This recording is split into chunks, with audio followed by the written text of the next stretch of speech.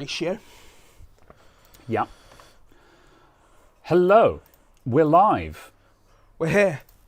We exist. Immediately coughs. Yes, just immediately cough. Stretch. Do the yawn. Yep, just, yeah. This tall. Oh, that actually felt really good. Yeah. Okay.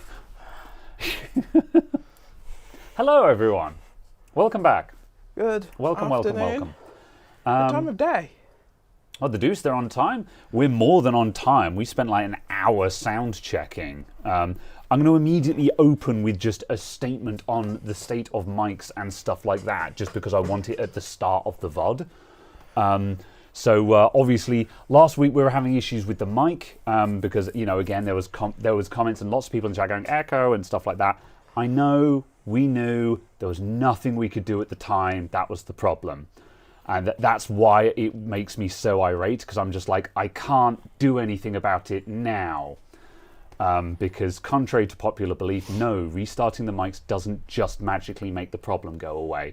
What we actually needed to do was completely delete all of our microphones set up and do a lot of systematic testing and redo all of the microphones set up to actually solve the problem properly.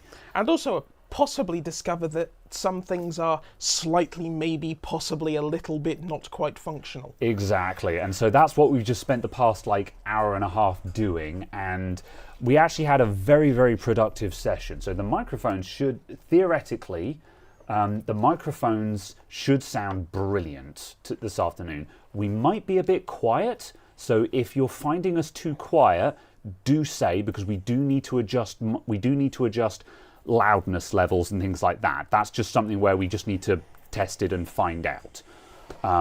However, the actual quality should be now, because we've completely reconfigured them, and so there are a couple of things that we discovered. Is that firstly, the microphone receiver effectively has two USB outputs. It's got a I guess what you could call a hot shoe, effectively, which is designed to plug into a phone, and it's got a port on the side of it. We've been using the shoe connector, and it turns out the shoe connector actually has a bit of attenuation on it, or the other one has more gain. Either way, the other connector has a higher output, so we've found more gain basically in hardware. So that was the first thing we discovered. We also figured out the reason why we weren't using that port is that port has weird behavior on it, and we actually figured out what that behavior is and understood it.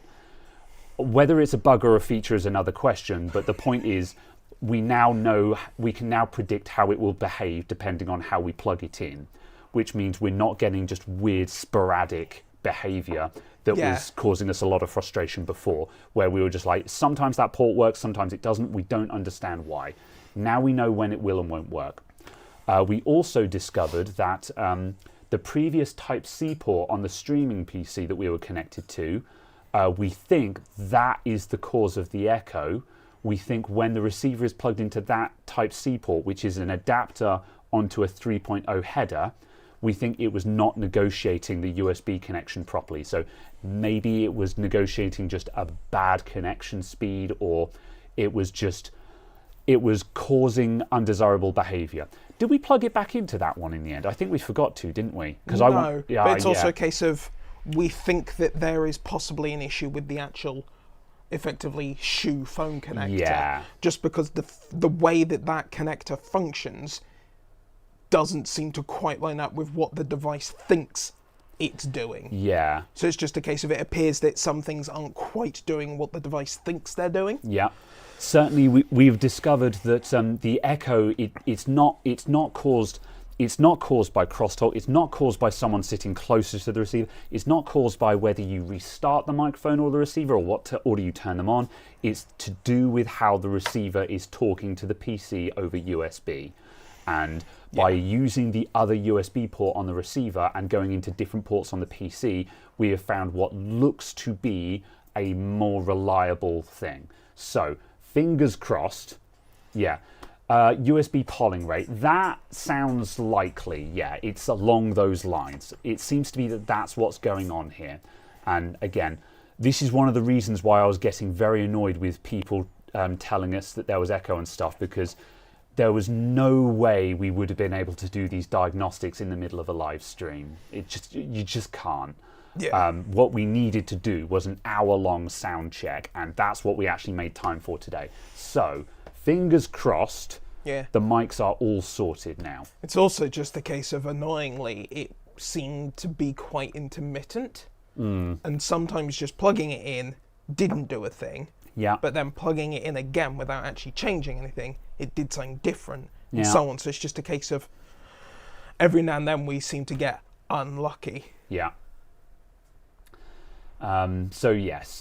TLDR, so yes, as I say, apologies for the sound problems we've had in the previous streams. Excuse me. And apologies for me getting annoyed with everyone pointing out the sound audio issues. However, fingers crossed, they're all sorted now. So yeah, as I say, if we are too quiet at any points, do let us know, because there is a little bit of tuning that we still need to do.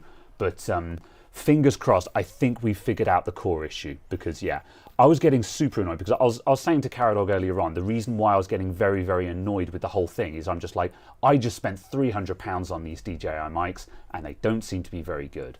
However, it was all down to setup, and like the setup issue was me just not giving the mics the credit they would do, because But also just a case of just things not quite working as they should Yeah. have done. It was a bit of both. There was something that wasn't quite working here. The setup was trying to adjust for that.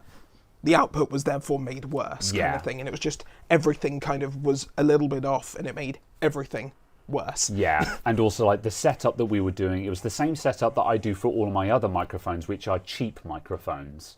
And the setup that I do on cheap microphones gets a lot out of those cheap microphones.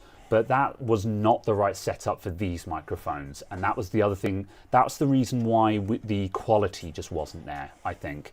Because like Yeah, also just the game was weird. yeah, that's it. Because levels it were wasn't funny and- it wasn't just the echo that was frustrating me. It was like, even when we didn't have echo, whenever I was listening to one of the VODs, I would listen to it and just be like, these microphones just don't sound very good. They sound like cheap microphones, and they're not cheap microphones. They're expensive, you know. So yeah, as I say, TLDR. Yeah, TLDR, I think we're sorted. So, all that being said, I'm done talking about the microphones. If anyone comes in and says, have you sorted out the microphones, please say to them, go and watch the first 5 minutes of the VOD. I will not repeat this conversation 10 times during this thing. Maybe. This has been a conversation in English. Thanks Goodbye. for coming, everyone. We'll be back next week with something else. Goodbye. So, yes. Wildflower Rolls Land. adverts. Yes. Yeah. Floor lamp, please have a very nice day, because you're a nice person.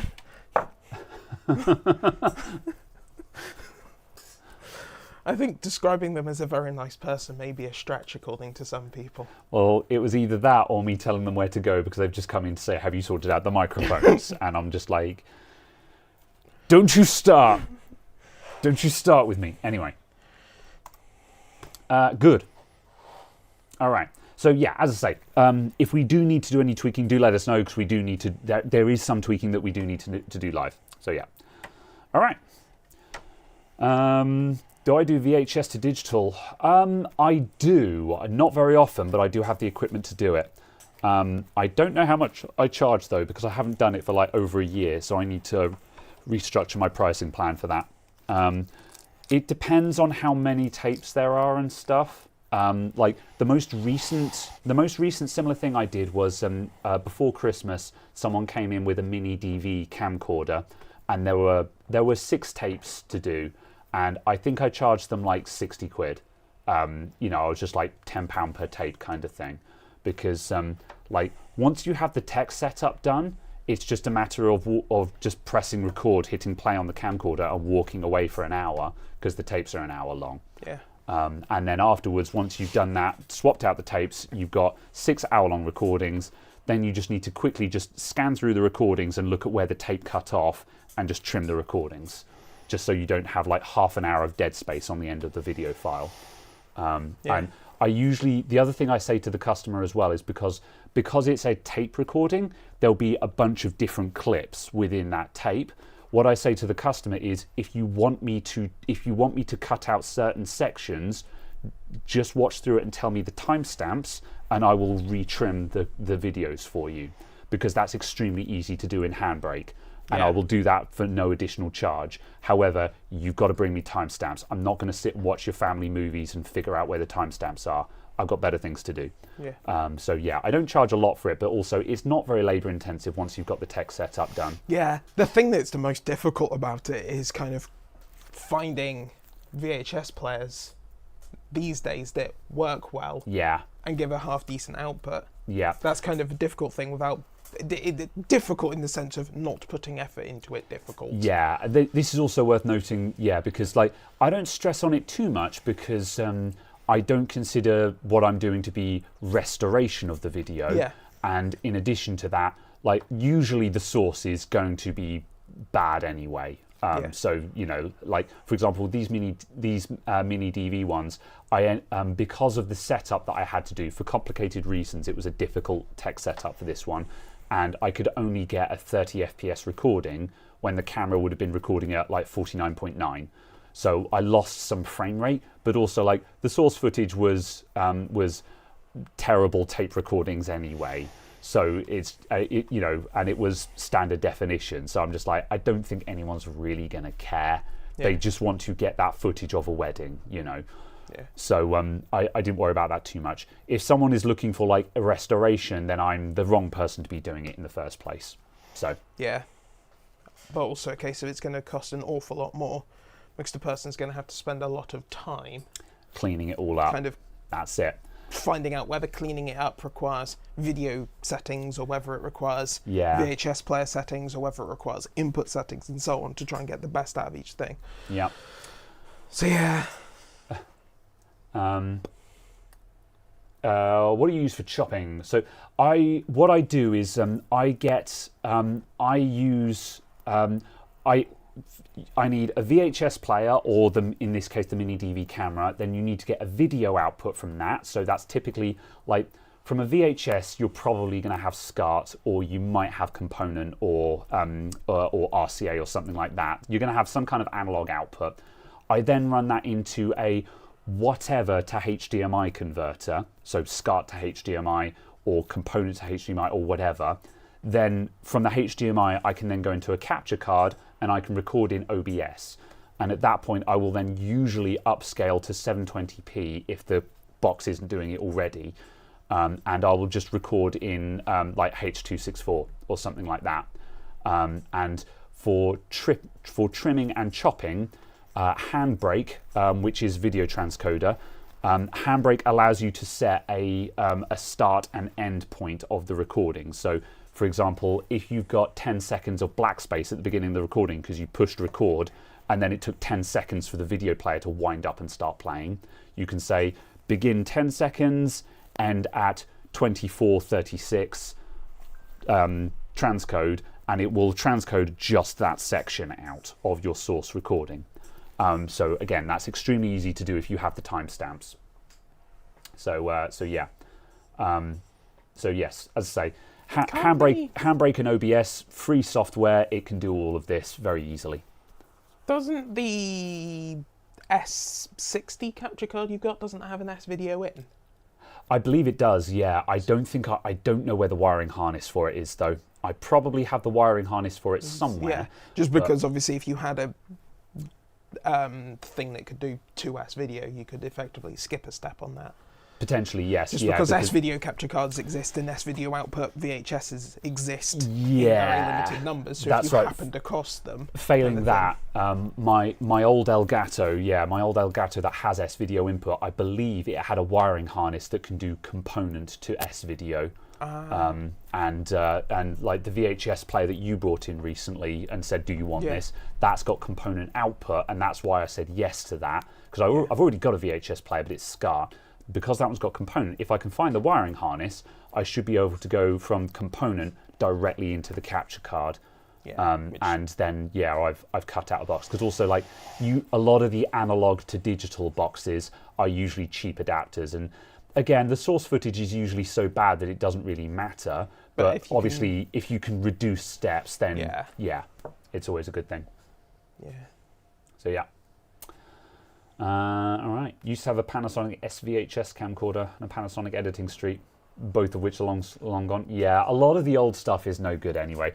What I don't like about a lot of video handling software is a lot of them are just ancient and have really ancient interfaces and no support for modern hardware. And that's what I like about using OBS and Handbrake, is that they are current, maintained, free, and allow you to immediately be like, once you've got your analog to digital conversion done, you're effectively working with modern stuff at that point. You get, as soon as you've gotten to digital in your cable setup, you now just don't have to deal with any janky stuff from the noughties, you know. Also, just what was that about ancient software? Vegas editor. It's okay. All right. I'm being called out because the admin IT mainline videos are edited on Vegas 14. However, it's okay. You'll try Blackmagic's software again at some point. Also, though, like Vegas 14, it doesn't look that old, but also like the way I don't want to talk about this anymore. So anyway, my computers. Yes. It always comes back to Vegas 14. It's just because the new versions of Vegas don't seem to be any better. But, well, this is the problem with the way I record videos. That's the problem, is that my source recordings are compressed. And that means that editors hate my source footage because they're having to decompress and scrub at the same time, which is really hard work. And yeah, what I need to do is I need to be recording uncompressed. However, that is a tremendous inconvenience for me. And my current Vegas 14 setup gives me a system that works with compressed recordings in a manner that is good enough. And changing it is a tremendous amount of hassle. And there just doesn't seem to be any benefit to it. But there will be. I guess. If the channel revenue picks up and you get an editor. Yeah, that's true. Because it also just means that you and them can edit in modern software. Yeah, that's true. true. And you're not forcing someone to kind of be like, here, learn how to edit these videos in ancient software that no one else will ever use. Yeah. I mean, that much being said, so kind of... I need to try Premiere again. Because I haven't tried Premiere. Like, when I looked at DaVinci, DaVinci Resolve, I couldn't wrap my head around it. It just, I couldn't get on with it at all. There were just, it felt like a tremendous step backwards for me. And that's not the software's fault. There is a reason and a rhyme to the way it works. It just felt incredibly counterintuitive to me. And certainly, at the moment, I don't have time to unlearn Vegas. You know, because most of my editing pipeline is just you drop the source clip, which is going to be like, well, I have multiple 1080p clips for the camera angles, and I'll drop two, 3 or 4 of those onto the timeline on top of each other. So it's playing back 4 1080p compressed clips at the same time, which is why it's CPU intensive. Then I will go through, and when I need to adjust it, I press S, which splits the clip. Then I play until something starts happening, and then I press S again to split the clip again, and then I delete the bit in the middle, and I move it backwards. Very simple linear editing kind of thing. That's really difficult to do in Resolve. Either I could just not understand something, or you just can't do that in Resolve. I wouldn't know. That just seemed to be obnoxiously difficult to do in Resolve, and I don't know why. Yeah. You know. I don't know. I have no commentary. I have never edited a video in my life. Yeah. That's why I couldn't get on with Resolve. And also, like, in Resolve, you can't zoom in and out of the timeline. And, like, that's, like, supposed to be a feature of it. They're like, no more zooming kind of thing. I'm like, but I want to zoom in and out of the timeline because sometimes I want to see a larger section, and sometimes I need to punch in and get a cut exactly in the right place, frame by frame. Why would you not allow me to do that, you know? And like, I don't know. yeah, either, yeah, I think maybe I just completely couldn't understand. Maybe the interface was wrong. I don't know, but I need to look at it again sometime. It's okay. This year, with everything going right, you'll be so many months ahead in recording videos that you can learn how to use Resolve. Remember when you were 3 weeks ahead? Yeah. What do you mean you can't zoom in on timeline Resolve? I tried.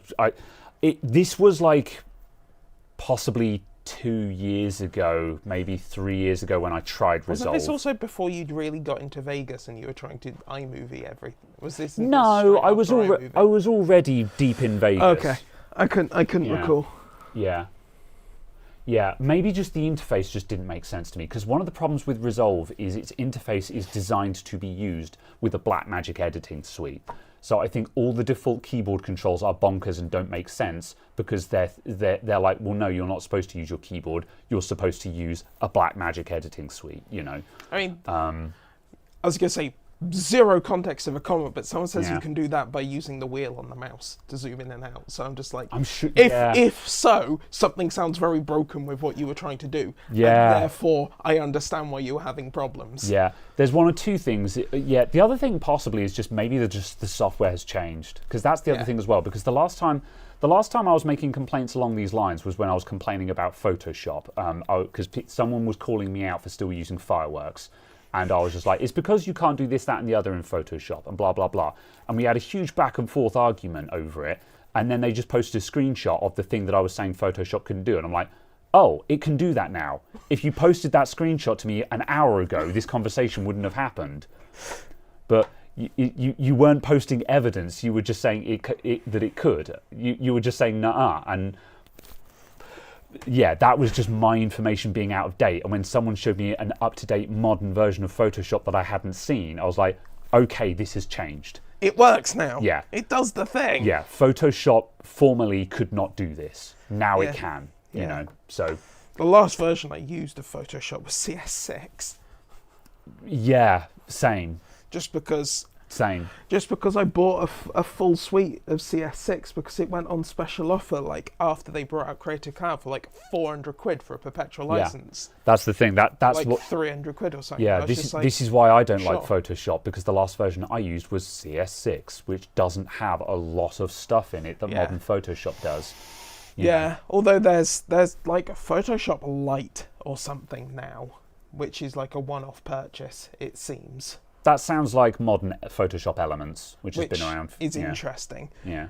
Because I need to see what's missing from that, if that makes sense, on like a tick list. Because it was like £25 or something when I saw it. And for a lot of stuff that you want to do in Photoshop, you don't actually need the enormous power of Photoshop. Yeah. So I was like, well, if it's 25 quid and it's a modern version and it's got the stuff that I'm looking for, then maybe. Yeah, that's fair, because it's just like most of the stuff that I do in Fireworks is very, very simple stuff. Yeah. The reason why I still doggedly use Fireworks is just because I know how to do it at top speed in Fireworks. Yeah.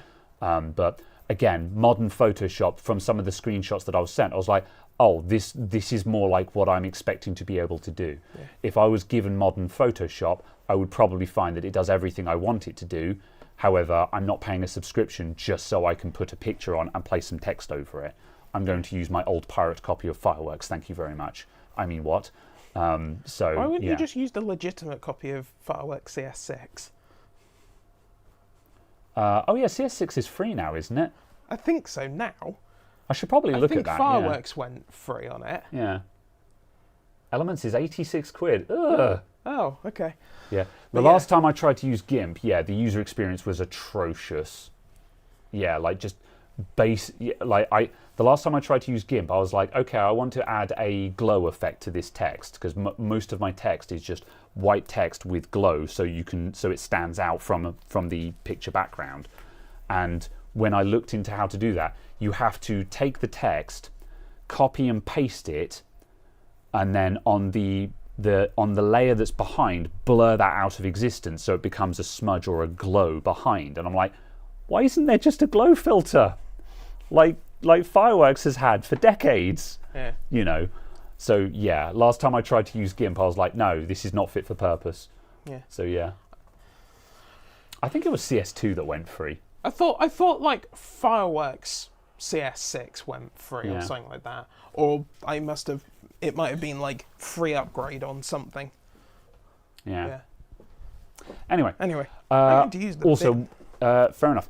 One last thing as well, just to catch up. It is Magic's Vegas. Sony sold Vegas a long time ago. It's not Vegas hasn't been owned by Sony for a very, very, very, very long time. I couldn't tell you what version number it changed over on, but we're talking like 6+ years ago, maybe longer.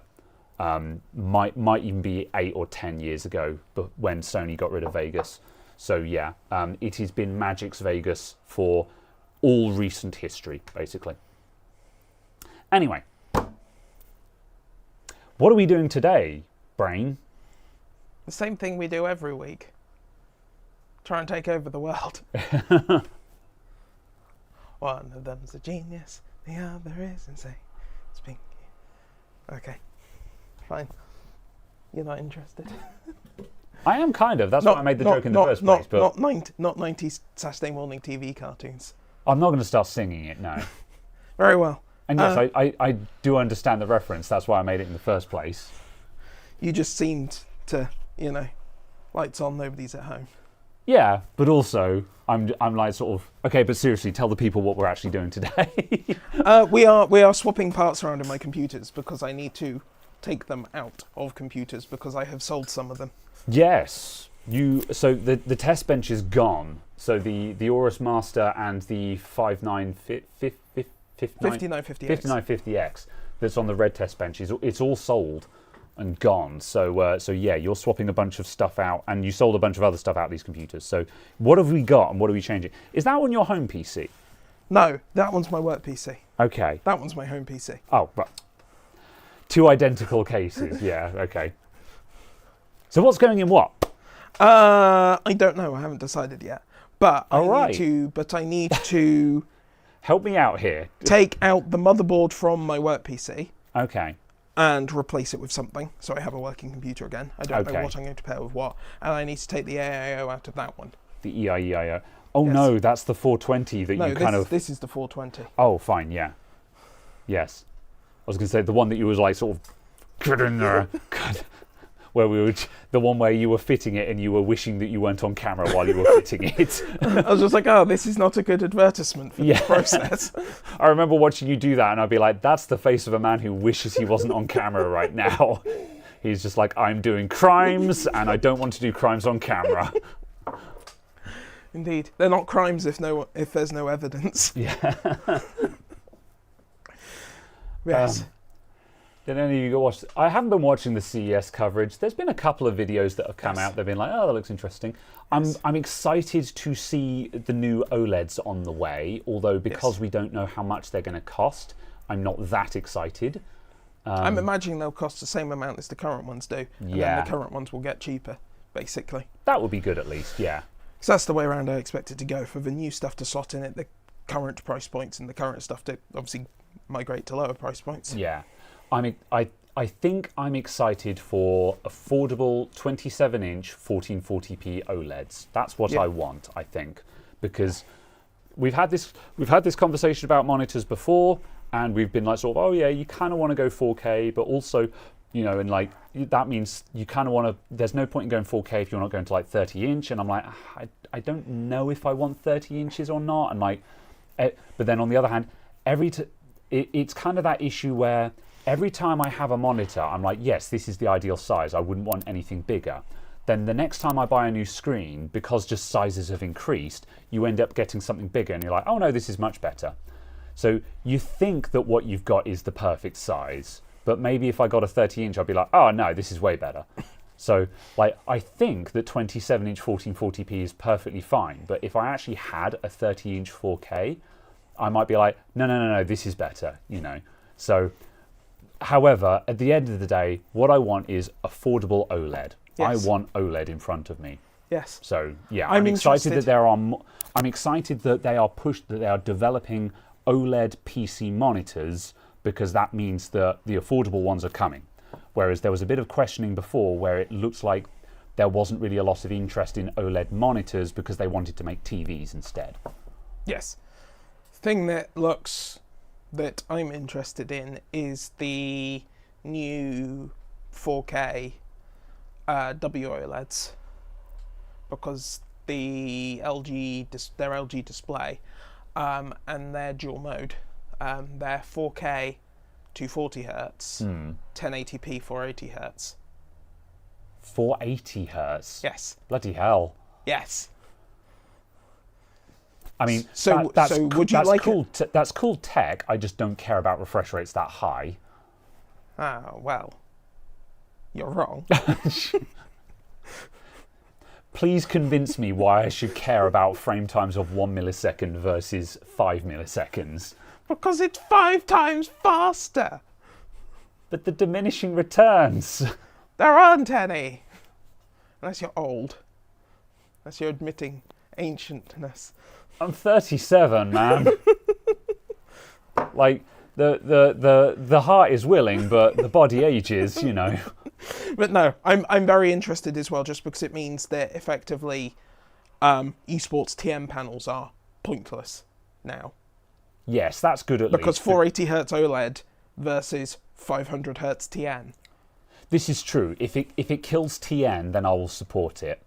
Because, yeah, TN is one of those technologies where I'm like, can we please kill this technology? Because it's terrible and awful.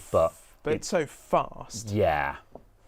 That's kind of a that's case why of it survives. Yeah. But at the same time, I want something to come along and provide the speed of TN, but that doesn't have garbage colours and viewing angles. Yeah.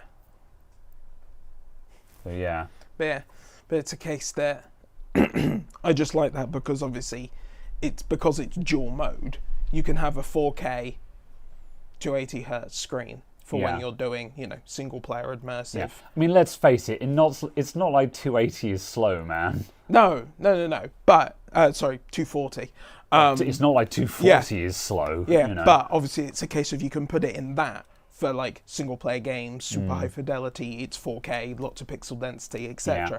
And then you can go, I'm doing an Apex, and you can push one button and now you're at 1080p 480. Yeah. And it's literally just boop. Yeah, ta-da. Yeah. And I'm like, conceptually cool that's as well. very cool, yeah. Yeah. That's cool as well. And I'm just like, yeah. I also, the fact that it is at that speed basically means that esports type monitors are now not relevant. Yeah. Because you can have one monitor for both.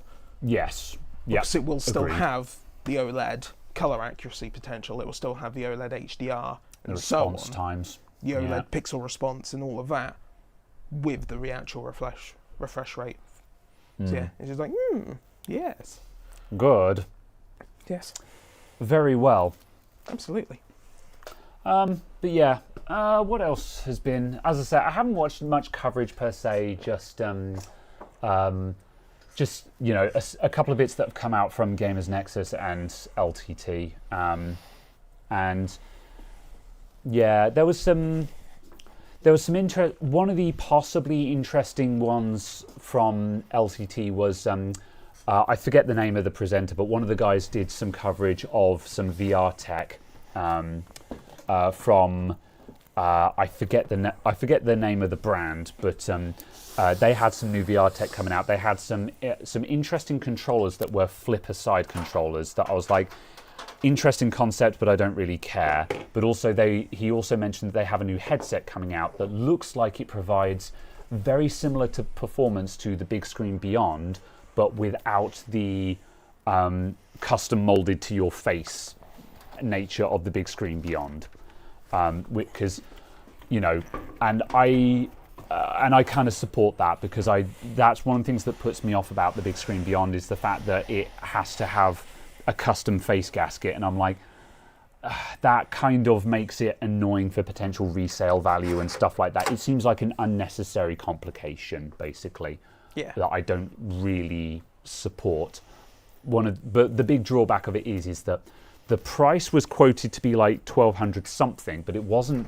They didn't say whether that included lighthouses or not. And like, if that doesn't include lighthouses, it means it's dead in the water, because the big screen beyond is like 500 quid with no lighthouses. So the fact that they didn't actually specify that is like, okay, you kind of need to specify what that includes, because And then the other thing as well is, bafflingly, it doesn't have a microphone on it, which is very frustrating, because that basically means that's another cut. Like, you'll need headphones with it, but so does the big screen beyond. But the big screen beyond does have a really good integrated microphone array. And that's just something that you then don't have to deal with. Because at the end of the day, the headset is the perfect place to put the microphone array. There's really no point in not putting a good microphone into the headset. Yeah. So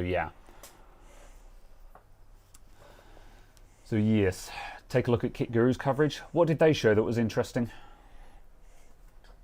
Yeah. VR tech, remember augmented reality tech? Yeah, but that's because there was no application for it, whereas there is an application for VR. People are using it. Yes. Yeah, might have some basic lighthouses, just enough for it to work. Again, it might have. If it doesn't, then that's another £200 or £300 you need to spend on top of the price for lighthouses.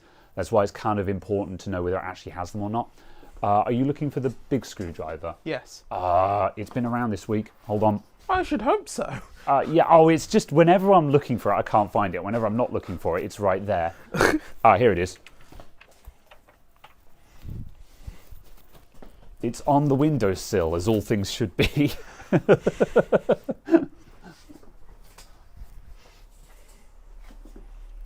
Ugh.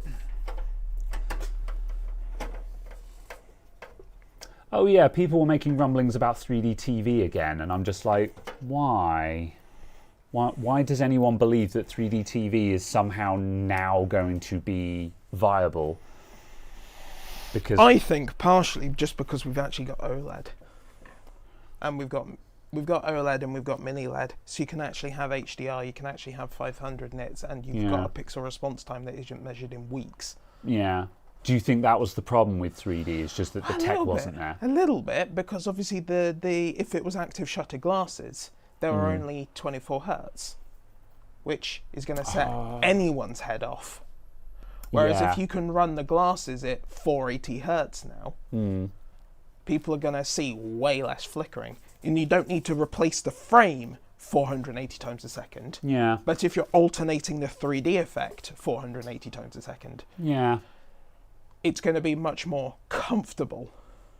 Yeah. I think because this topic came up in the Discord during the week when someone was talking about 3D TVs, which obviously had been from CES. And like, the thing that I pointed out there is just like, I've seen 3D a couple of times, and my reaction to it was I would look at it and be like, that's kind of neat. By comparison, when I use VR, it changes my world. I put on a VR headset and I go, whoa, this is amazing. Which is why I care about VR and I don't care about 3D. Because VR changes my world, whereas 3D, I'm like, that's kind of neat. Yeah. And that's the thing, it's just like, I'm not sure, I don't see how making the 3D effect better is actually going to change my opinion, you know. It's also just a case of if you make it so it's more 3D. Yeah, maybe it's just I've never seen good 3D. But if the 3D I've is seen it more... I've seen 3D in the cinema. That wasn't with active shutter glasses, though. That was just with the £2 plastic ones that you buy before you see the movie. And I saw one of the modern Star Trek movies in 3D. Oh yeah. And maybe that was just a bad example of a 3D movie. But also the difficulty is kind of to a degree that films aren't 3D. If it makes sense. As a medium, we've not been making 3D films for very long. Yeah. So we don't have 100 years of best practice and 100 years of easy access equipment and so on and so forth, and 100 years of individual people with storytelling ideas and that's the thing. Ways of using the effect. So it's kind of a case of... By that argument, why is now going to be any different? No, but that's my point. So it's kind of a case of we've not had that content to have the must-buy feature and things like that. Yeah. So it's kind of a case of it's difficult, and I'm not saying that now is different or not, but just a case of the lack of the content does make it difficult to sell. Yeah. Come here. It would be interesting. I do need to see. Yeah, I do need to look into how to watch 3D content on a VR headset. I think you can just use MPC. Interesting. Yeah, I'll have to look into that at some point because that's a thing that every now and then I'm reminded that that's a thing that I could be doing, and I'm like, but it seems surprisingly difficult to set that up because every time I sort of try to search for watch movie in VR, it's just a program that puts you in just a virtual theatre with a big screen. I'm like, no, that's not what I wanted, kind of thing, Yeah. It might have been part of the Vive software, actually. That did it.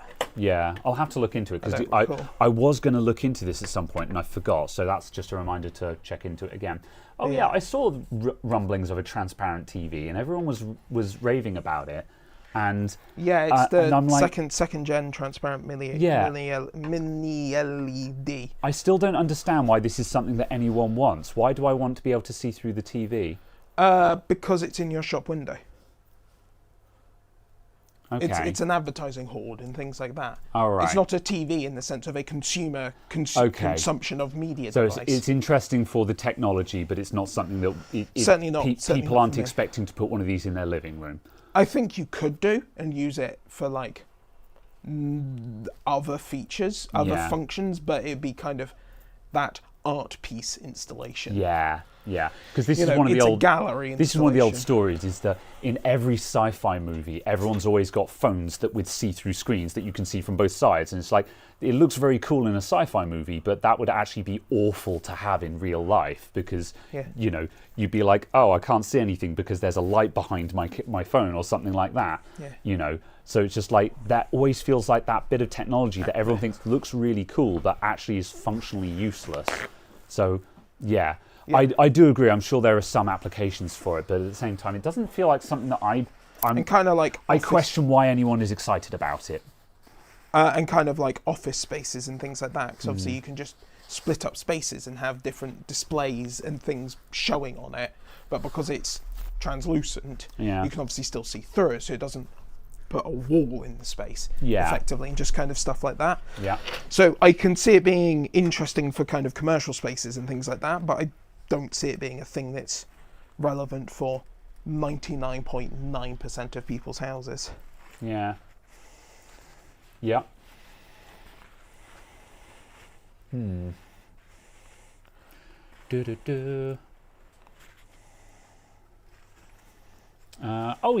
was the Asus motherboards with power connector, so the cableless PC builds. There were more of those like we saw at Computex. Yeah, and I still think that seems cool.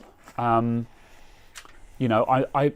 don't think I'm excited about them per se, but it looks cool because clean PC builds are good, and it certainly seems like it's one of those things where it's just like, this makes PC building easier and it will give you cleaner built PCs. So I don't think it's going to change my world or anything, but I'm like, that looks cool. I'm looking forward to that being the norm, kind of thing.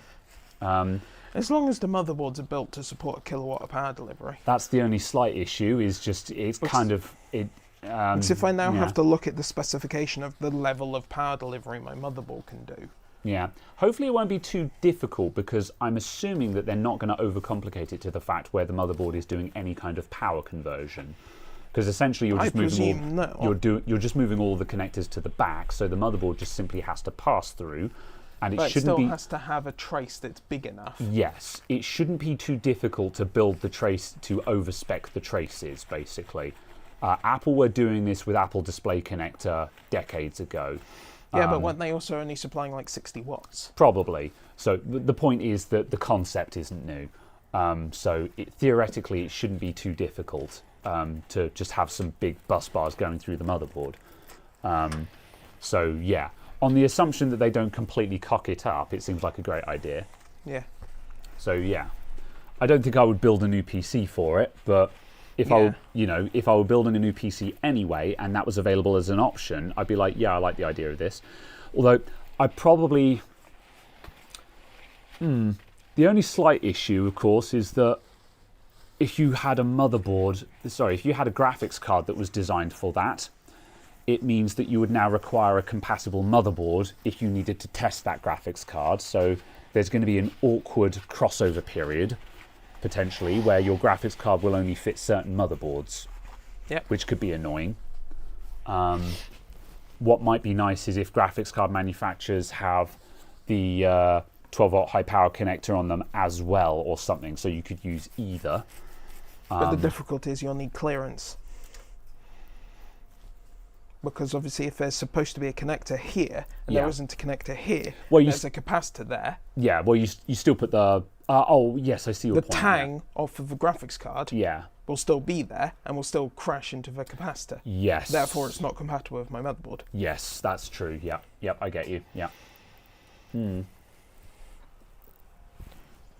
Yeah, the Asus. Well, there's other people working on that. Who was it who had that last year? I think that was Gigabyte and MSI. Yeah, I was going to say, I know that Gigabyte and MSI also have solutions for this, and I think Gigabyte had it like a year ago. So yeah, this is not a new concept. It's just I think the fact that we saw it again this year shows that it's starting to gain traction. Yeah, I think we saw Asus, MSI, and Gigabyte stuff at CES. I think. I don't actually recall. Oh, excuse me. Yeah, AliExpress will throw together a converter board fairly soon for those GPUs. Yeah, but like Caradog said, the problem is that you're still going to have physical connector issues where it will or won't clear the board. So I'm not sure if that's actually solvable per se. But yeah. Do you think anti-static straps are worth it when working on a PC? If you're in the Arizona desert and the humidity is 2%, and you get a static shock from a wooden countertop, then yes. If you are in normal places, like for example in the UK, I don't think our humidity ever really drops below 70% on average. It's just not an issue. The humidity is just too high for static to build up here. It's just not really an issue we have. So like, I'm not going to say that it's never worth it, because there's going to be someone out, because at one point I said no, it's not worth it, and then I had someone else comment saying, hi, I live in Arizona and I get static shocks from wooden countertops, kind of thing. And it's like, okay, yeah, you should. And also like Jay's 2 Cents did a video at one point where he kept getting static shocks from his desk chair at home, and I can't remember what state he lives in. But the point is, he was having massive static issues, and obviously he was just in an area... Was it actually a static issue? I thought he found out he had a grounding issue and, like, ended up something like his neutral wire was connected to his ground wire or something. Oh, I didn't hear that bit. I thought that's what the end result was, because basically anything he plugged in that room instantly started buzzing. Yeah. And I was like, yes, because you have a ground problem. Oh, okay, yeah. Okay, didn't know that bit. I think if we're talking about the same thing, this was his home setup. Yes, that's right. And he'd just done some extensions to his house or something, and then it started. And then he had an electrician in, and the electrician was just like, oh no. You've done this wrong, yes. Well, in any case, the point is, I don't think they're necessary unless you have a reason to believe otherwise. You know, if you routinely pick up static shocks from things, then you're probably in a high static environment, and you should probably wear an anti-static strip. However, if static shocks are not something that you routinely encounter, like obviously, if I pull a polystyrene carton out of a cardboard box, I'm going to get a static shock from it, because you kind of got a static generator there. However, any other time, it's just not a problem. It really isn't. So yeah. Ouch. Static used to kill CMOS chips because of the way CMOS works. That's where a lot of the paranoia comes from, is just old electronics were really vulnerable to it. Also, and modern electronics are just far, far more hardened. It's also a case of the difference between an assembled consumer device and individual components. Yeah, this is true. Yeah, like I've had this argument in the YouTube comments, not for a long time, but I used to have this argument in my YouTube comments often, where someone would be like, I work in an electronics lab, and you're damn right we have to wear all this anti-static, blah, blah, blah, blah, blah, micro cracks in chips and stuff. And I'm like, well, yeah, you're working in a laboratory. Yeah, you should probably be taking steps at that point. That's kind of like saying, it's kind of like, medical stuff. Are you in a hospital? Yes, well, you should probably be taking medical safety. If you're at home, no, you'll probably be fine. Just wash it under the tap, So yeah, so that's kind of the thing, is just horses for courses. Understand your environment. A consumer home environment is not very sensitive to static. So yeah.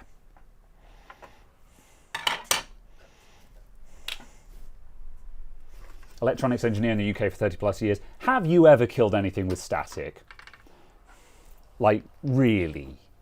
Like, really? Have you ever seen it? Really? I've been doing this since, I don't have 30 years experience. Obviously, there's always going to be someone who's just like, well, I've got 40 years, I've got 50 years. There's always going to be someone with more experience. But I've been building computers since I was 11. Never seen it. And I wear big, thick, woolly jumpers all the time. Never seen it, ever. There's always going to be exceptions, but yeah. Oh, what size I'm not is this? saying it can't be done. I'm not saying it's not real. Is it something that's likely to happen? I don't think so. I really don't think so. Oh. Yeah. Linus and Electrobooms have videos about static.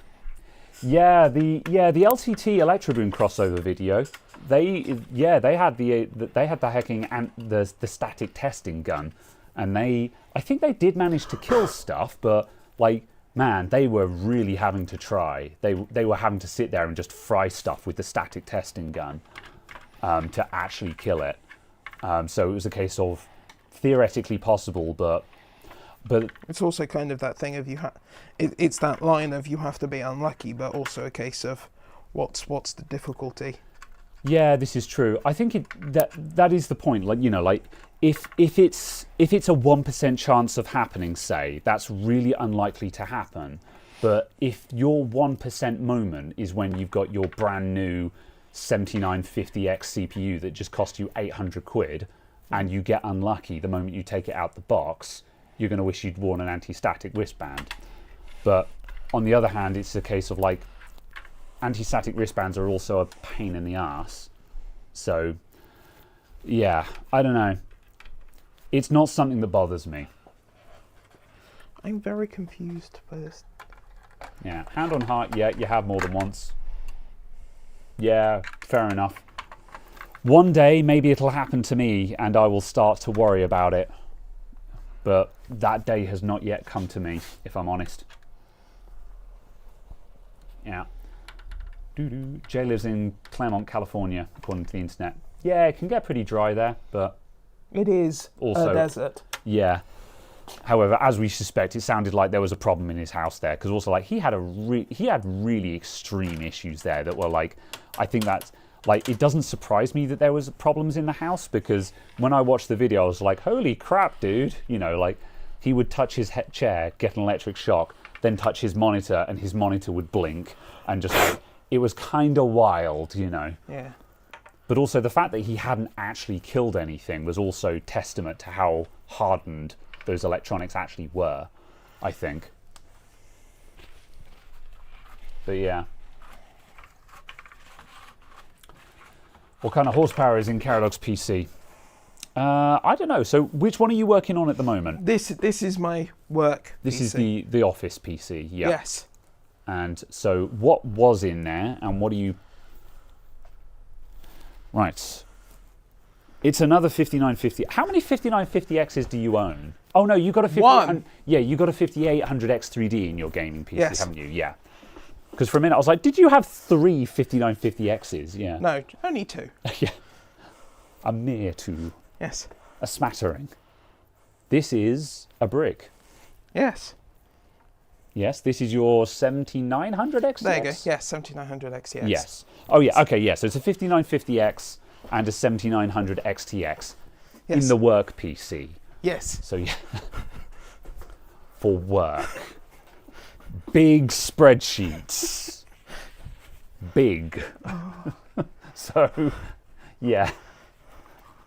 I think the only reason why you have this stuff, though, is just because you like buying expensive computer parts, and so you just have a lot of it lying around. That's kind of just... Slightly. That's kind of your disposition, isn't it? But it was also the fact of, I bought the 7900 XTX. Yeah.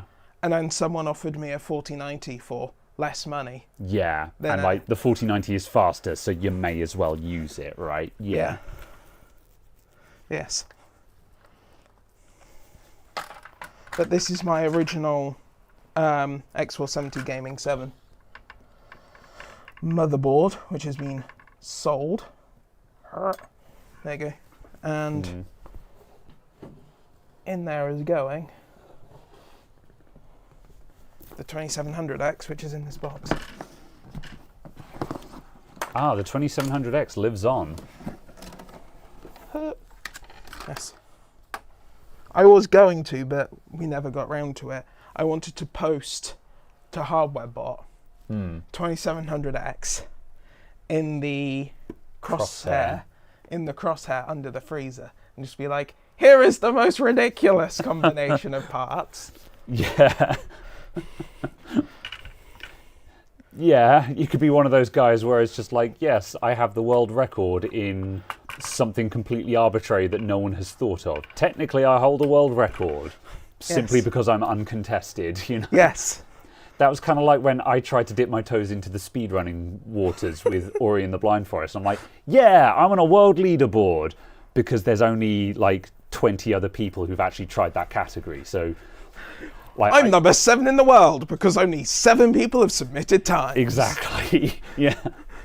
I was like, oh, that makes me sad. Oh, never mind. Yeah. Yes. Um. So yes. I'm going to walk out to the kitchen. I'm going to use the bzzzt. You're going to blow dust off of things. Yes. Very well. I shall mute you while you're blowing dust off things and talk to chat. Very good. You are now muted. Just going to wait for Caradog to struggle across the screen. There he goes. All right, I'm going to go through the chat. Danielle says, I like building on an ESD mat. Protects the tabletop. Yeah, this is true. Yeah, like, you know, in all seriousness, if you've got a nice sort of ESD mat on your desktop, or you've got one of those electronics benches that kind of have the mat built in, you know, you can have a setup where it's very easy to be grounded. So, like, you could easily have a good grounded setup. So if you were in an environment where it really counted, it wouldn't be difficult to have the setup, but that's not what a lot of people are going to have at home, and I don't think that's something that people at home should worry about. I think that's kind of the takeaway I want people to have here, is not that you shouldn't take ESD seriously, but more that it's not something that the average home user really needs to worry about. I think that's kind of it. But yeah. Under the freezer, like a fridge. Yes. Yep, we have a phase change cooler that currently needs regassing to a different gas. But yeah, we do have a phase change cooler that can run the CPU at minus degrees. We've had a couple of extreme overclocking attempts with it, but we still never managed to quite get the setup right. The last time we thought we had a good setup, we had issues with our freezer boiling over, and that's because it just has the wrong type of gas in it. So all of that is currently sitting in the corner on hold until we can get it regassed with a different refrigerant, and then we're going to come back and take another swing at that. But that's on the back burner at the moment. Let's see. 7800X3D in there now. Not now. At the moment, Caradog's system has a 5800X3D. I'm not sure what we've got planned. Caradog has sold off a lot of kit that he had lying around recently, so there's probably a danger of him buying some new stuff at some point, but he'll correct me in a moment if we're wrong, but I think Caradog is waiting for Ryzen 8000 before he upgrades, because also like the 5800X3D is still one of the fastest gaming CPUs in the world. So there's not really a lot of point in upgrading from it, basically. So yeah, I think at the moment, today he's consolidating. But yeah, we're kind of both in the same boat where we're both trying to just sell off all the kit that we've got lying around so we can buy new stuff. Caradog doesn't have a YouTube channel, no. The collaboration that we do here is the extent of Caradog's creative content. Here he comes. Here comes the boy. Hello, boy. He is here. Hello. You get the Chinese freezer that Linus tested a couple of months back. Yeah, possibly. Like, that might be easier, but whether it would be as fun or not is another question. Part of the fun of doing this kind of dicking about is building a rig, and if you just buy a rig, that's possibly less entertaining, I think. I'm gonna just take that out there as one unit and do this. Yep, get it all done in one. Very well. I will keep reading chat and I will mute you again. You gone?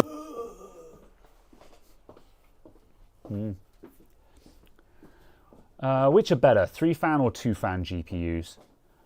By and large, I would expect 3-fan GPUs to be better because they probably have bigger heat sinks on them. And really, with the GPU, I feel like a bigger heatsink goes further than bigger fans. If you have it also depends on whether they're 80mm or 90mm fans and so on. Because like 200mm fans might give you significantly quieter performance than 3 80mm fans, for example. So it's difficult to give a straight answer to that, but typically 3-fan GPUs tend to have bigger heat sinks, and that is probably going to get you quieter performance in the real world. 3-fan GPUs tend to have more blow-through space on them as well, and blow-through, where the air is actually passing through the card, that is also going to be quieter and more effective. So yeah, 5800X3D to a 7800X3D is not worth the cost. I agree. Yeah, I agree. The 7800X3D is faster, but again, the 5800X3D is still such a strong CPU for gaming that it's just, yeah, there's no point. It's one of the reasons why, like, I'm running a 5800X non-3D at home, and at some point I'm kind of thinking of upgrading it to an X3D, because then it's a case of, but then, yeah, see, because I don't already have an X3D, there could be mileage in me going up to AM5, because then I can get onto an X3D chip. But, yeah. I think it would also make sense if you've got no plan for upgrading your platform in the near future, you just buy a 5800X3D. I know a few people who are running Ryzen 3000 CPUs at the moment, and for them, going to a 5800X3D would be a really good upgrade path. So yeah. Unmuting. So yeah. 3-fan are also larger physically.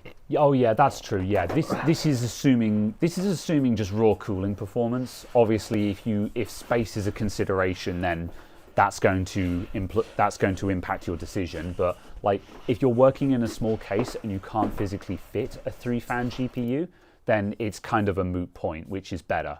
You have to go with the one that fits. So yeah. Yes, you're still muted.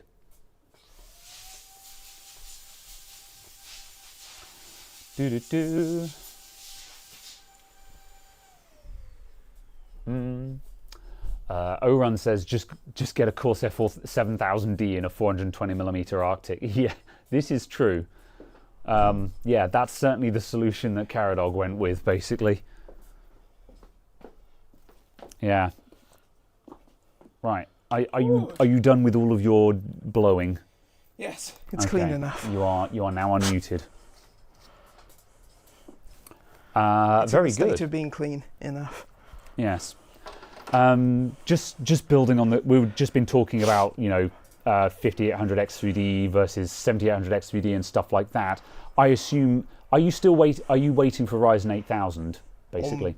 I presume, or whatever it's the next one will be, yeah. or 9000, yeah. But you're or 10,000, yeah. basically. Yeah. It's a case of just. You've no intention of going to a 7000 series CPU. No. Yeah, that's what I thought. If someone buys the other 5950X and another one of these motherboards, then yes. Yeah, because you'd have the money lying around, so you'd be like, sure. And I'd need to replace one of the computers because that'd be down to not having a complete computer. True, yeah. So yes, I would, but other than that, no. You have no desire, but yeah.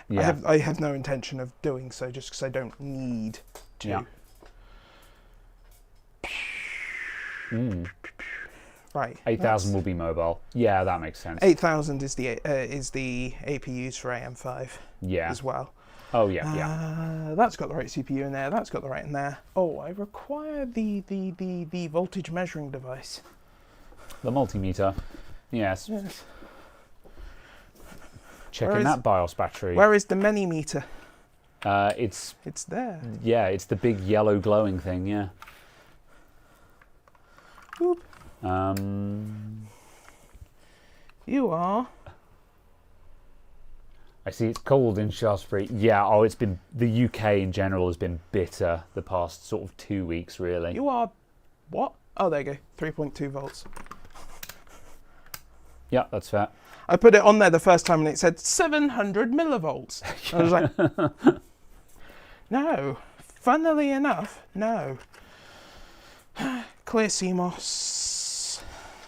Oh, actually, I'm going to leave the battery out.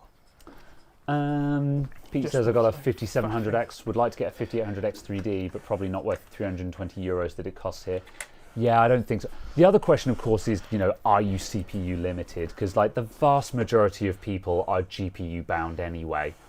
And yeah, it's a case of, yes, technically 5800X 3D is one of the fastest gaming CPUs, but the vast majority of people are GPU bound. So unless you're running a top-end GPU, you're probably going to get more performance from a more expensive graphics card anyway, in the majority of instances. What do I need out of this? Oh, I want the out of this one. Yeah, that's what I was doing with that. Yeah. Good.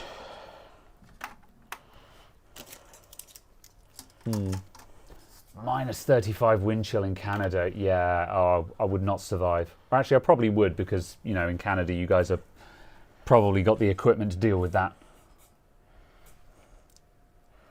But yes.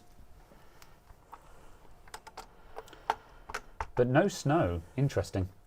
Eye of the storm. Yeah. You got a 6800 XT Red Dragon at the moment. Yeah, I mean, that's completely respectable, isn't it? You were running in a 6800 XT for a while, weren't you? No. Weren't you? I never bought the 6000 series. Oh, yeah, because you had eyes for the super special edition, but I wanted the special edition of the 6900 or the 6950 XT. Yeah. But it was just never there, was it? Yeah, I can't remember what exactly happened with it. Oh, I think it was also just a case of I found a 3090 for like £600. Yeah. I was just like, that's £400 less. Yeah, that's it. Understandable. Yes. Good.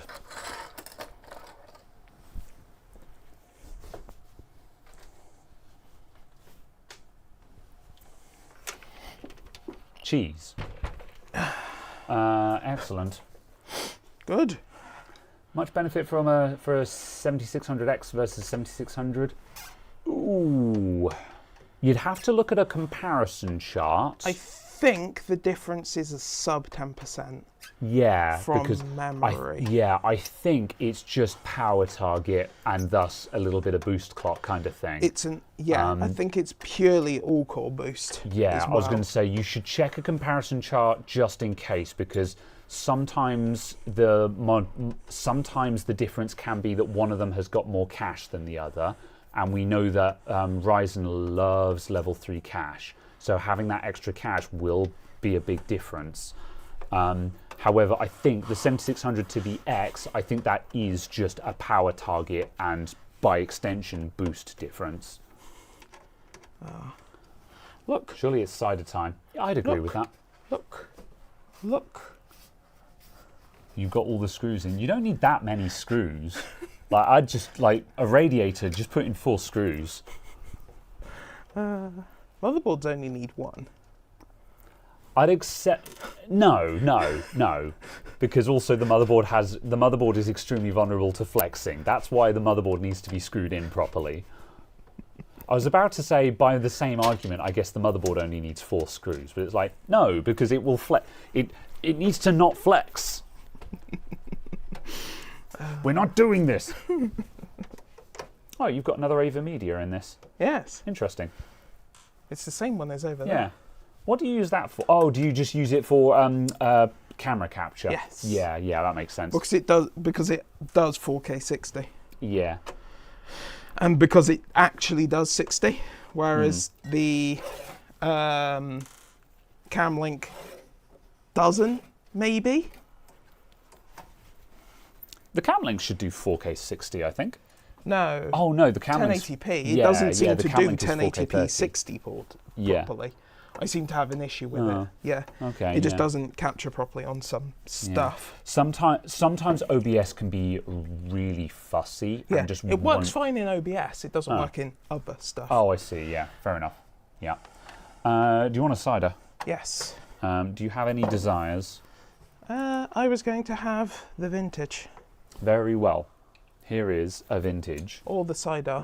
Either or. Yeah. The cider's a vintage, isn't it? Yes. Yeah.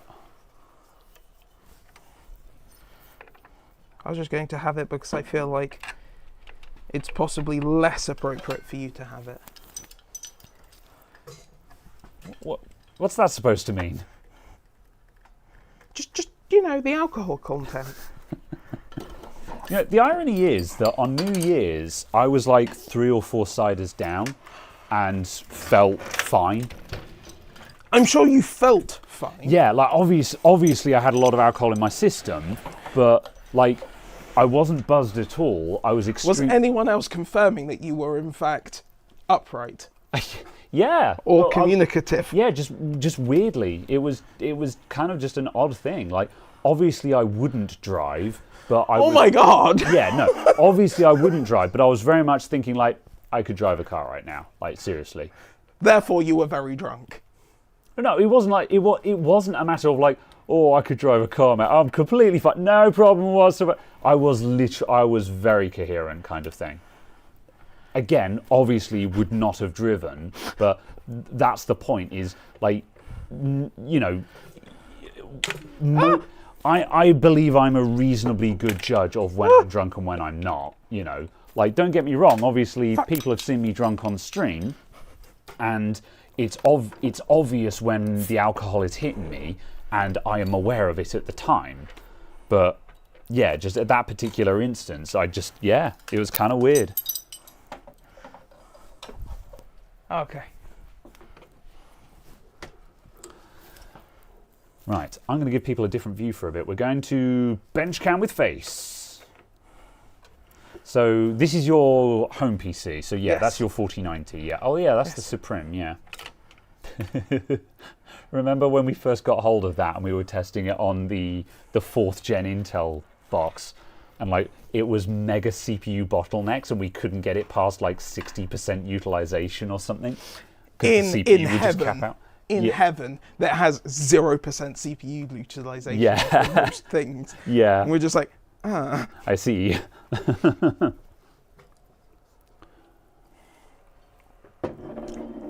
We'd also daisy chain 2 power supplies together because we could only find like 2 600-watt ones. Bloody hell, this is like drinking Ribena. It's tasty though. Was this like the cheap Lidl special or something? Yeah, that's the Yeah. Lidl's fruity cider. Yeah, it's the I can't believe it's not Record League.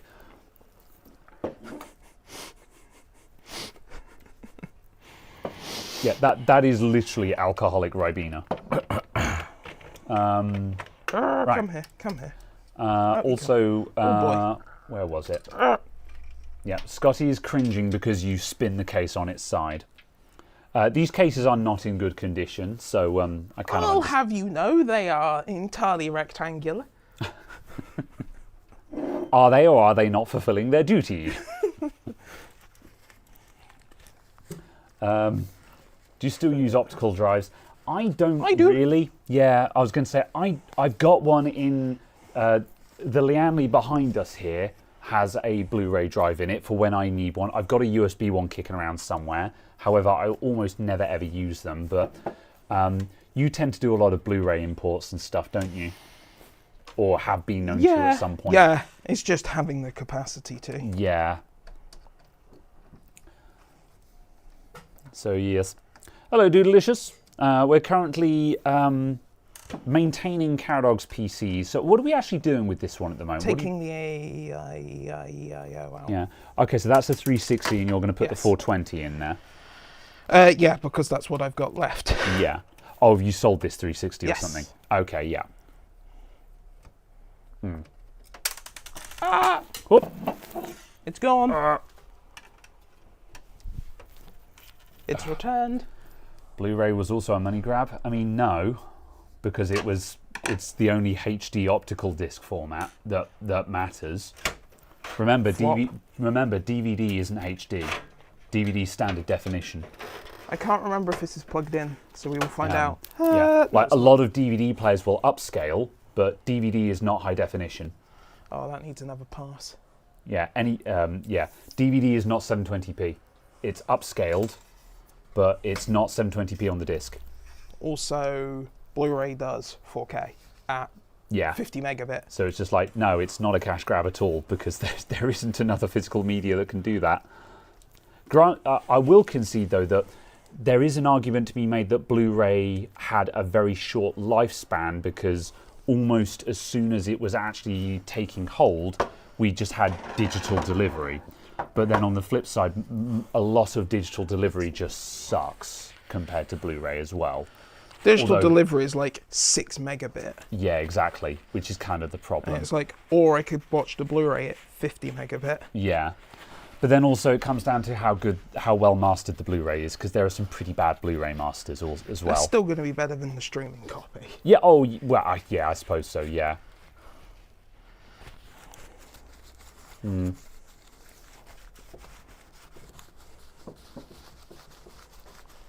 do. Digital VHS was better than Blu-ray remastered. I mean, no. Digital VHS is pretty good, but oh yeah, like don't get me wrong. That 1080i VHS format was reasonably good. Yeah, I mean, don't get me wrong, it's good, but trying to say that it's better than modern Blu-ray, that feels a bit. I mean, that much being said, because it's digital, it is basically just going to come down to how good the master is. Yeah, it is also 1080i. Yeah, you're right. It's interlaced, so that immediately makes it inferior because it's not progressive. So yeah, like don't get me wrong, I'm not saying these other formats are bad. Like when I watched the technology connections video on the is it called digital VHS or was it called? But yeah, at any rate, yeah, the digital VHS format. When I watched the technology connections video on the HD. I don't. VHS. Oh yeah, HD VHS or HD VHS, something like that. I don't think it had a dedicated video. Oh, is it? Okay. But it was featured in one of his other videos about VHS. And he cool. showed it off. He said, this is VHS, and it's in 1080p. And I remember looking at that going, wow, that looks stunning, you know. But obviously, no, it's on magnetic tape. No. Again, it's going to come down to the mastering, and it's interlaced. Yeah. But yeah. The thing I love... and do watch every now and then is oh,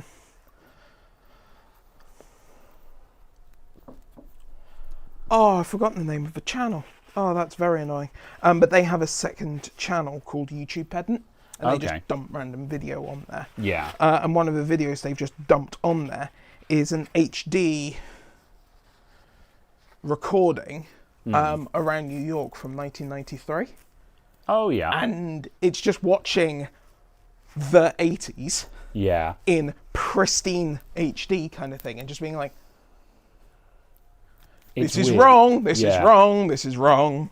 It's kind of like at one point a video did the rounds on the internet where someone had some video footage from like the very early 1900s or the late 1800s, like some of the first video ever recorded, and it had been colorized. Oh, So right. Seeing ye Victorian era in color video was really odd because everything looked real, you know, which But yes. obviously it was real, but like it's not something, it just looked normal. It was just people walking around and buses driving around. Yeah. And it was like, oh, you know, it's not that you don't believe that time period happened, but it's just odd to see it because Also, they weren't walking. They were perambulating. I see. They were not buses. They Yeah. were omnibuses. Also, just to touch on the Blu-ray thing again, a lot of people are pointing out how if you have Blu-rays, you own the movie kind of thing. Yeah, agreed. That is one of the other big advantages to Blu-ray versus digital delivery is if you buy a Blu-ray, you have that. No one can take that away from you now, you know. Obviously, ownership is a very difficult conversation to talk about, you know, because, you know, you don't own the copyright to it. However, you have a physical copy at very high quality that cannot be meaningfully withdrawn. And It cannot be withdrawn from a distance. yeah, and that there's a lot of mileage to that. You can't have a PlayStation store thing where they just pulled like thousands of dollars of contents from people's libraries Yeah, because they felt like it, yeah, which happened recently, and I'm just like, yeah. Kind of scary because we've sort of. That's the problem. They've got to be careful with what they do because everyone has always fear-mongered about that kind of thing. And we've always worked on the assumption of we know that they could theoretically do it. We just have to trust that they won't. But if people start doing that, then they're going to say, well, now there's precedent for this happening, which means we're just never, ever going to trust anyone ever again with digital content. oh, I am not going to send that one. I'm going to send a less mangled one. So, yeah. Have a less mangled one. Oh, yeah. That's serviceable, but you don't really want to put it on the thing that you're selling, do you? No. Like, it's fine for Yeah. me, but... Yeah. The fact that people can make 1080 out of reel-to-reel kind of blows your mind. Yeah, that's kind of cool. Like every time I see like that one George Michael song in the HD restoration, you look at it and you go like, wow, that looks incredible. It really just proves what can be done with modern film scanning. So, I hate early digital cameras. I hate that they existed. I hate that people moved off of film cameras when they did. Yeah. Because the quality of digital photos from like 2002, 2003, 2004 is so poor that you don't even want to look at the photos. Yeah. Yeah, if you had a film camera at the same time... You could have rescanned it with modern equipment. Yeah. Yeah. I mean, in a way, well, I get to an extent we were to know that. Although the problem is for like movie and TV, full agree. People buying digital, because like I was a very, very early adopter of digital photography, and for me the reason why I did it is that I wanted to look at and share my pictures on a computer, and doing that from a film camera was a colossal ball ache because you had to go and get your film developed and then you needed a scanner, and it was just a colossal ball ache. So I owned a digital camera that shot pictures in like 800 by 600. I think I had one that shot in 640 by 480 actually, and didn't even have a preview screen on the back. But I still used that and enjoyed it because it meant that I could use and enjoy my pictures instantaneously on my computer, which is what I wanted to do. So, you know, there was mileage in early digital photography, but certainly I can imagine there are a lot of instances where its use was very short-sighted. Yeah.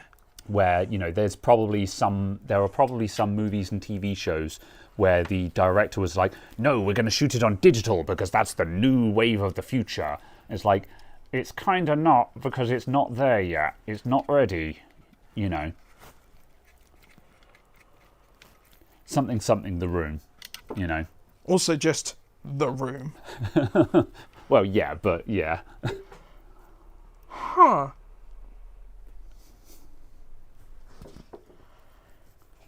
Interesting. What are you humming over? You can tell that this liquid freezer is fractionally older than my... Sorry, my 360 is older than my 420s. Because the mounting hardware is different. Oh. The number of screw holes is different. Is that to do with, because like It's one of the them offset has the mount. offset mount, Yeah. This still has the offset mount, but it's just this one only has 2 screw holes in a straight line, whereas that one's also got an inset one there, which I think is like AM3. Possibly. But yeah. this is the newer.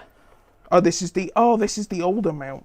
Yeah. Yeah, There's this also- one will be the older mount, Yeah, and it's got 'cause AM3 on it. For those of you who don't know, there was a big hoo-ha with Arctic at some point where they introduced a newer mounting system which had what was called the offset mount, which it deliberately moved the center of the pump head slightly off-center on the CPU. Yeah, because, towards the PCIe slot. Yeah, because on a Ryzen CPU, the actual hotspot is actually slightly off-center because the big die on it is the I/O die, and the small dies, the small chiplets, those are the actual cores, and those are the actual big heat source, and they're not in the center, they're actually offset. So Arctic discovered that it was actually beneficial to deliberately offset the mount of the cooler. How much of a difference it makes, I don't know, but theoretically it's slightly better. Yeah, and it was a couple of degrees. yeah, certainly with modern CPUs, heat extraction is the biggest part of the problem with cooling. Realistically, anything above anything above 280 millimeters on a radiator is going to give you adequate cooling, adequate heat dissipation, but extracting heat from the chip is the difficult bit. I think that's right. You can brute force it with a lot of heat dissipation because at the end of the day, if you have a cold block of metal against the CPU, it's going to cool it down. But yeah, extraction was the bigger problem. Doo-doo. Ta-da! They shouldn't have made the IHS so thick. Possibly, yeah. I think there was sometimes it was to do with cooler compatibility, although it begs the question if they changed... No, they hadn't changed the socket. Yeah. Don't know. There's always going to be pros and cons and compromises. If they hadn't made the IHS thick, they probably would have needed to make the substrate thicker, and then they would have had issues with inductance through the substrate, which means you then would have had signaling issues and stuff like that, and just... There was apparently also an issue with, apparently, part of the reason the IHS was kept at the thickness it was, apparently there was an issue with something with flexing on something on one of the CPU designs, so they just kept a thicker IHS. Yeah. Yeah. Right, I'm going to scan the chat down from the top. Lord of the Rings once recorded in 48 FPS.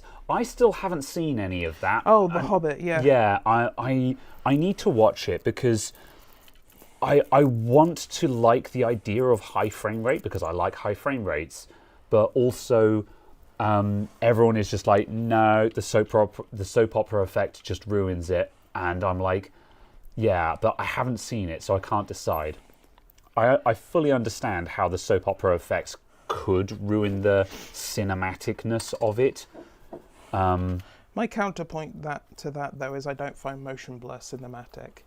Yeah. I don't find blurry motion, juddery pans. Yeah, that's just headache-inducing it's messes. just what we're used to, isn't Cinematic. it? So yeah. But also I'm the worst person to comment because I just don't watch films. Yeah, I need to watch it. It was The Hobbit that was done in 48 FPS, and I need to watch it and just see.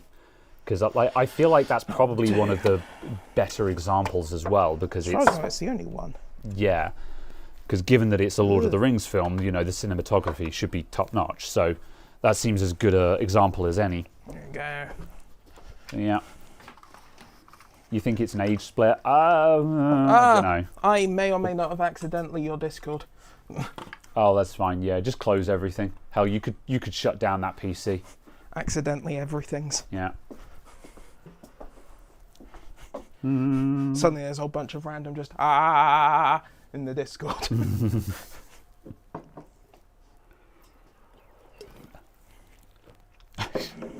Just suddenly reminded of like just some meme or something somewhere where someone was just like, "What did you say to me? You is various slurs here," and someone was just like, "What the hell, dude? You can't say that." And they were like, "Sorry, my cat stepped on the keyboard," and you're like, you know.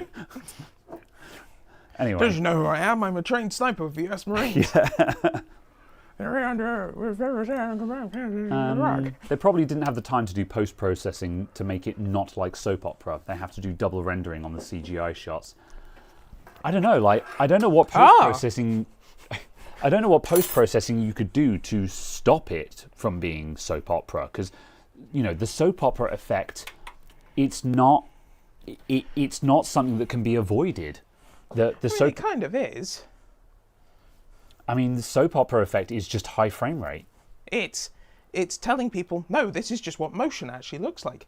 This is what the real world looks like. Yeah, it's not what blurry, flickery images. That's the problem. Like. Is like I don't think you can process that out, because it's, you know, the issue with the soap opera effect is that people have a harder time suspending their disbelief if the cinematic action movie looks like a bunch of actors on the screen, if that makes sense.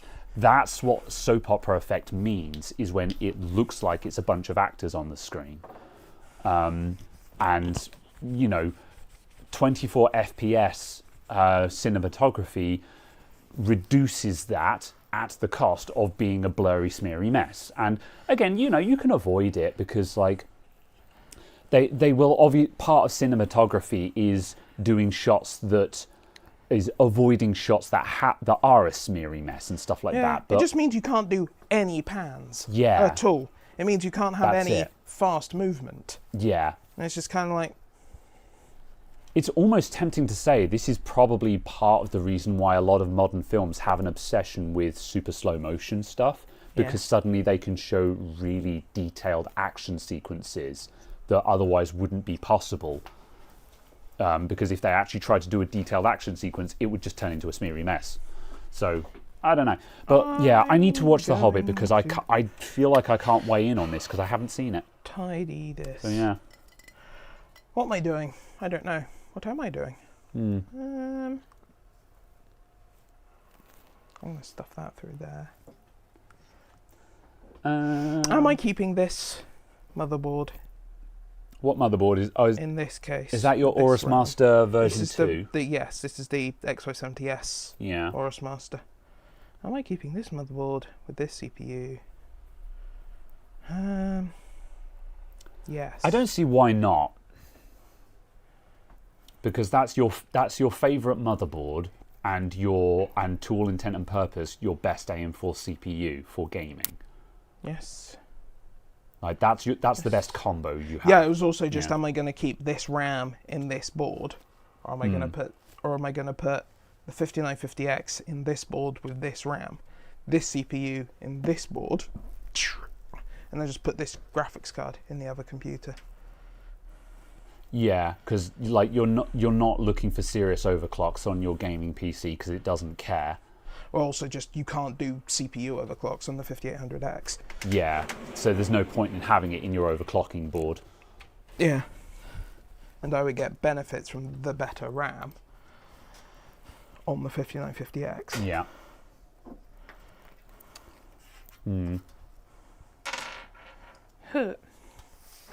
However, one thing I am going to do.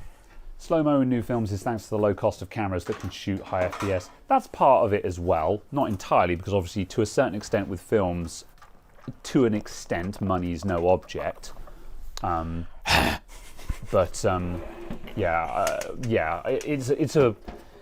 it's a product of multiple things, I think.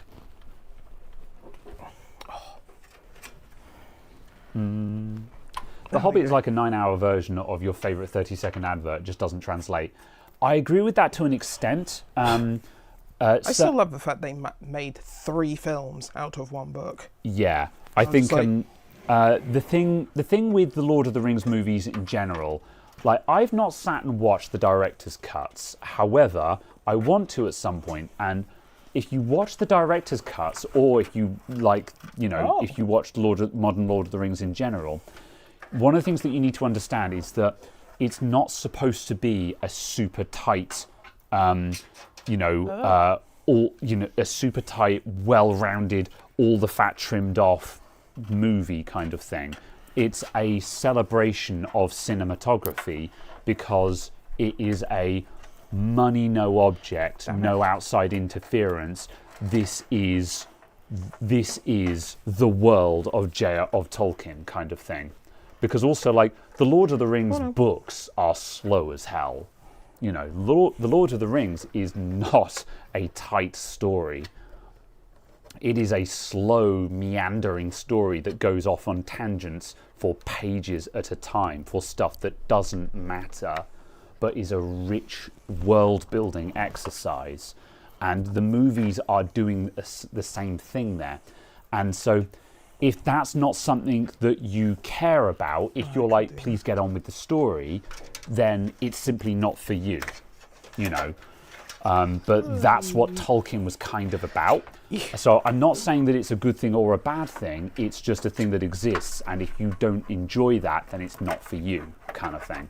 But also, that's one of the reasons why director's cuts should and or should not exist. Because this is one of the reasons why director's cuts do still make sense in the modern world, because the initial release should be one where it's just like, okay, this is what really matters. And however, if you really want to see all of the extras that people said didn't really need to be in the final, then you go and watch the director's cut. You know, the original cut should portray the entirety of the story. But if you really want all of the super detailed, slow panning shots and all of the mood and stuff, that's what should be in the director's cut. That's my opinion, anyway. So yeah. Tom Bombadil, oh my god. I haven't watched the director's cuts of Lord of the Rings, so it's worth noting that I have not seen how slow those films could be. That's just the theory behind it. Because that's the thing, it's just like, Tom Bombadil was kind of a big deal in the original books. Because I have read the original books.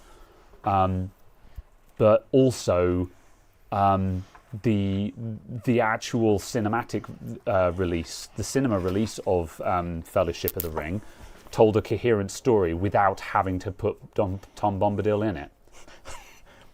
Tom Bombadil. Yeah, but also though the lack of Tom Bombadil. We're going on a tangent here because we're starting to get into Lord of the Rings lore and stuff like that. But the thing about Lord of the Rings is the story is not just about the struggle of the free people versus Sauron, but it was also about the land versus Sauron, and that's where Bombadil comes in, and also where the tree ents come in and stuff like that, because all of the orcs and stuff like that, they were destroying the land, they were destroying the earth. It is a commentary on environmentalism and stuff like that. And this is what parts like Bombadil and the Treants were delivering, is about the importance of the environment as a thing, rather than just simply the people who lived there. So part of that aspect got lost. Vettel. Oh, damn it. Stupid blimmin' noodly cables in a...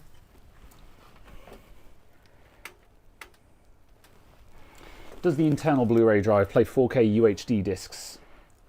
I think so. Any Blu-ray player can play any type of Blu-ray, right? Well, actually, I'll rephrase that. Drive. I think so. Yeah. Obviously, if you have a Blu-ray deck, it needs to specifically support 4K, because obviously it has to process and output over HDMI.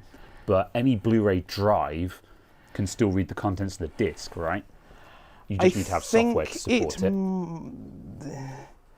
I think the Graham Ellis says no, 4K requires newer drives. I think the very first drives also can't read the 4-layer discs. Oh, 4-layer discs. Yeah, that's a good point. I can't think it can read the 4-layer discs. And also I don't know if the 4K is possible on the early drives. Yeah. But anything you buy today will be 4K. Yeah. Yeah. I could believe that the compatibility issue is that of disk layers, right? Because obviously the laser frequency won't have changed, so surely it shouldn't matter, right? However, if earlier ones were dual layer only, then yeah, I could see that being an issue because obviously the laser needs to be able to physically focus at certain distances. Dick Dastardly says no, all PC drives can. Uncertain.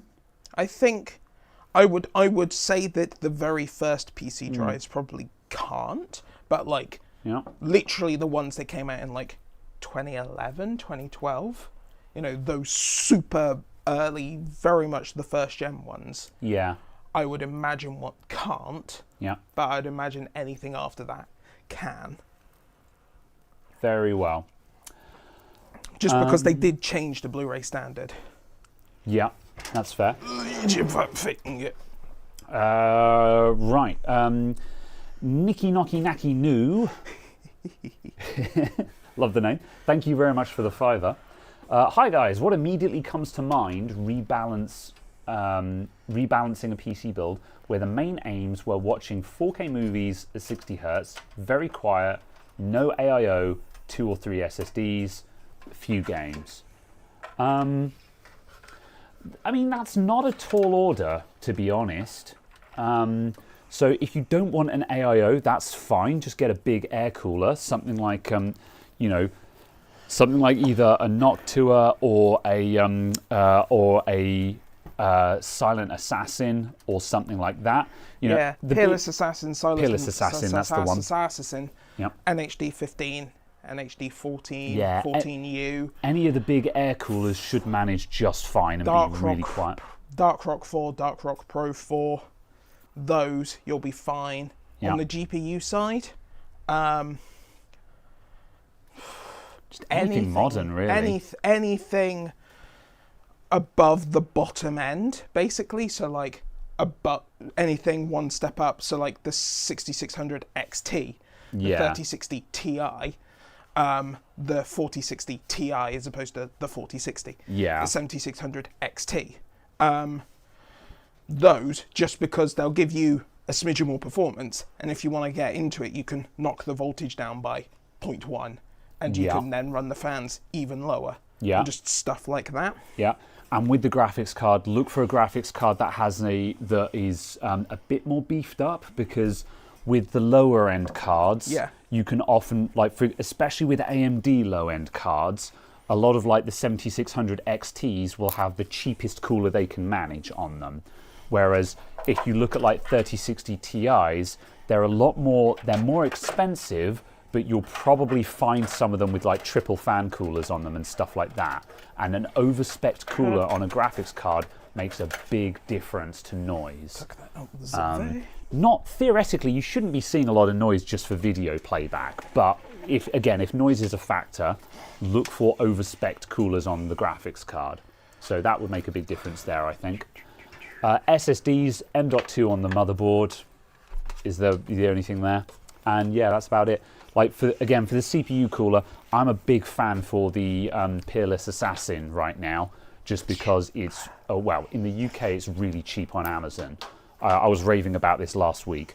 But yeah, at any rate, any of the big modern air coolers should do you fine. There's a big AIO that I can't see. An EIEIO. Oh, is it? You put it all on my bench. Is it still out the front? It's on the table. Yes, it's on the table. Yep. Also, Firephone said earlier on from the last Mac video, was there a dodgy capacitor or a bad chip? I think it was a bad chip because when I was taking all of the measurements before I took everything off the board, none of the capacitors looked like they were the cause of the fault. But it was difficult to tell, and this is why I went in with a sort of partial windscreen wiper strategy, because I could have done just the chip, but then if it still hadn't worked, it would have been difficult to know, like, did I mess up the chip replacement? Is there still a bad capacitor?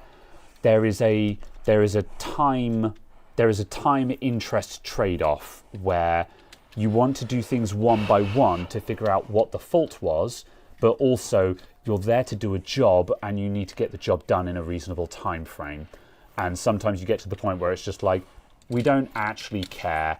This section of the board is bad, replace this section, kind of thing. I think it was the chip, though. That's my guess. Whatever. Thanks, guys, says Nikki. No problem. You're very welcome.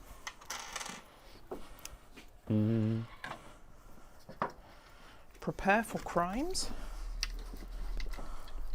And make it double. Also, just to follow up on the last bit about Lord of the Rings before we move on, the Oranges 8 said Tom Bombadil and Mia sent help along with Gandalf and Sauron, who went dark.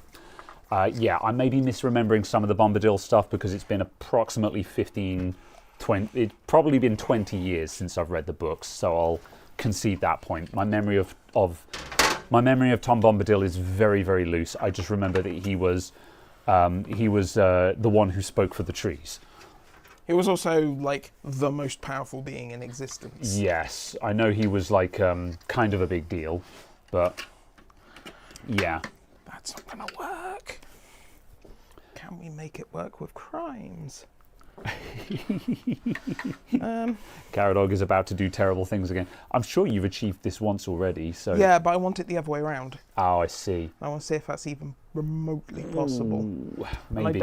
I don't think I can get it in the front. And that's the problem.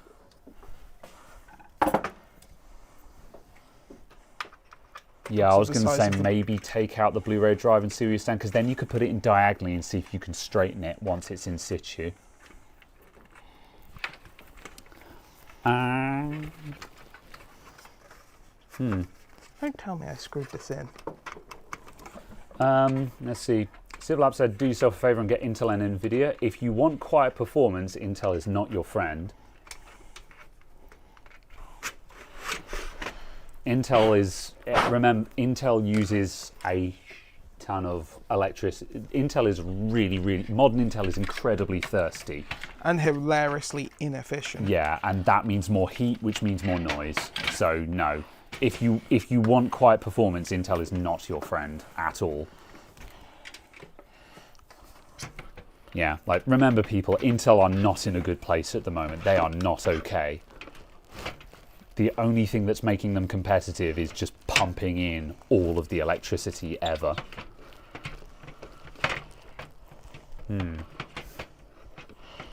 Right, scrolling down to the bottom, because I was really behind on chat then.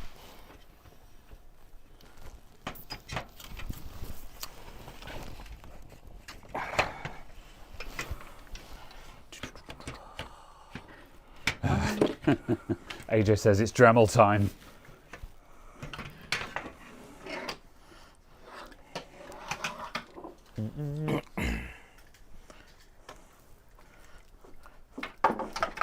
What is the time?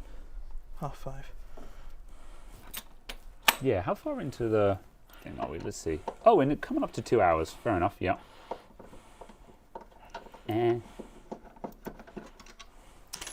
7800 X3D was way more power efficient than the 3700. Yeah, I mean, the X3D chips tend to be reasonably quote-unquote power efficient, just simply because their performance comes from other places. They use less power because AMD can't pump a lot of power into the X3D chips. So they're efficient because they can't handle high power. But on the other hand, if your workload benefits from the big cache, then that means you get more efficient performance. So they are more efficient, but not necessarily for the reason people would imagine. So yeah, it kind of depends. I had an interesting conversation with a client either yesterday or this morning who has is they're their computer is a digital audio workstation, so they're using mostly Cubase and maybe a bit of Ableton, and they were wondering if they were looking toward possibly a CPU upgrade from a 3700X, and for them I was just like, I don't know whether Cubase benefits from X3D or not.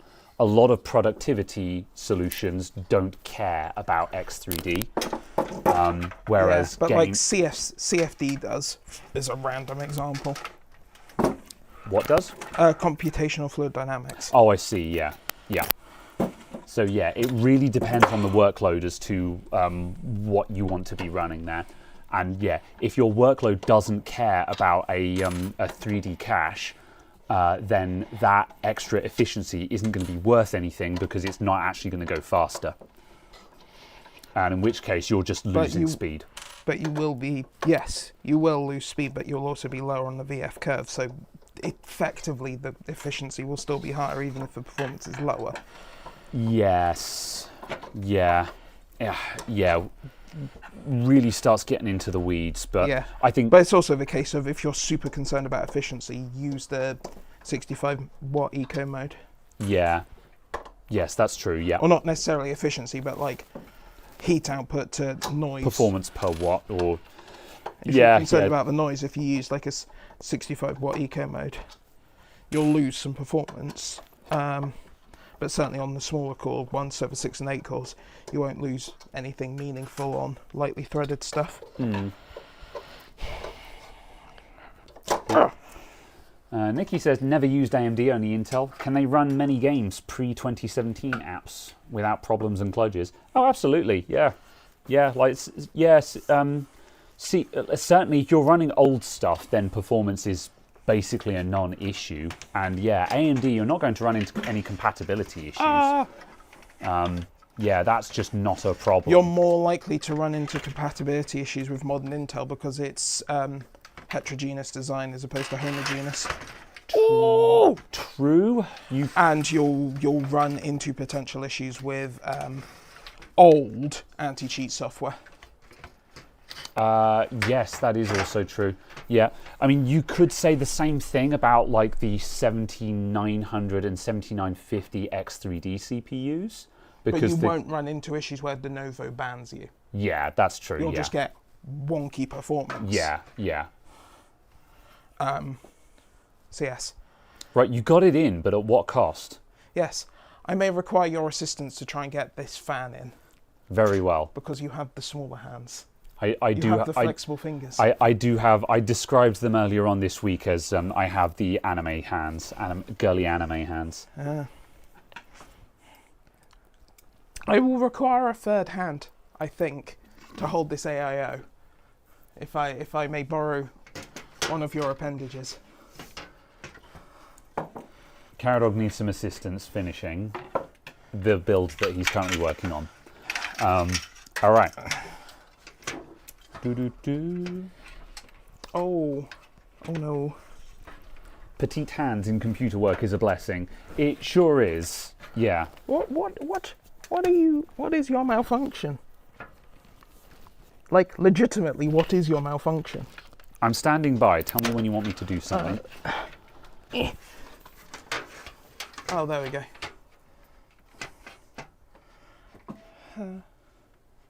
That'll do, right? 4 screws is enough. Yeah. That's what you said. Yeah.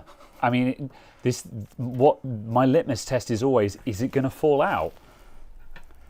And yes, a motherboard with 1 screw in it is going to fall out. Do you have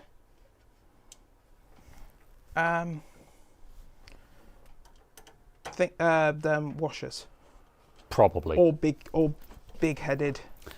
Yeah, washers would be the better choice, and I'm fairly certain I do. Why are these screws the wrong size? Because we've got more AIO fittings than God in this shop. It's just a question of finding them. Here's a set of the washers.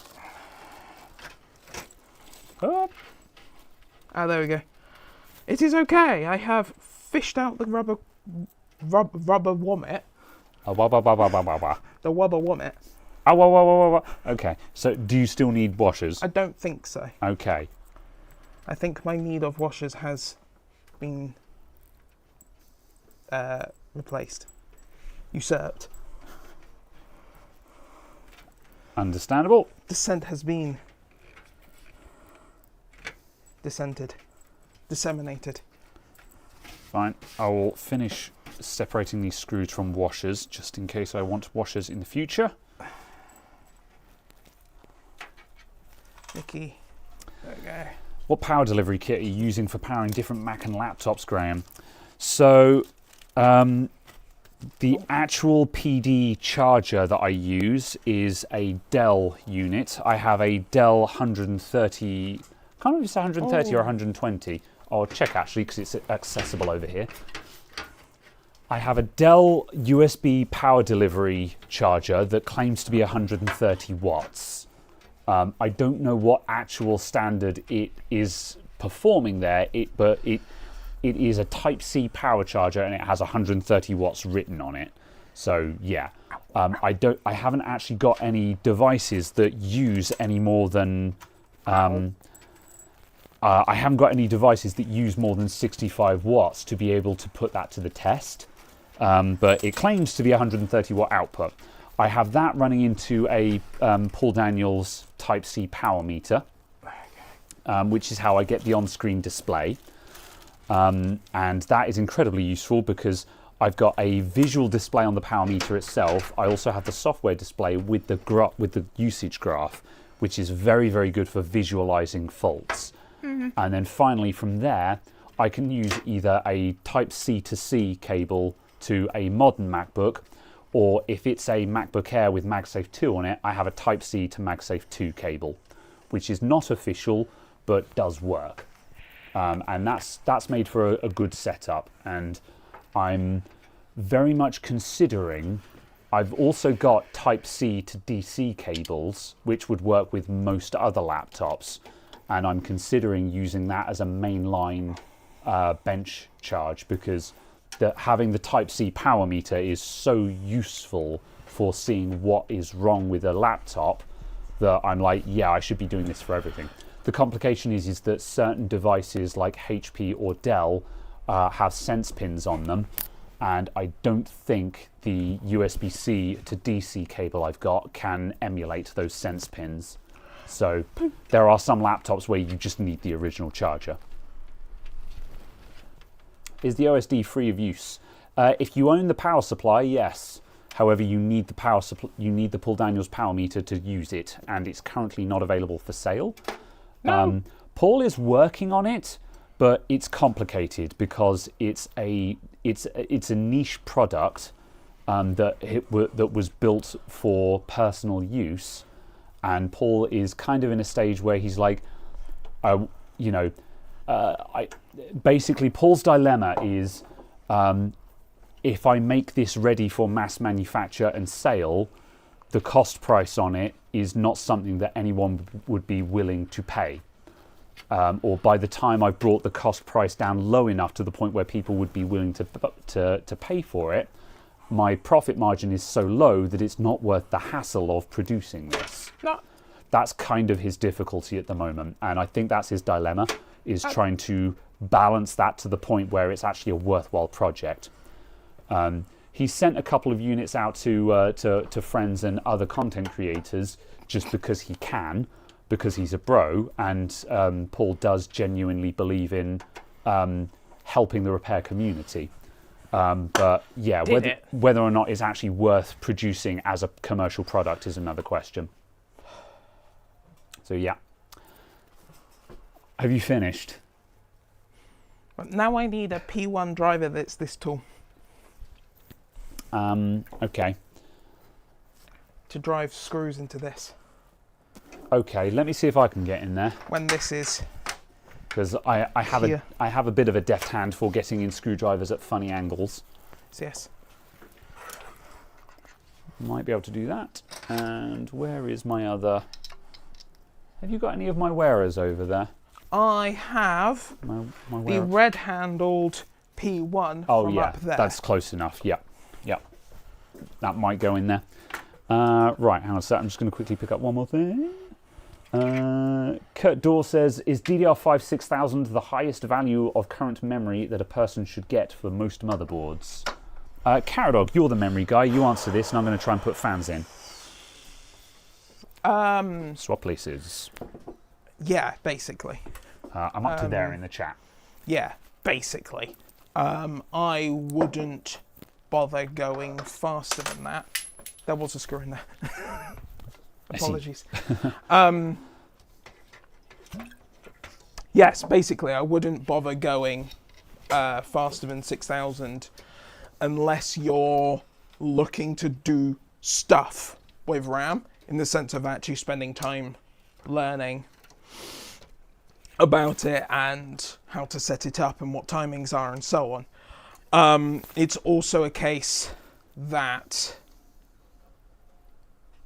running more than 6000 with more than 2 memory modules is going to be difficult because of the speed that you're running. And basically the short answer is you want to run 2 modules dual channel at 6000 with half decent timings. I thought, I've got a stubby boy. It's still too long.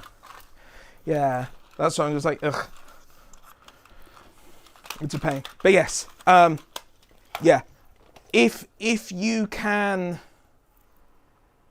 if you want to look for specific kit recommendations, BuildZoid does have a 2-ish hour long video going through lots of different DDR5 kits at different speeds and timings and so on. So you can skip through that and find the 6000 kit and get recommendations on that. Basically.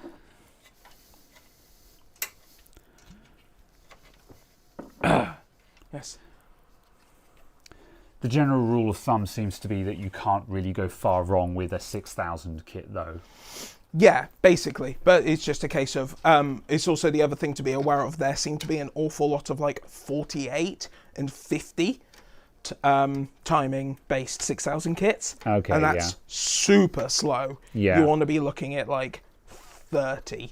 So like 30, 30, 30, 86, I think is a bin. Or like 30, 32, 32, 90. Yeah. Something along those lines is the bin. And that's basically the speed that you want. Excuse me. So yes. Do you care about 4 screws per fan here? That's what I was going to try and do, but obviously it's just a case of... I've got a thing that's working, so that's fine. Yeah, the degree of difficulty was just kind of, that's quite high. Yeah. If I can get 1 in at the far end, I would be pleased, just because then it will definitely be sealing. Yeah, no, we can get 4 in. Fabulous. So yes. Is it okay to run Office XP? No. If the machine is connected to the internet and if you're opening documents created on other machines. If you do not have internet on that machine, you do not open attachments from the internet and you're only using it for documents you're creating and that's it, then yeah, it's absolutely fine. But it needs to be on a separate machine that is not connected to a network, not running on the internet, because it's filled with holes. There are so many like remote code execution issues in the older versions of Office, which get patched up as you go through.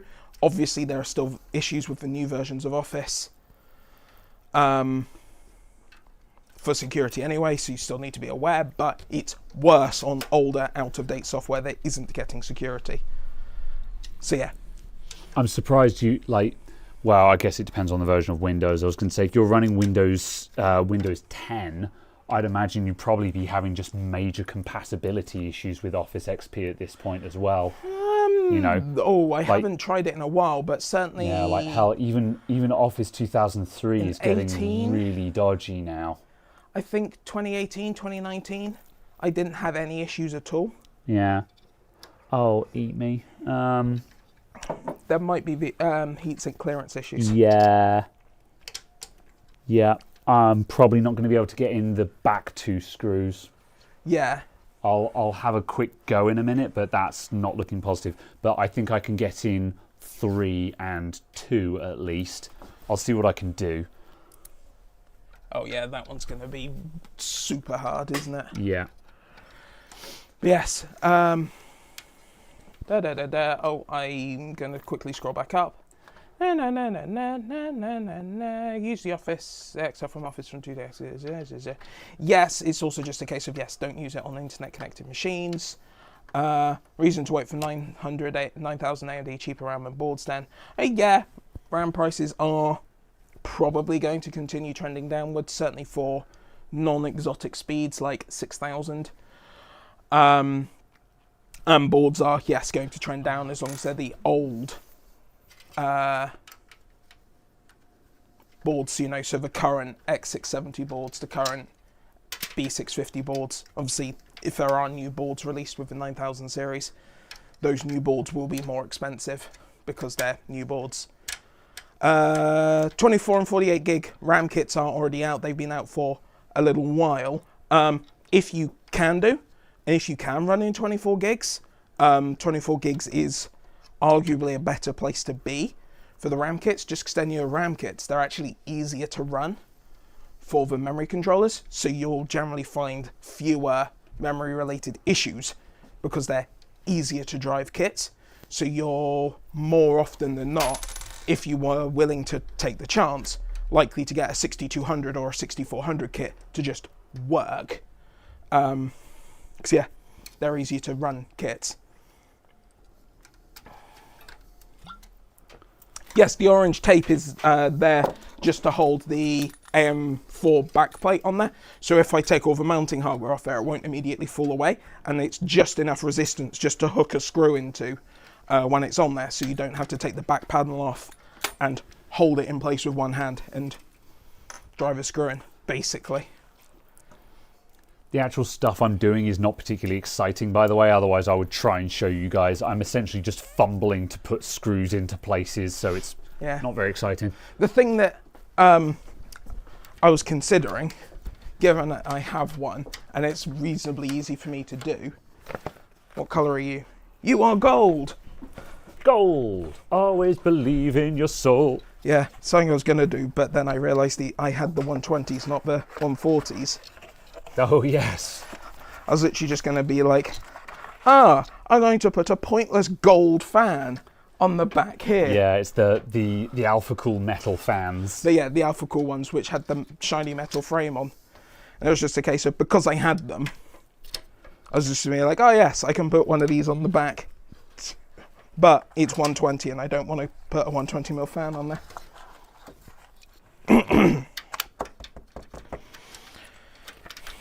But gold! Due to an unfortunate smelting accident. Oh no! Oh, it's okay. Do you just think you put the fan in the wrong way round? Yeah, I thought I'd put the fan in upside down. I was like, no, I've got to take it back out again. No thanks. Yes. 5950X or 5800X 3D. Depends on whether you're building a actual semi-workstation productivity machine, which will use 16 cores, or you're building anything else. Because if you're building anything else, I would say go for a 5800X 3D. Basically. I can't think of any other circumstances where you wouldn't. No, yeah. Basically anything, especially if you're building like a primarily gaming machine, yeah, 5800X 3D every time. However, if you're buying DDR5 RAM, you're not going to be using a 5000 series CPU. You're going to be using a 7800. A 7000 series, and that'll be a 7800X 3D. Oh.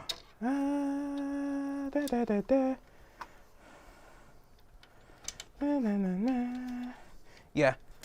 I had a 5950X for gaming before the 5800X 3D came out. It did absolutely fine.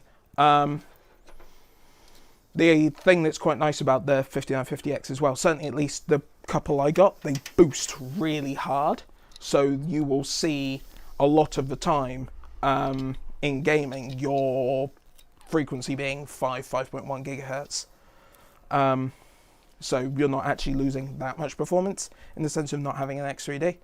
But still, the X3D is faster for gaming. No.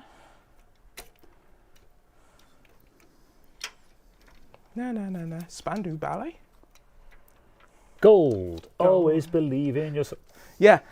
I was trying to work out what the context was from chat, because obviously I'm reading it late. No, it's just like, oh yes, gold. I'm slow. Right. I'm very painstakingly having to thread a fan in with 3 of the screws already through the fan, because the screws won't clear things if the fan is already in there. So I'm having to put the fan in with 3 screws already in it and hold all the screws in place while I slide it in and get it lined up, which is what I'm fumbling with here. Just because, yeah. Oh Lord. Just to explain what I'm actually doing. Yes. Lots of bits of tape and so on. Yeah. Yes. Don't even know if this is going to work, but whatever. Sometimes if you never try and do something, you'll never know if it actually works or not. Anyone else like the look of the Lee LCD fans? Yes. I also like the fact that they seem to be reasonably performant. I don't like the fact that I'm imagining they're £60 a fan. Also, I haven't actually seen the price, but I'm just like, yeah, I also think they're probably fairly niche as to when they're good as well, because you need the fan to be, you need the hub to be very clearly visible at useful angles, kind of thing. Like having an LCD on your pump AIO, that makes a lot of sense, because you're going to have the computer at some kind of angle where you can see it. But like the fan, I guess you've got the rear exhaust fan, or like you could, if you've got a big case with a side mount radiator, then I suppose those would be or bottom intake. Yeah, in theory. yeah, and also I guess like dual chamber cases are all the rage at the moment, and those routinely have vertical side mount radiators, so you could have them there. So yeah, I guess there are quite a lot of cases where it would work.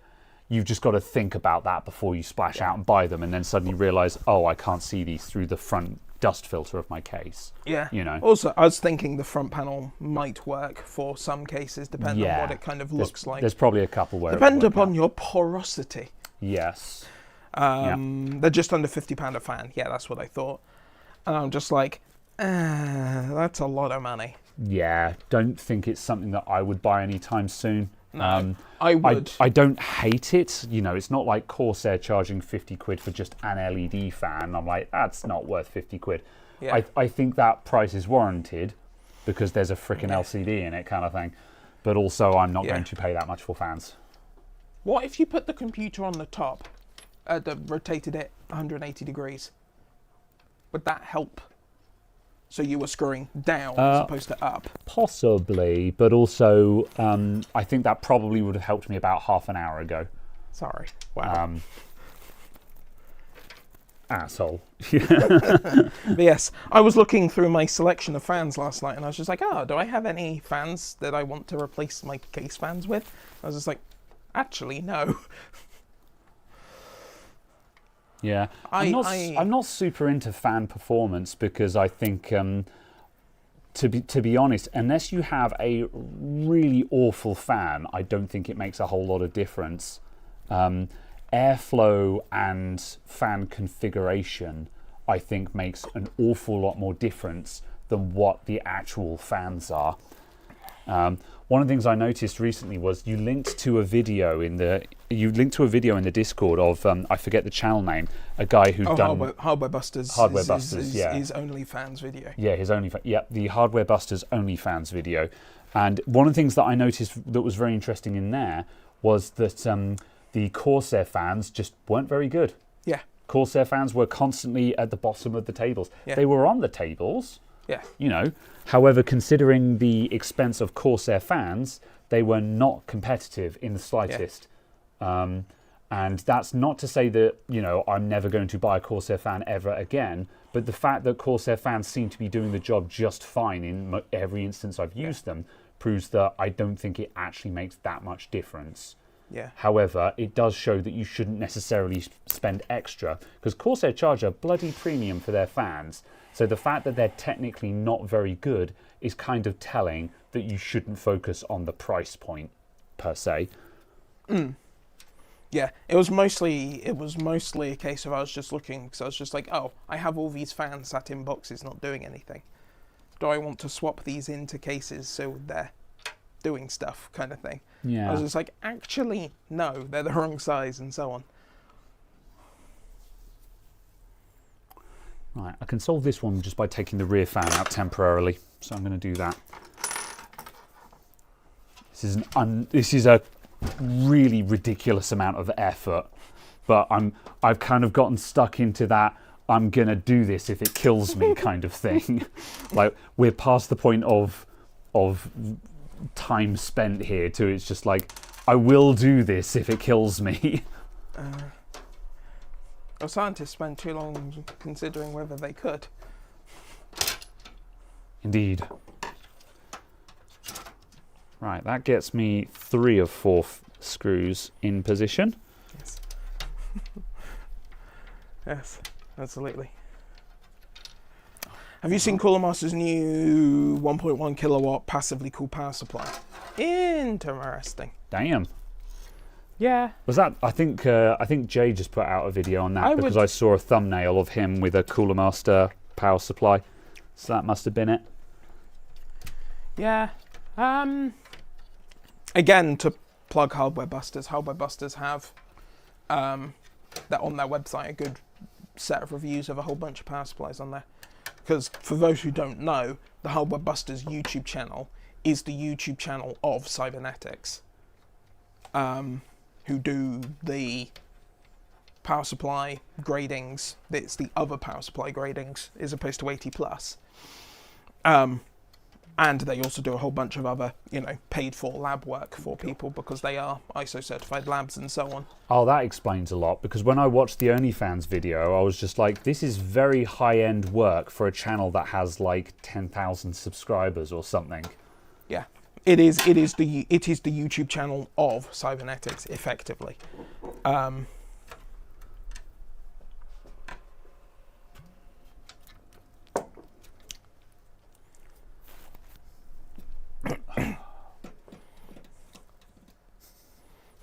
I'd like you to just look at the last screw and perceive the problem.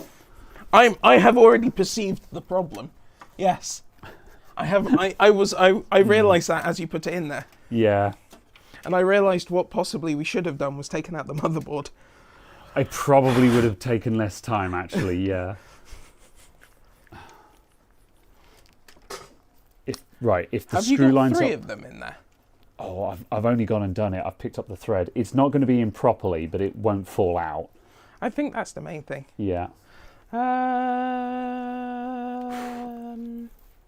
This is. If it blows enough air, it should be good enough. Oh yeah, absolutely. There will be much air. They are 140mm fans. It'll be fine. Ow. Also, you fix airflow problems just by running fans at 100%. You don't have annoying hysteresis problems when your fan curve is flatline. Caradog be like, I'm sorry, I can't hear you over my closed cup Sennheisers. This conversation is over. This conversation is over. Yes. Hardware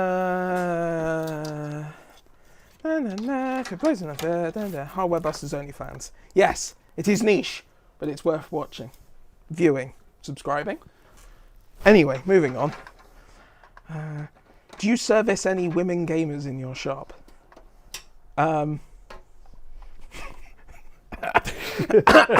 Phrasing. No, but seriously. Yeah, occasionally. There are people who come in who are female who have... Female gamers do indeed exist. Who have their issues resolved. Yes. Yep. Yep, they are real, and sometimes they bring their PCs in for service and or repair. Some of them are even Twitch streamers. Indeed. So yes. 2.8 kilowatt power supplies? From like reputable reputable brands, as opposed to Chinese special Bitcoin mining ones. I have a special 2 kilowatt Bitcoin mining power. Yeah, I was going to say, like, if it's a if it's like 2.8 kilowatts in a reasonable form factor, that's kind of interesting. But yeah, Yes. Which is interesting. I've done your dark work. Excellent.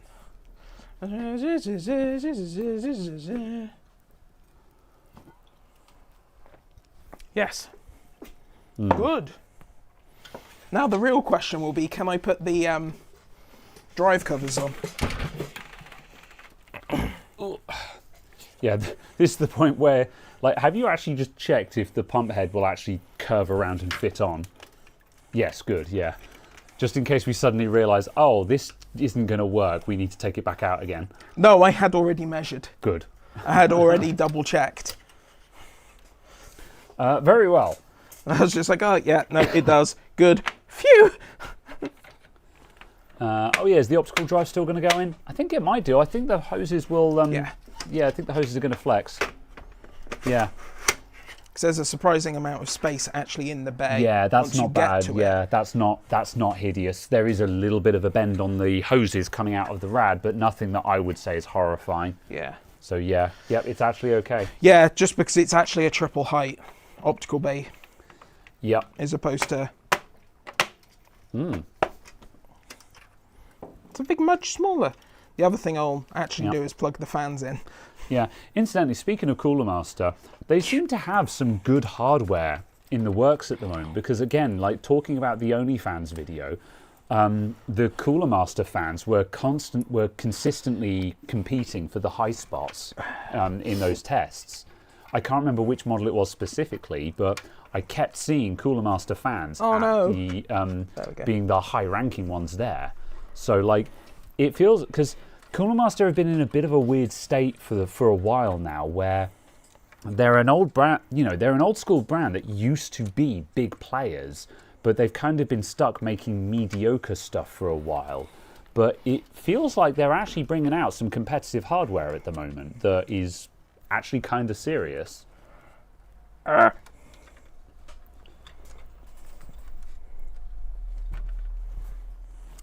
These large watt power supplies are not for North America. They'd have to require 240 volt input.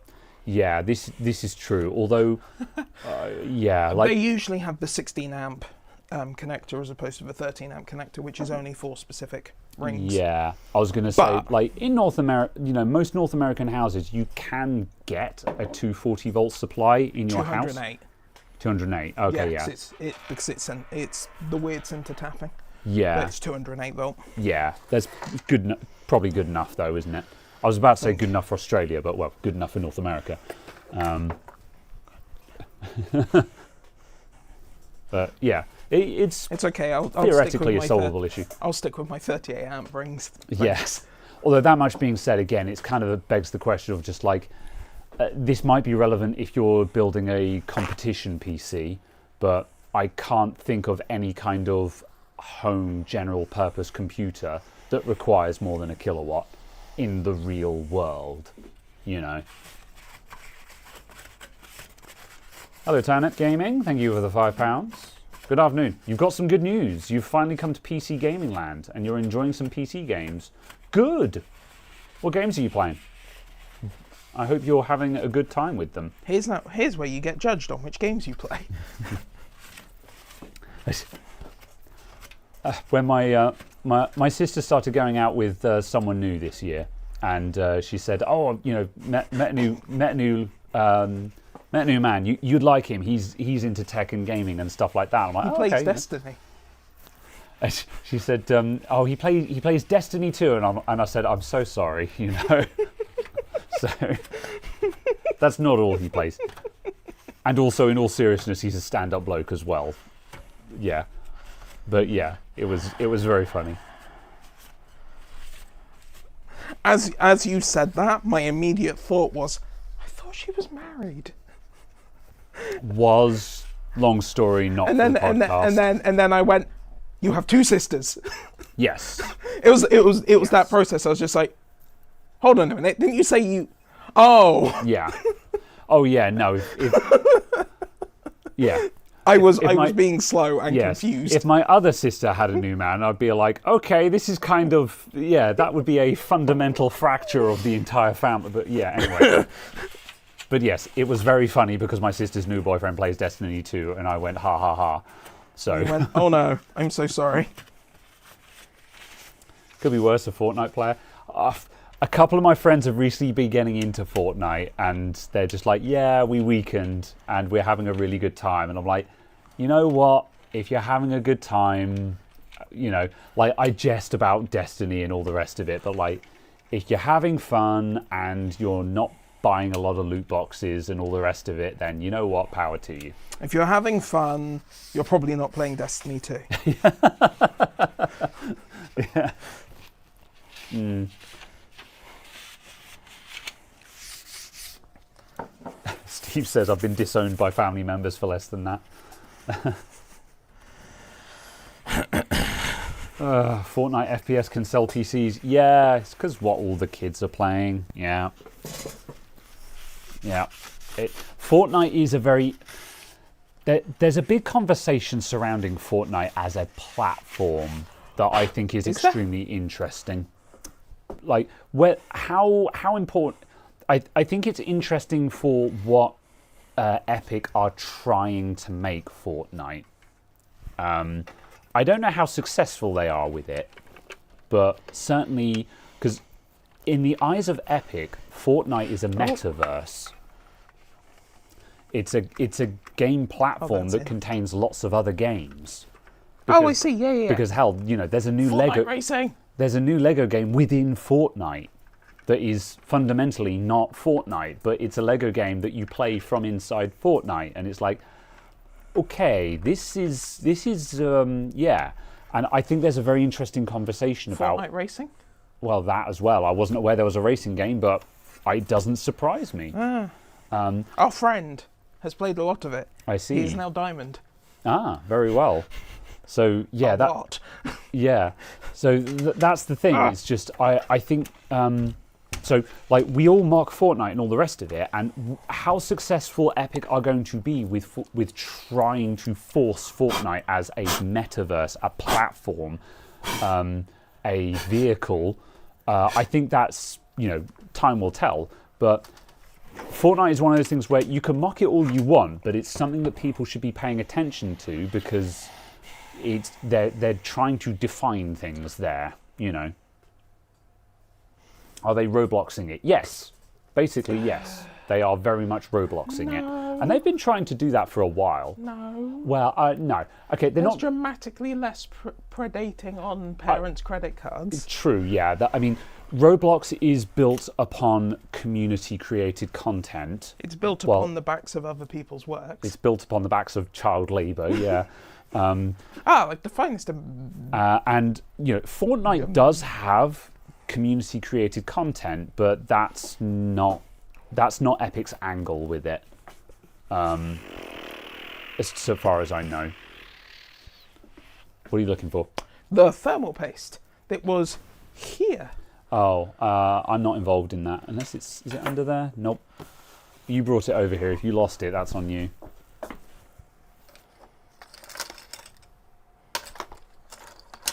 Aha. Success. I found yet more Corsair cables. Fortnite as a platform is just a store selling cosmetics. That is certainly part of it, yes. But yeah, Fortnite is a metaverse, though. This is why Epic keep trying to do like music concerts in Fortnite and stuff like that. They're not being very successful with that. The music concerts in Fortnite are rubbish. Are they? Oh, yeah. that's somewhat disappointing. Or certainly the early ones were. It's just simply because the players can't do it. Like, if you compare it to what do you mean the players can't do it? So the problem is, let's take... Now, this was an early one, but Dan Olsen did a video on this, and he covered when he went to, or he had video footage of some special event that was done in Fortnite, and it was basically 10 minutes long, and it was like deadmau5 or someone like that doing a DJ set. Oh, and yeah, okay. there was a smattering of people on a stage, and Deadmau5 was like, "Show me your best emotes," and everyone just does like default dance because they're all kids who can't afford to buy any other emotes, and they all have default cosmetics and stuff, and a couple of people just jump up and down because that's kind of all they can do. Now, and that's kind of limitations of the platform. Now, if you compare this with something like, say, for example, VR chat, when you go to an event in VR chat, there is and I have been to music events in VR chat, and you have a crowd of wild avatars who are all custom made, strutting their stuff. Now, this is why we're talking about it. Because I have experience with what Epic are trying to do with Fortnite, but Fortnite can't do it. Yeah, that's the problem. I like Fortnite as a platform thing, mechanism, tool, because it is a live game made by Unreal. And it pushes the engine forward, and the engine pushes it forward. Yeah. And all of the latest engine features are included in that game. Yeah, that's fair. Yeah. In there. It's worth noting, any of my criticism about Epic and Fortnite and stuff is more a commentary of what I think they're trying to do and where I think they are succeeding or failing. Damn it! Which is not to say they shouldn't try to do any of these things. Just that perhaps it's not working in the manner that they want to. You know, like, for example, when people say that they're killing it with music events, it's like, no, they're not. I'm not saying they shouldn't try, but what they've currently got isn't very good to that respect, kind of thing. Or rather, there are better ways of doing it. But yes, and also part of it not going very well is because of the cosmetic store being a hindrance to it. If you don't pay money into Fortnite, then you have no self-expression whatsoever. You have default bloke and default dance, and so that means, you know, and it's, well, again, the Dan Olsen video is titled "Manufactured Discontent." And it is basically about how the game is designed to make you want to buy cosmetics. And that's a whole nother discussion as to the ethics behind that and such like. However, by comparison, VR chat requires none of those things. It just requires you to have a 4080 or better to run it. Not necessarily. You can jump onto VR chat with a Quest 2 and have a modest experience. It won't be the full experience, however, you will still have a modest experience. But yeah. Tony Gamer says, I'm enjoying BeamNG, Drive, Train Simulator Classic and Automation, the Car Company Tycoon game, Train Sim 4, and you're trying to install Valorant as well. Cool. Sorry, what was the car, the train? Automation, the Car Company Tycoon game. Yes. I didn't process those words at the Also, speed you said them. I said Automation, the Car Company Tycoon game. I said that incorrectly because I read it wrong. I read it as Train Simulator Classic and Automation. Next statement, the Car Company Tycoon game, and so on, yeah. But yes. I am loosely aware of these. Yes. I have the Car Company Tycoon game, I think. I see. I believe you play through some of it and it gives you like objectives, and it's like build a car with an engine that meets this efficiency and is this cubic capacity kind of thing. That's a cool idea. And you can choose like the bore size, the stroke length, number of cylinders, cylinder arrangement. You choose the body panel size, the chassis size, and things like this, the materials of it, and things like that. That actually sounds kind of cool, because like that's what real car manufacturers are having to do. They're having to respond to what the market demand is, aren't they? And that, you know, like the market wants an efficient car that can seat 2+1 children, kind of thing. Yes. I meant 2.1 children, which is a very old phrase, but I think still valid, but whatever. The nuclear family. Yeah. Nuclear. Does Fortnite have prop hunt, though? I'm a sucker for prop hunt. I don't know, actually. I don't know if you can... I don't know enough about Fortnite to know if they've managed to clone that or not. It wouldn't surprise me. There will be nothing as good. It will not. What, as the original prop hunt? Yes. There will only be Gmod.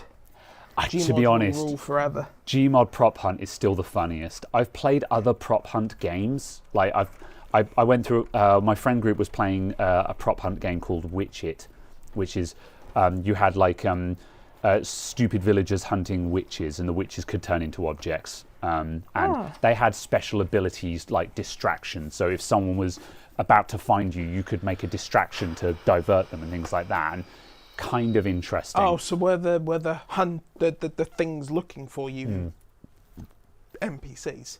No, other players. Yeah, it was still okay. PvP, but also they had other abilities like they could do certain abilities that would reveal if there was a witch within a 10-meter radius, or they would have an ability where they could hook shot someone who was running and stuff like that. Oh, nice. So obviously there was some actual tactics and team composition to that, So that was kind of interesting. However, none of it will ever be as funny as a bunch of counter-terrorists chasing after a mug, scooting down a hallway with Running in the 90s playing at full volume, bass boosted, never ending. Nothing will ever be funnier than that. So, where is your caption tape? My caption tape. Yes. Well, I can't believe it's not caption tape. Does it function in a non-sticky adhesive manner? It does stick things together, yes. Sorry, I mean in a non-sticky mess manner. Correct, yes. Excellent. Yes, it's just not heat resistant, which is kind of the point of which caption has been tape. demonstrated in that one video Yeah. where I went. Yep. I can't give you captain tape, but I can give you a laptop hard drive. Oh. Oh yes, it's very much the wrong colour, isn't it? The other one you had was much more yellow. I mean, it is yellow once you unwrap it. It's just because you're looking at a roll of it. As a special treat, there are some cutters. I don't need your cutters.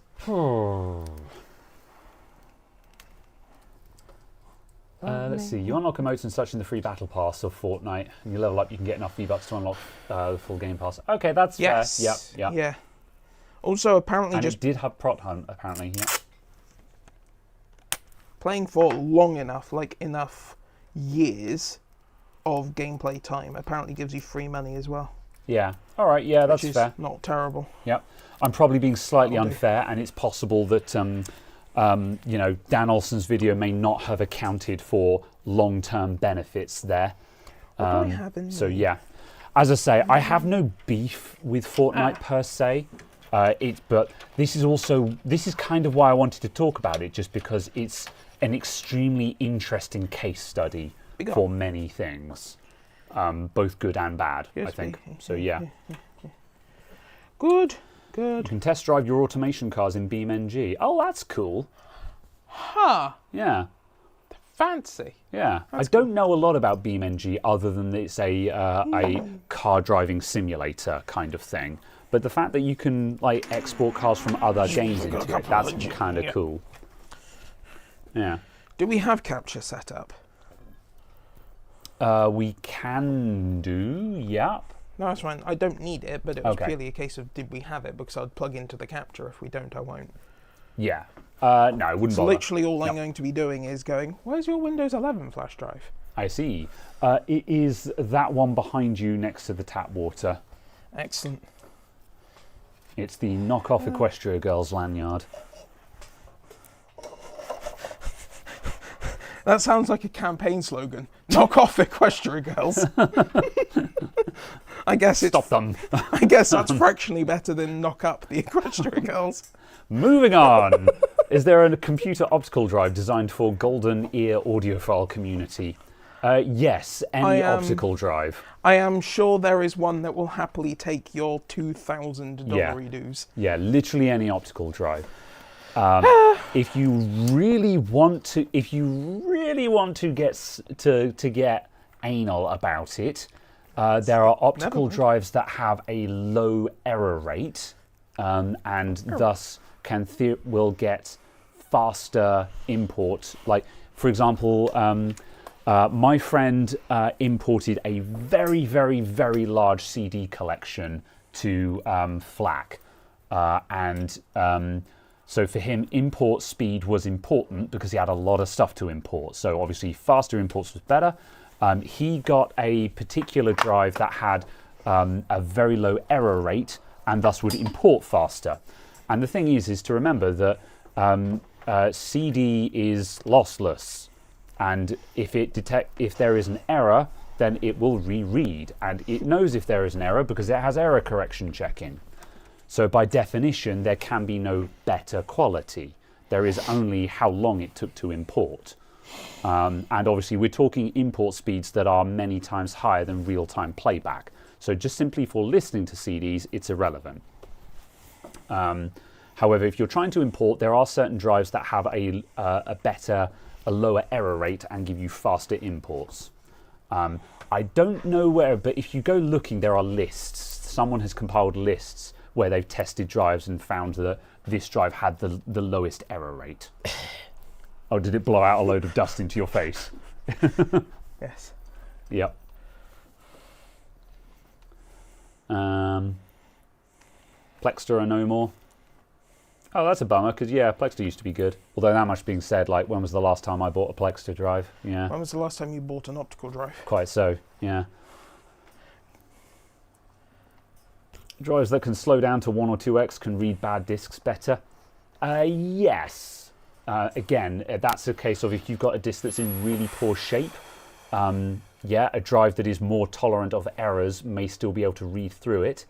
But again, it's really important to reiterate the fact of you managed to read it or you didn't manage to read it. There is no such thing as a low quality read. It either got the data or it didn't. There is no middle ground. There is no low quality read. There is yes or no. Slower is always better. Not necessarily. Like, you might have to slow down for a bad disc, but that doesn't mean that going at high speed is going to give you a worse result. Again, there is no worse result. There is only you successfully read or you didn't successfully read. Oh, this keyboard feels horrid. What did you do to it? Look, I've said many times, I don't have those keyboards because they're good. I have them because they're convenient. Oh, yeah, but it feels like there's cola just filling this. Actually, it's Gatorade. Do or do not, there is no try.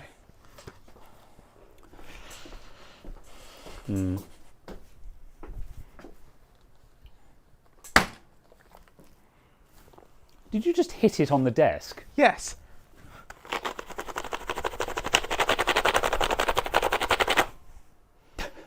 No, the bristles did not enter. No, they just simply went in all directions, so I'll try and brush that out later. You're reading through your old burnt DVDs. You made it to the early 2000s before you threw them out. You've not found many that you couldn't read. Yeah, that's kind of interesting because obviously burnt DVDs and burnt CDs have been around long enough that a lot of the discs have actually degraded. Or, you know, they're old enough that people fear that they will degrade. I think it just depends on, like, if they sat on a shelf in the sun, they're probably toast. But if they've just sat in a drawer in a cupboard, they're probably fine. I don't have a product key. Next. Post. I've no idea how Logitech made such a horrible feeling keyboard.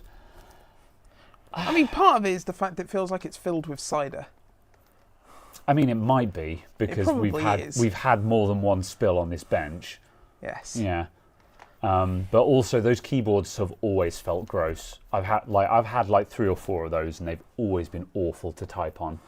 I couldn't tell you why though. Also, just the keycaps on them are horrid. I think the keycaps are the problem. They're just a slightly non-standard size. It's just nah. Oh, I see. Oh, that's interesting to see. The total size between my two SSDs is different, even though they're both 2 terabyte SSDs. And it's different by like 40 something gig. Ah, interesting. Yeah. My Intel one has more space. Yeah, might be to do with over provisioning or something like that. I think a lot of SSDs are over provisioned in firmware, and they over provision them so they appear to be the same size as the equivalent hard drive, whereas the Intel may not have that over provisioning and is advertising its actual space, which technically makes it less resilient but gives you slightly more storage. Yeah. Also, why do you still have an Intel SSD? Oh, is it a 660p or something? Yes, my 660p.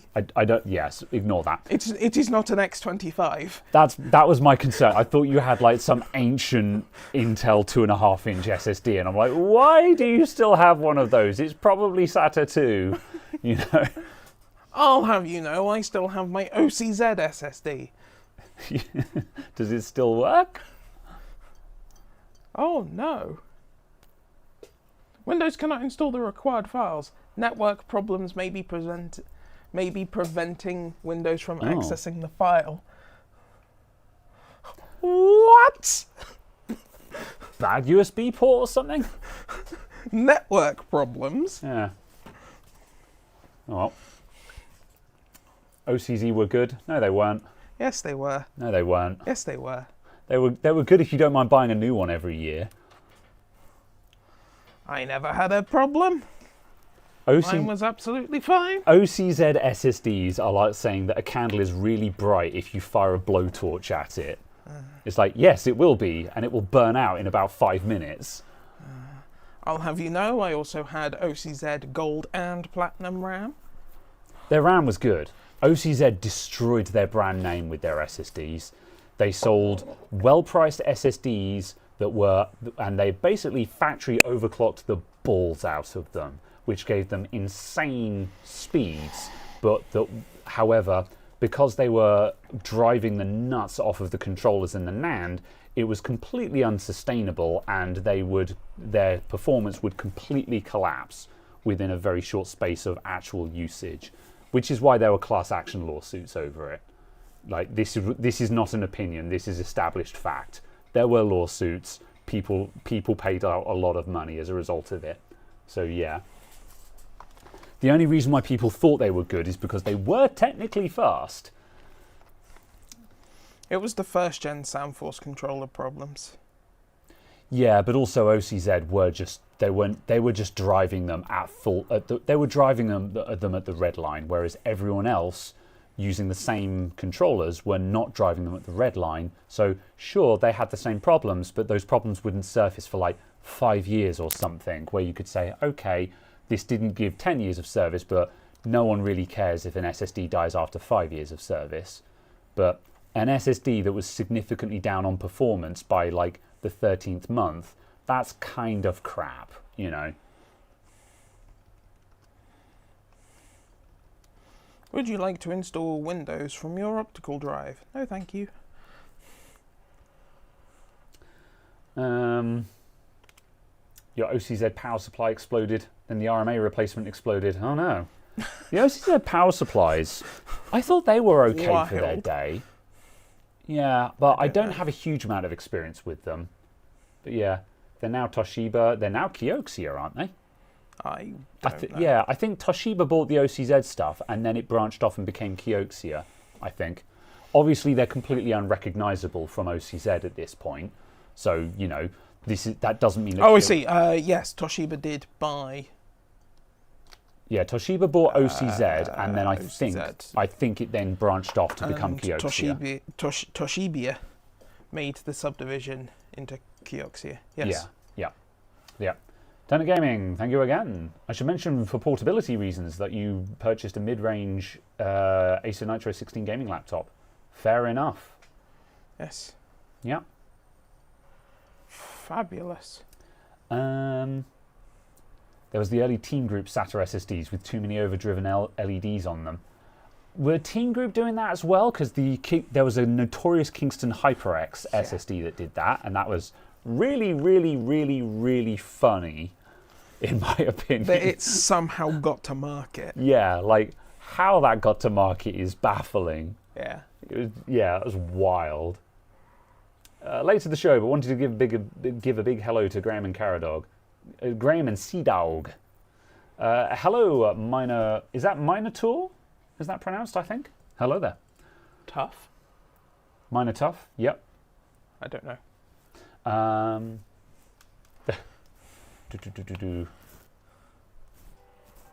Oh.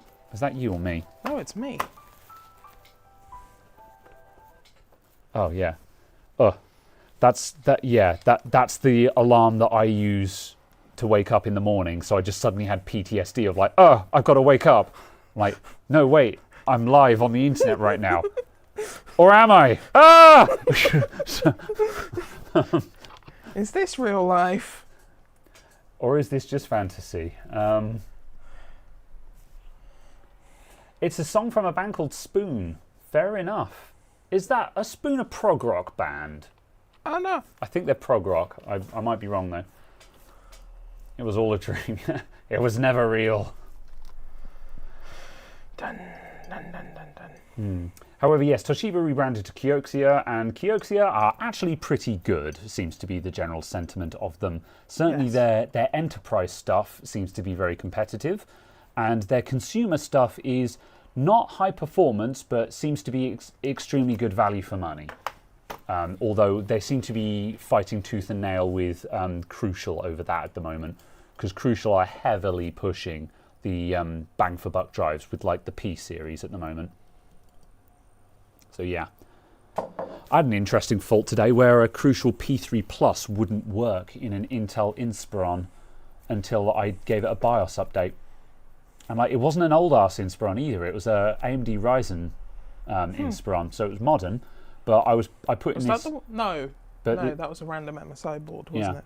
But this P3 Plus, it just wouldn't detect it at all. And I thought, because it just had a dead SSD in it, and I was like, oh, has this thing killed its M.2 slot? But then I put some other grossy old SSD in, and that worked fine.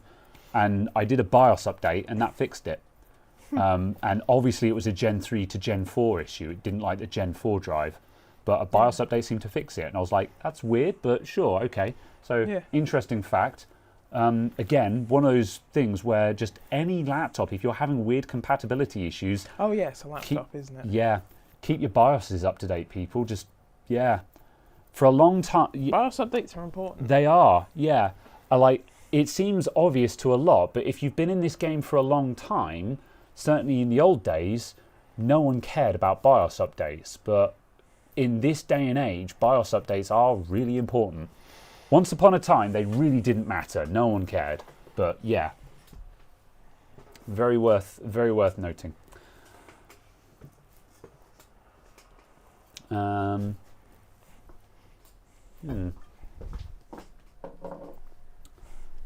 saw some antennas and then I wasn't sure where I saw them, so I'm just going to take these ones. Very well.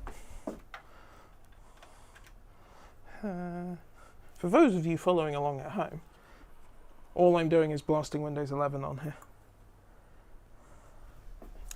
I need to go up to 11 again. I keep saying it and not doing it. Whoop. But yeah, I need to upgrade up to 11. Do you have an expendable flash drive? Yes. Stand by. Ooh. Excellent, thank you. You may format that. Just check that the name appears as BIOS when you plug it in. If it is, then that is my BIOS updating drive. 99% certain it's that one. Wait, because Windows 12 is over the corner. Yeah, you might be right. I could just wait for Windows 12. I still can't imagine that coming out until after 2025. Isn't it billed for like fourth quarter 24? I don't know, just because if it is coming out in 24, there'll be Windows 10, 11 and 12 that are all in support and all running. Ooh, and are all current versions. Yeah. And I'm just like, I cannot imagine that being a good place to be. Yeah, that is from Microsoft's perspective, that is not a situation they really want to be in from a marketing perspective. Yeah. They need to kill Windows 10 and say Windows 10 is dead, and then say, here is Windows 12. Yeah. But also the reason that I'm not sure it coming out that soon is just a fact of I would half expect us to start seeing build updates in the Insider Ring. Oh. Yeah. Why? Someone said 24. I think 24 is a Beta's Insider preview. Possibly. Windows 12 with Copilot AI inside and everywhere in your face. That's what we're expecting, basically. Oh. I apparently cannot connect to your Wi-Fi because I don't know your password. Oh, okay. Are you? Yes. Are you on the prompt? Because I can't see. Yes. Yeah. Please press the correct keys in the correct order. Let's see. Why assume that Windows 12 will be any better at launch than 11 was? Yeah, this is true. Like Windows 11, I think Windows 11 is in as good a place as it's ever going to be at this point. To my knowledge, I don't think I've got any grievances with 11, other than conceptual ones, like the fact that the start menu is crap. But that's not something that's going to change. So there's no point in me. It's also something that's really easy to fix. Yes, but don't use it. Windows 10 start menu. Alt space. Alt space. No. Alt space. You hecking Zoomer. Alt space. No, I like Windows 10 start menu is really good and I use it religiously. I like the start menu. Possibly that's where you're going wrong. I do not turn my operating system into a religion.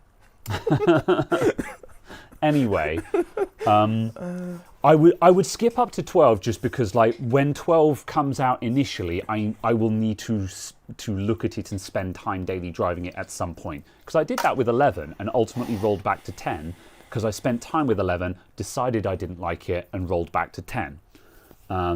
However, and when 12 comes out, I will need to spend some time on it.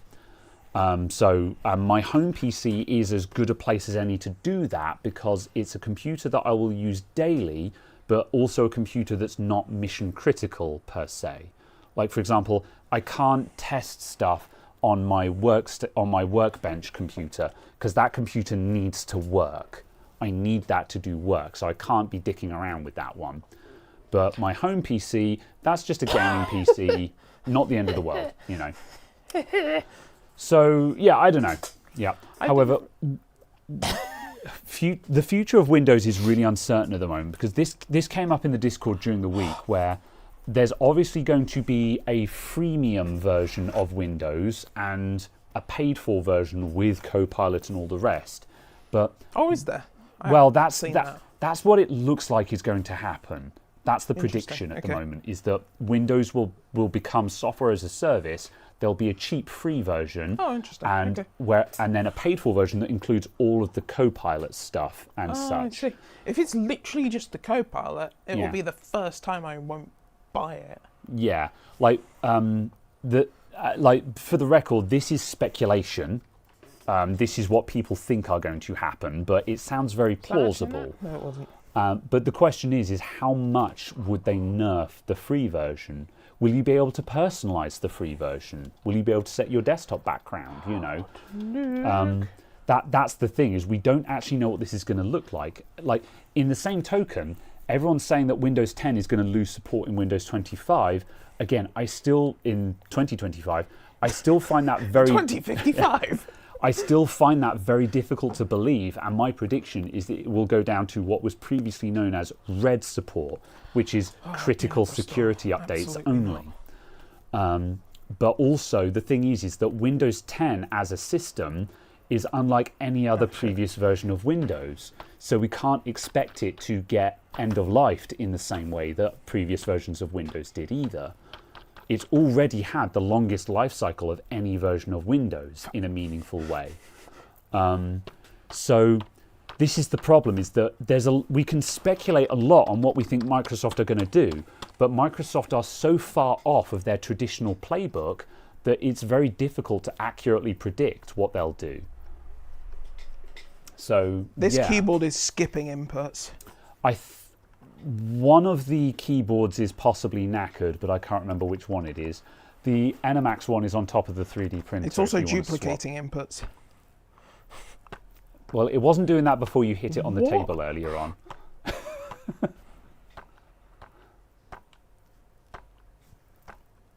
Okay, I'm going to get you the other keyboard because just stop being stubborn. There's a reason why I have 2 of everything in this shop. If something doesn't work, you just get the other one. And that works fine. What? Apparently violence is always the answer. I see. Why is it beyond MS to give you the option of Windows 10's start menu in 11? Oh.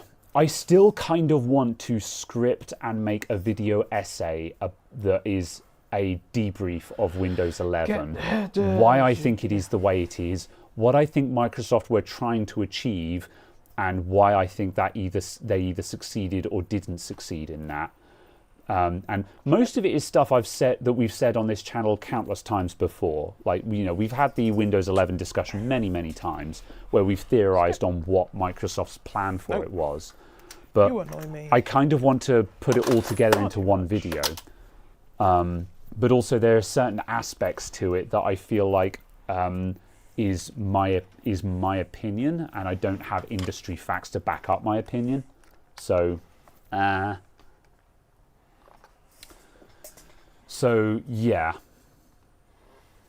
Back up with OneDrive. Continue. Windows 10 now is not the Windows 10 that first came out. Exactly that. That's one of the reasons why, even though Windows 10 has been around for so long, in a way it hasn't,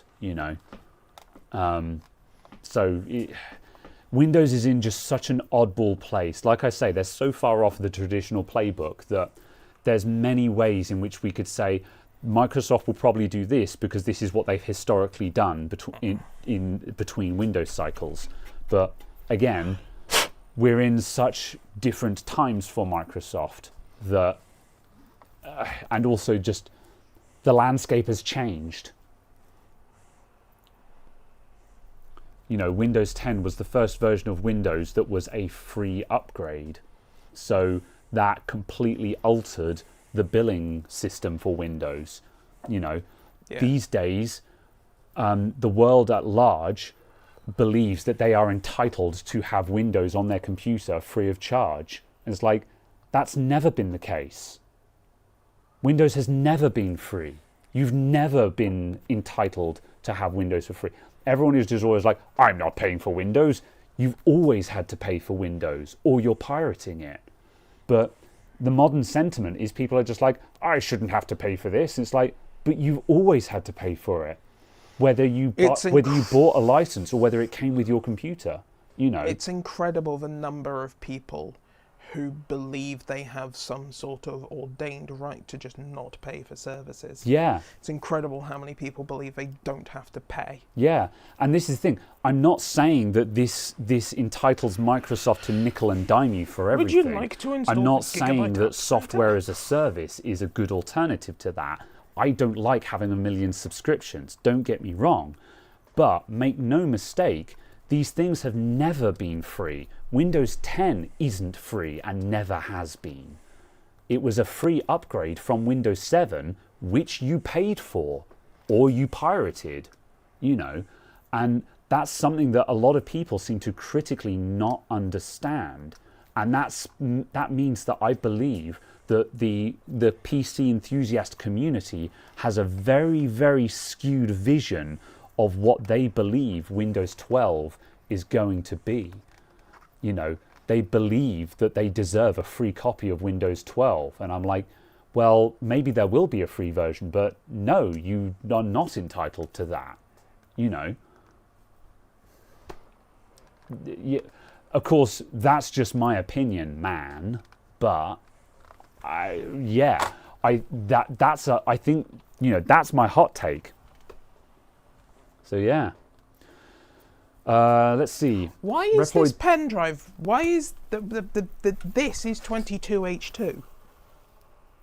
Why is this 20? I thought that had been upgraded to 23H2. Why is this 22H2? Yeah, well, 23H2 takes like 5 minutes to install. 23H2 is a really weird update. But it's also just a fact of like it installed, and then I went, this doesn't look right.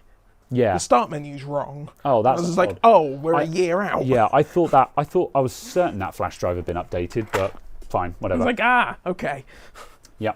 Always was free in developing countries. Okay, but like, let's face it, the majority of the PC enthusiast community is Western. Also, the majority of the audience of this channel is from the UK. Yeah. The UK is not a developing nation. Yeah, we are not a developing country, so... I mean, we're certainly not progressing. Yeah. But yeah, Repoid says Windows 10 at launch was a disaster too. I wouldn't say it was a disaster. You know, it wasn't finished, but I was using Windows 10 from beta, and by the time Gold came out, it was pretty stable. There definitely were some wonky moments in beta. There are a few updates during the public beta that made Windows 10 go very, very sideways. But there you go. Yeah, from the Gold Master release though, I never had any significant issues with Windows 10, which is not to say that no such thing existed, but no more so than you can have wonky problems with Windows 10 today. So I don't think so. To me, Windows has become a dumpster fire. No. I mean, Windows is the most stable and the most secure it has ever been. For whatever reason, because remember 10 years ago, I was my daily bread and butter was removing viruses from computers and dealing with blue screens and stuff like that. That's just not things we deal with anymore. Windows, broadly speaking, does just work and doesn't catch viruses because of Windows Defender. Doesn't just work, it's probably something you've done. Yeah, I was going to say, obviously malware still exists, but it's usually because someone has downloaded Update My Drivers Super 2025 edition, and that's not a virus, that's you just downloading junk, So yeah, I disagree. Now, it is worth noting that Windows... Now, we can have a discussion about Windows becoming bloated. I don't think it's a hot take to say that modern Windows is bloated and could be a lot more streamlined. But also, modern PCs have got the horsepower for that to arguably not really matter. I definitely think there is a good discussion about Windows bloat and Windows running a lot of stuff in the background by default that doesn't need to be there. That much I can definitely agree to. But yeah, I think Windows is definitely in a very good place though, and I think a lot of people who think otherwise are either misremembering or maybe weren't really using the old versions, or have broken their computer. Yeah, because let's face it, we are more we as a community, we are more knowledgeable today than we were 10 years ago. What a lot of people remember about old versions of Windows is probably rose-tinted lenses. Do not customize the Windows installation. Yeah, drivers weren't great with the Windows 10 release. Yeah, there was a little bit... You could use all of the 7 or 8 drivers. Yeah. Basically universally, except for super uncommon devices. Yeah, it is true that people weren't necessarily advertising Windows 10 drivers, but you could usually use the 7 or the 8 ones and they would work just fine. But also, this is a third-party issue. That's not Windows being unstable. That's, Vista had the same issue. When Vista was released, most of the compatibility was because most of the third-party companies didn't get off their ass and make Vista updates until Vista had already been released. And again, was... The prime example... for your live work was Sage. Sage. Yeah, I've probably told this story on stream before, but I'll tell it again. Back in probably 2005 or so, when did Vista come out? 2005? No, it was later than that. 2007. Maybe something like that. 2006, 2007, something like that. It was the year that Vista came out. I went to a client. I was doing site work. I went to a client's house. They were an accountant. I was setting up their brand new Dell PC that had Windows Vista on it. And when I went to install Sage, because they were an accountant, Sage would not install. It wouldn't work properly. So I was on the phone to Sage technical support, and I said, it's a brand new system, clean install of Windows. Sage won't install. I'm getting this error. And they go, oh, it's not compatible with Vista. I'm like, what do you mean it's not compatible with Vista? This is the brand new Microsoft flagship operating system. And they're like, yeah, we've got a patch coming out in June or something like that, which was like 6 months away or something. And I'm like, what do you mean your patch isn't coming out for 6 months? Yeah. This is released. People own this system now. Yeah. This system has been in beta for a year. What have you been doing? Yeah. You know, that was not Microsoft's fault. Yeah. And that's the thing. And it's the same with Windows 10. You know, when there were a lot of hardware where there was no official Windows 10 driver. There was only 7 or 8 drivers. That's not Microsoft's fault, you know. So yeah. Install Windows as an English international user to bypass the bloat. That's a neat trick, and I've put that to the test. I haven't tested it long term, but that does work. I don't know how much of the bloat it removes, but it does prevent it installing all of the third-party store apps. So yeah. So yes, that is a legitimate thing, and I have checked that. It does work. It's kind of cool.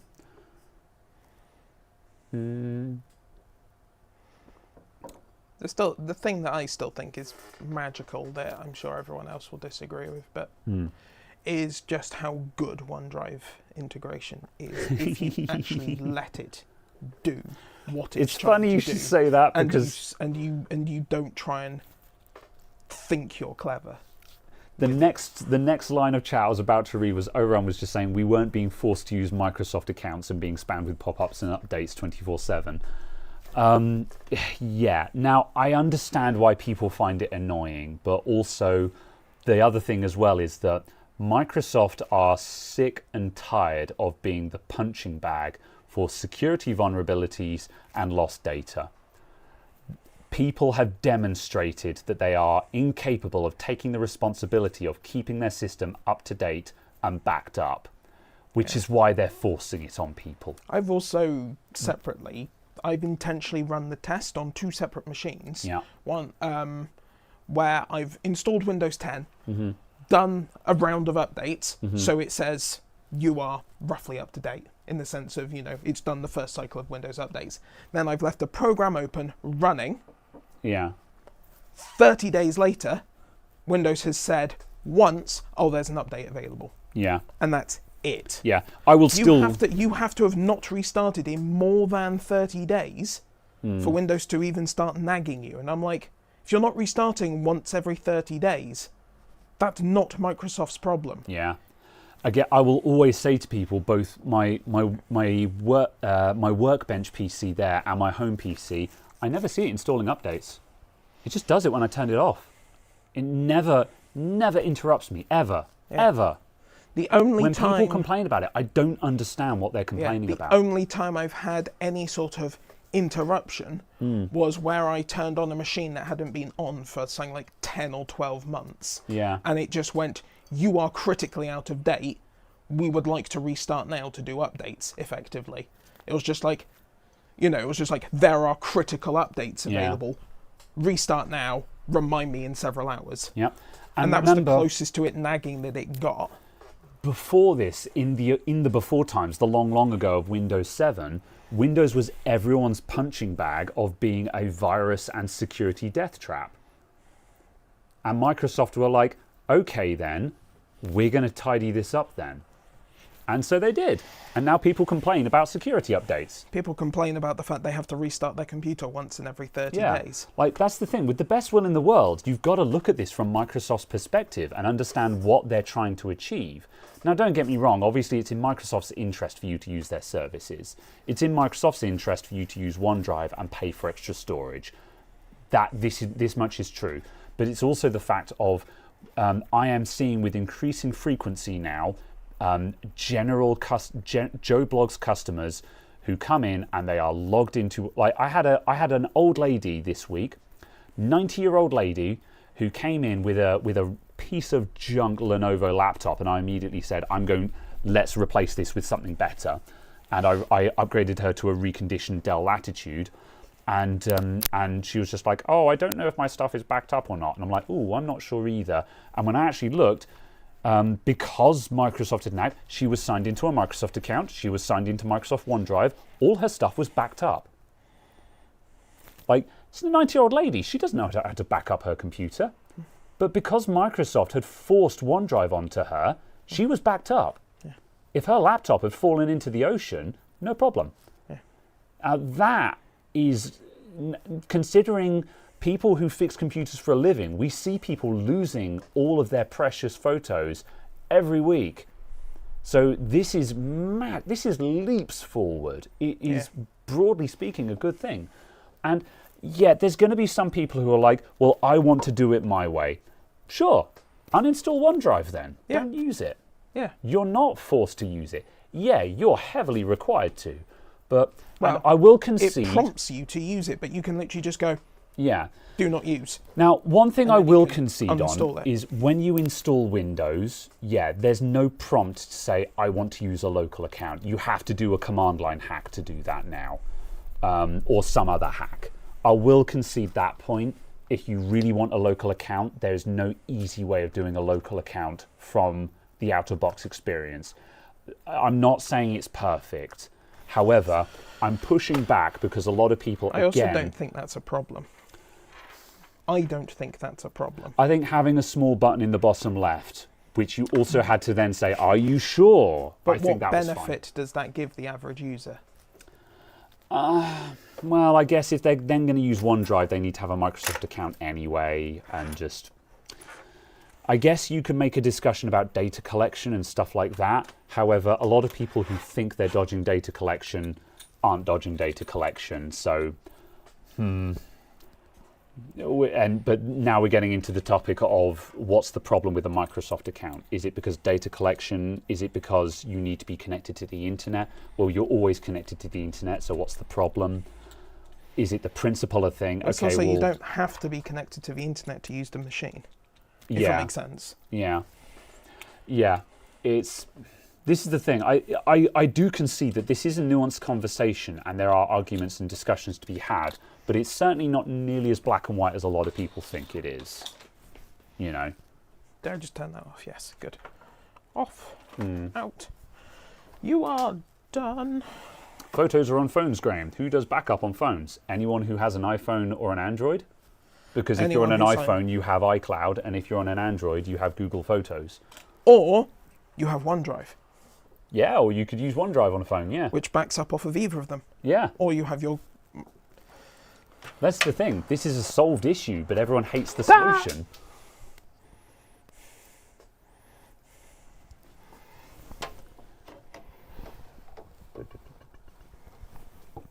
So, yeah.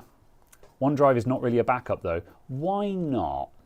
Is that because you don't own the location that you've backed up to? And I can agree. There's, you know, this is, I'm guessing that you're rolling with the cloud is just someone else's computer argument. That's 100% valid, but we're also getting into threat profiles here. Because the average person's threat profile is not that Microsoft or Google are going to, or iCloud are going to vanish off the face of the internet. And if they did, they'd still have their PC with all of their data on it. One problem I do have is there does seem to be an issue with OneDrive's default setup. I seem to see a lot of customers where they've signed into OneDrive, but it's not keeping a local backup of all of their stuff. Is the drive they have too small? Possibly. Like, as I said, I don't know what the cause of this is. I've just seen... I do see with reasonable frequency people who are saying that they can't get to their documents because it's on OneDrive. And when I look at the configuration, OneDrive is not keeping a local backup of all of their data. Now, they might have cocked up the setup. There's going to be a reason for this, and I don't know what that reason is. However, I'm not saying that it's a perfect solution. But again, at the end of we're trying to move people in a direction of a good and backed up solution. And getting people halfway there is a lot further than being at the start point. I think that's, you know. So yeah.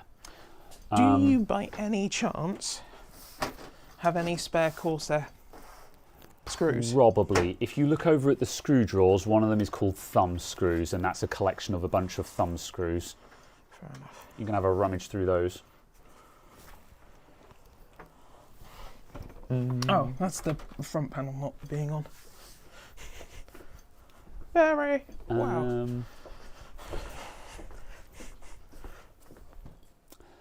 If that lady had inadvertently deleted a larger folder, would she have also deleted it on OneDrive? I thought OneDrive was just a synced copy. Yes, but also OneDrive has backup. OneDrive keeps everything that you delete for 30 days. So if it provides protection against accidental deletion.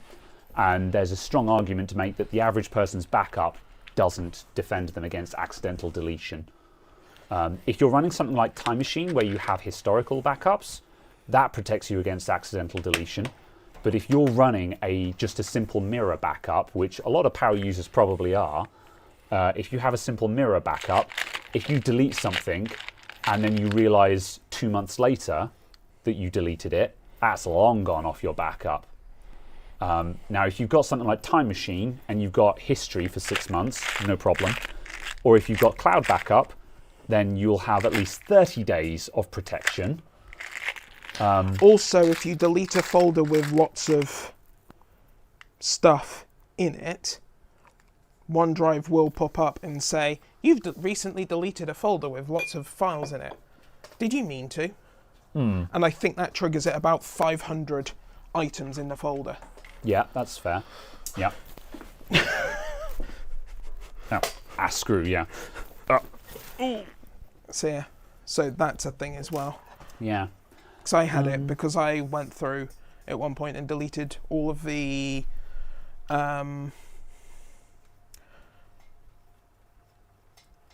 folders that were in my OneDrive picture folder. Just because I had accidentally duplicated stuff across the computer. I was just like, I do not actually need these here. Yeah. Firephone says hard backup is the only real backup. I agree to an extent. So again, this is why I say it depends on your threat profile, because cloud backup has a different protection profile to a hard backup. They have strengths and weaknesses. One of the biggest strengths of cloud backup is that when you're using something like OneDrive, Google Drive, etc., it's real time. The moment you save the file, it gets uploaded, so you have real-time backup. Like anyone who's running a hard backup, like even if you're running something like Time Machine on a Mac, how often do you do your backup?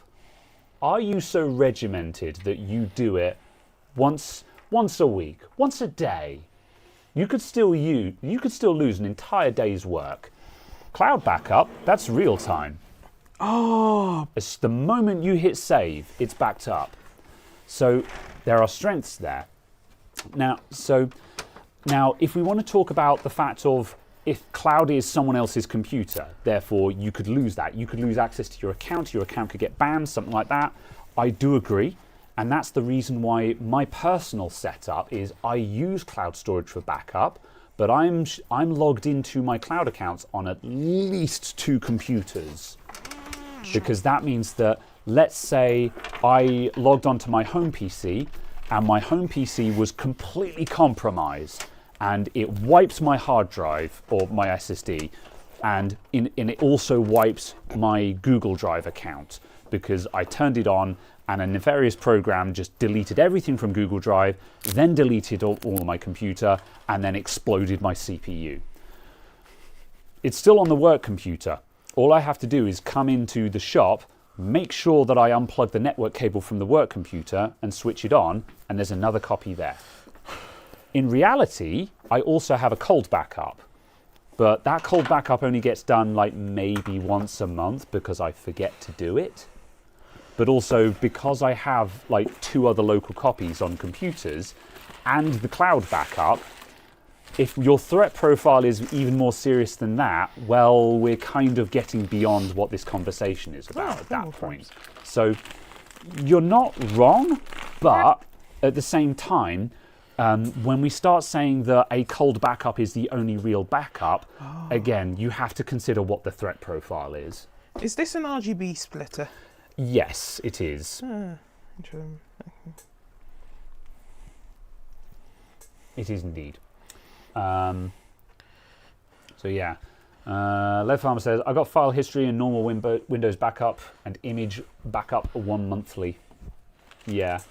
I find Windows file history, I want it to be good, but I've never, every time I've tried to use it, it feels horrid. It frustrates me. I want file history to be better because it's when it works, it's great, but the interface for it is awful. It's surprisingly difficult to say, please do a backup right now and tell me when you're done and when the last backup was. You kind of push the last time I tried to use it, it was like you click on backing up and you get a spinner, and that spinner just runs for an arbitrary amount of time without any kind of estimate kind of thing. So like maybe it's better. I haven't used it in a hot minute, but yeah, Windows file history, I want it to be good, but every time I've tried to use it, it's not been a good experience for me. So yeah. What is... That's... Do we think that's a temperature? Yeah, that's a temperature sensor. So why is there that temperature sensor? And... I mean, there's another one that's just like it. Oh, there are too many bags! There you go. And that. Yeah, good question. I mean, that, I think it's because, I think these are K-type thermocouples, and I think those are not K-type. I think those are just like thermistors or something. So basically it's a question of, like, these are super accurate ones that are good to like minus 200 degrees. And those ones are probably very limited, but they're good to get like an ambient air temperature reading or something like that. It does beg the question, why would you bother with anything other than a K-type? But perhaps there's a reason for it. Would you like a random 24-pin power cable? What? Fine. Cloud backup is good for documents and photos. For video files, not so much. Yeah, this is true. If you have mass storage, like you've got like hundreds of gigabytes worth of video to back up, cloud might not be so good. Modern, I was going to say, here comes Caradog and his goddamn full fiber gigabit all directions connection. Shut up, you privileged. Yeah, however, fiber will save us. It was the fact that one day I was considering it and I was like, oh, if I back up the data from my Windows drives, I need to reinstall. I was like, oh yeah, okay. Yeah. Wait, if I download it from OneDrive, it will be Oh. Oh no. Everyone also says, doesn't have Microsoft have awful account security? They won't help you recover your account if you have 2FA enabled. Yeah, account recovery, this is a tricky area, and like pretty much everyone is guilty of this. I've seen a lot of customers lose their Google account because they forgot their password and didn't have any account recovery. And there's a discussion to be had over how rough it is to recover a lost account in a bad situation. And we can play the blame game. We can say, well, it's the customer's fault for not having recovery information and stuff like that. But also, this is a disadvantage of cloud backup. This is true. But also, as someone else pointed out, your hard drive can fail. Cloud storage isn't going to fail in a meaningful way in that manner, but a hard drive can fail. So, like, there are advantages and disadvantages to all of these things, and we can play a tit for tat game there. Again, this is kind of like where, like, I feel like I feel like I've been very combative with chat today, and I'm not doing this on purpose. I'm not trying to be contrarian today. It feels, today? Yeah. Like, again, like where I was pushing back with Windows and Microsoft and stuff like that, I'm not saying that cloud storage is a perfect solution. What I'm doing is pointing out that a lot of people's distrust and dislike for cloud storage and online accounts is maybe misplaced or perhaps a lot more overzealous than it needs to be.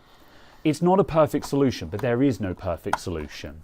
but also a lot of these things are not nearly as bad / evil as people make them out to be. My question with account recovery Yeah. is, if there is no recovery information, Yeah. how is the service provider supposed to confirm that you are the person you say you are? Yeah, this is the problem. How are how are you any different to a scammer? Yeah, I think it's difficult, borderline impossible, to provide the one-on-one service that would be required to verify yourself. Now, I'll give some examples of situations. If we've lost access to a Microsoft or a Google account, because both are just as vulnerable to the same issues. So, customer walks in, they've forgotten their password, and they've had this Google account since the dawn of time, and there's no recovery address or phone number set on it because at one point you weren't required to add that information. Remember, everyone complains about these accounts requiring a phone number attached to them, and then they'll also complain when they've lost an account because it didn't have a phone number attached to it. But yeah, so anyway, so it's unreasonable to expect Google to have people who can have a one-on-one conversation with you and figure out if you are who you say you are. Now, to provide a different example, a while back, I used to stream games on Microsoft Mixer. Mixer exploded, and so I moved over to Twitch. When I moved back to Twitch, I had lost my password for my Twitch account because I never used it. I'd lost the password for the NetherSem Twitch account. And so I went to recover my account, only to find that the account had a very old email address attached to it that I no longer had access to. So I'd forgotten my password, and I didn't have access to the email address to do account recovery. So I emailed Twitch tech support, and I had a one-on-one chat with Twitch customer support. And I was able to provide them with enough information. Like, we had a conversation. They were like, sort of, oh, what names have you used? What channels were you subscribed to? What channels did you frequent? They were able to ask, like, intimate information that only the real owner would realistically know. And I was able to provide information beyond reasonable doubt that I was the true owner of the account. And they said, no problem, I'll send a password reset email to your new email address. And they were able to be a human being talking to a human being. And it was great. I recovered the account and I got it back. However, that was Twitch. It's not reasonable to expect someone as big as Google or Microsoft to be able to do that with Google and Microsoft accounts. Let's be real here. Oh, no. For how big these companies are, it's not reasonable to be able to do that. Not beyond the realms of doubt, at least. May I? And sure. Where are they? Oh, look down to the right in the pile of boxes. There's 1,000,001. Ah, yes. Yeah. You know, when you can, and the cost of getting that wrong is that a scammer gains control of an important account. So, yeah. Nibble.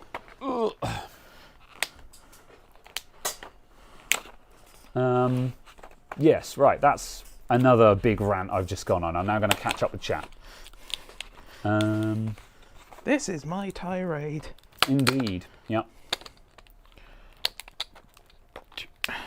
Are you seeing issues with knowledge base update XYZ on Windows 10 there?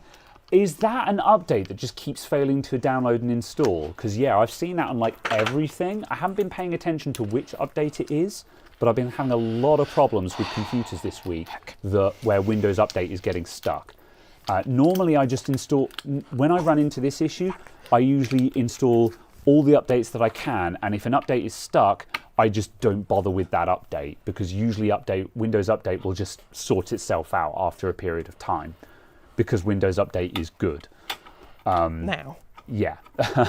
Yes, now. So, yeah. Hi, I'd like to update this XP machine. Yeah, so I've just been ignoring it because eventually it will sort itself out. But yes, I have been seeing an issue with that. Okay. Yeah, it's probably KB 5034441. Yeah. and it's got to expand the recovery partition. Interesting. Yeah. I might have a... Yeah. Oh, I wonder if that's why I hadn't had it, because I don't have a recovery partition. Yeah, possibly. Yeah. Don't know. Yeah. Yeah, Jerry BVR says, wow, what a novel idea, being able to speak to a human in support. Yeah, when you can speak to a human, you can get a lot done, because humans can be humans to each other. But like I said, it's not reasonable to expect big tech to be able to provide a human-on-human level of support, because the customer base is so enormous that it's just completely infeasible to do that. It's like the YouTube, it's kind of like the YouTube moderation problem. You know, everyone complains about YouTube moderation, and it's like when you look at how big YouTube is, it is impossible to do a human level of moderation on YouTube. And obviously we need a better solution to it, but people need to look at that and understand, like, okay, we can appreciate there is a problem, but also appreciate that the solution that people want is not feasible. So yeah. I'm missing some mounting hardware. Two guys tirade day. Yeah. I'm missing mounting hardware, and I don't know how.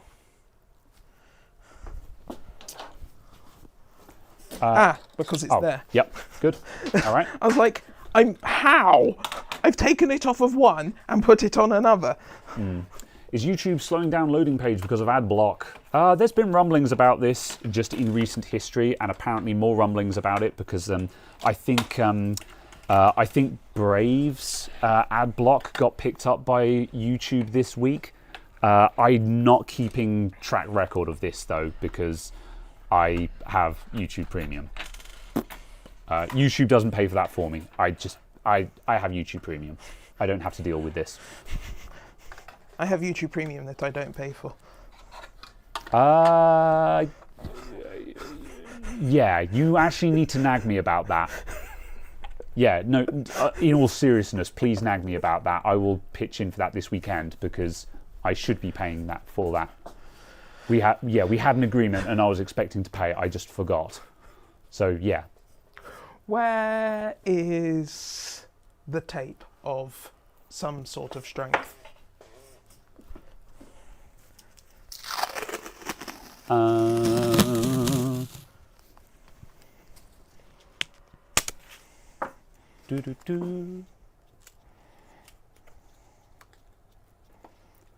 Scroll.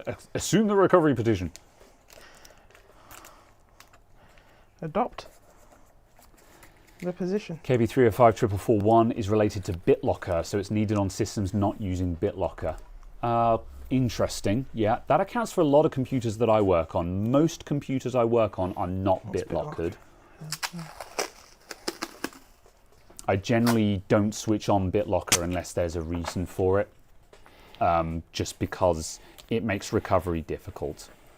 And yeah, like there is a compelling argument that we should all be encrypted by default. However, a lot of people just don't. Encryption by default. A lot of people just don't need their home computers to be encrypted. Still can't believe how sodding heavy this is. It's just. Oh my god! Yeah. I refuse to pay for YouTube. Fair enough. I watch hours and hours of YouTube every week, and I think... Then watch the adverts. Yeah, then watch the adverts, yeah. I watch a very large amount of YouTube, and I think that is a service worth paying for. Someone has to pay for it. You know? So, yeah. This is kind of like, again, I don't want to have an argument with the audience, but... Like Caradog said earlier on about people believing that they're entitled to things for free, someone has to pay. It's not free to run, therefore someone has to pay. Yeah, that does work. You know.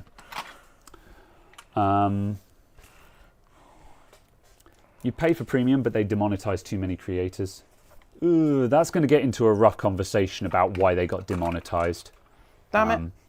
However, bearing in mind that premium is, if you're not subscribed to a individual channel or supporting them in some other way, being a premium viewer is vastly more valuable to that channel than being an ad-supported viewer by orders of magnitude. So if you are a premium subscriber on YouTube, your views are providing drastically more revenue to that channel than any other type of viewer will do. But again, this gets into a complicated conversation that I'm going to avoid because... Something that I'd be interested in seeing is... I've just put that on the wrong way around, haven't I? Good job. Is if channel members are the same for their views. So if someone is subscribed to a channel and pays money to the channel as a channel membership, if their views of the channel are also higher value views, or if their views are standard ad supported views. That's a good question. Yep. If you're a channel member and you watch a video, do you also count toward the premium, the YouTube premium views effectively? I would wager not, because also just simply being a channel member makes you several orders of magnitude more valuable to that channel. Yeah. And for the record, I don't like saying, I really hate referring to a viewer's value. That's a really disgusting way to talk about people. However, for the purposes of the conversation, I'm speaking objectively. But yeah, Infogram starts hocking SCD keys. No, I kind of want to talk to Gamers Outlet though, because I've had really good experiences using them so far. I need to send them an email and say, hey, by the way, do you want to sponsor me? Because I asked on their live chat. Oh, did you? They didn't reply. Oh, sad. I was just like, oh, okay. Not really the correct way to get hold of them, I suppose. No, but it was just the fact that the live chat popped up and was just like full screen. I was just like, oh, okay, I will type my message in here then. I've not had that happen to me, but then on the other hand, also just so many nonsense things that appear on websites, my brain automatically goes close.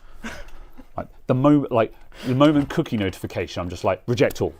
You know, it's just Twitch reactions. You know. When are you going to PCBWay? When I get round to emailing them. Oh yes. How's that VPN sponsor?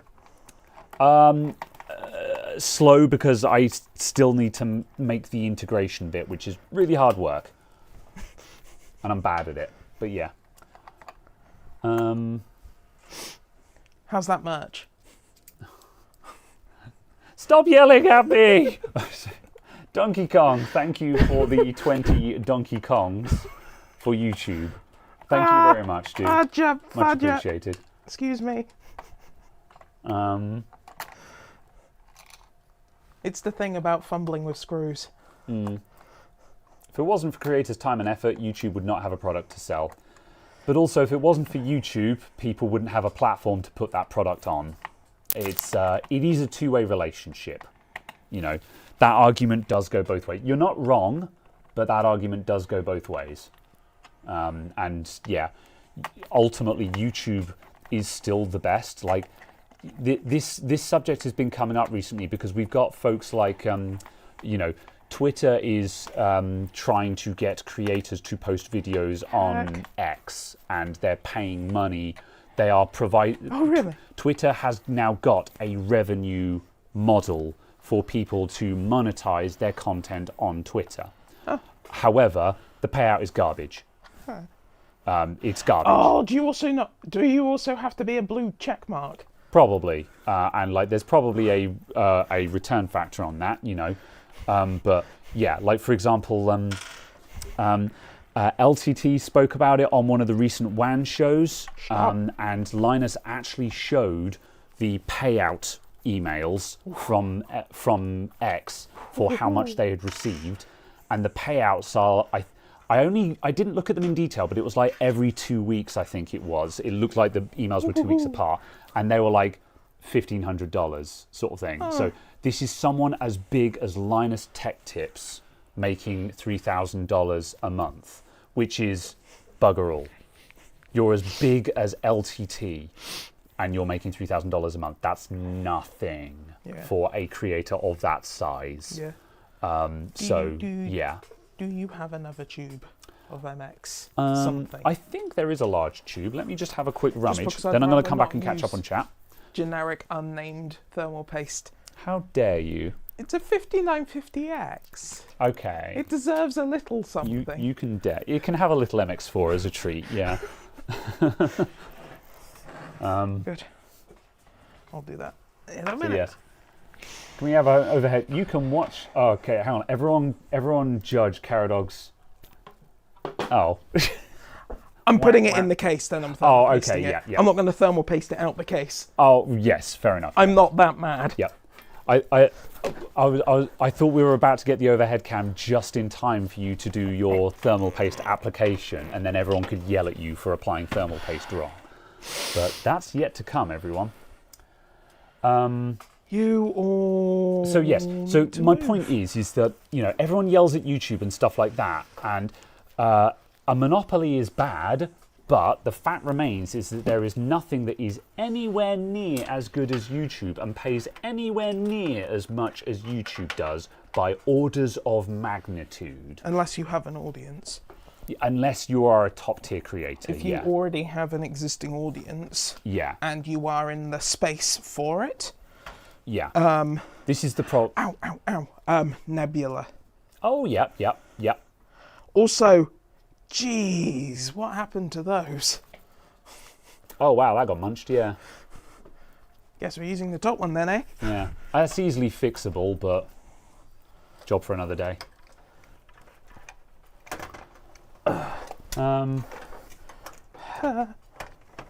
Yeah. So, so this is the thing is, so again, I'm not saying that YouTube is perfect. I've got beef with YouTube, and the lack of communication makes issues with YouTube very difficult. I've just cut. Last year was probably my worst year on YouTube because it was a bad year in a year where it really mattered. I needed it to be better. So I'm not fighting for YouTube here, but let's face it. What other place would have given me even a tenth of what YouTube does? Nowhere. There is nowhere. There is nowhere else. So like it or not, this is what we have to work with. So we need to try and compromise, is what I'm saying. Call me a dirty centrist, call me a fence sitter, but that's the reality of the situation. Hecking centralists. End tirade. So yeah. They got you by the views. They sure do. They sure do. Will you go in there? Yeah. Ah!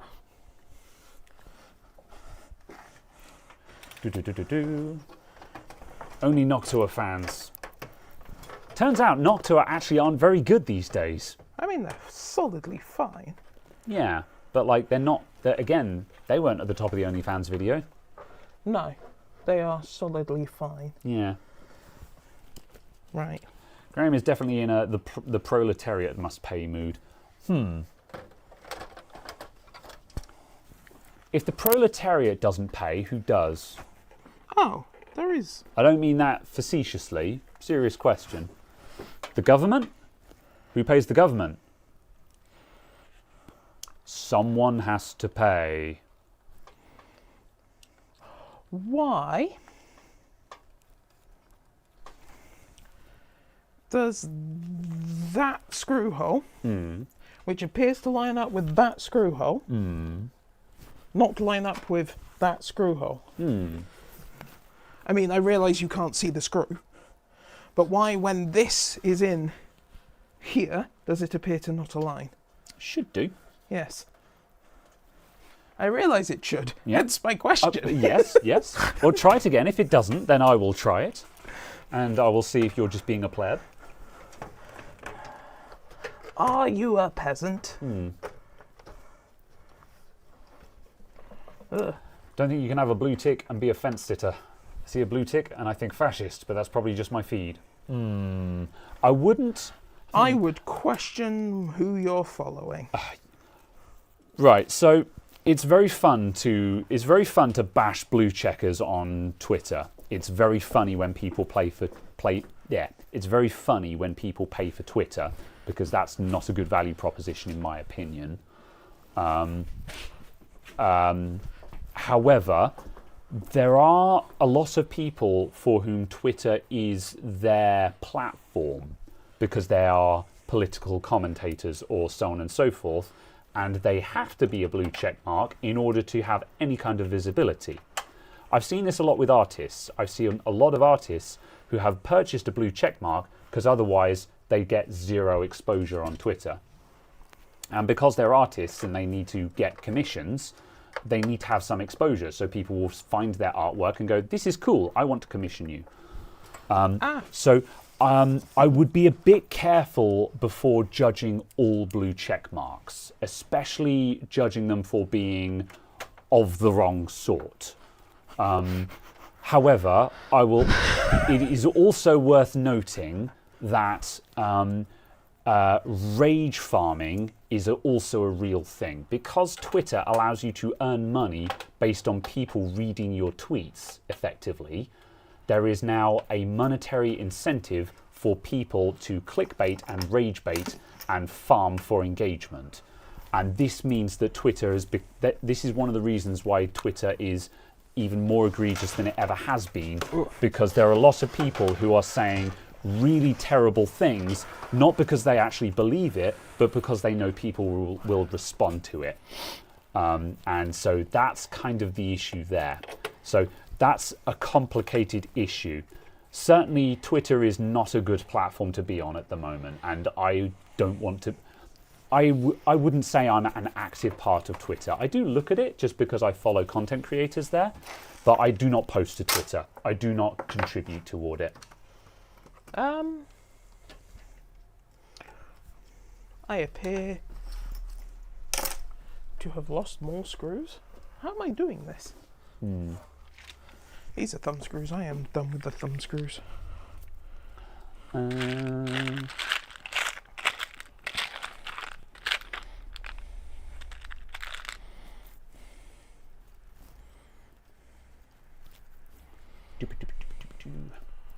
Aha. Fan up or fan down for the power supply? Well, if you put it fan side up, you don't have to clean the bottom vent. Your move, fan up haters. I'll take them just in case. And in addition to that, as other people have said, heat can rise out of the power supply.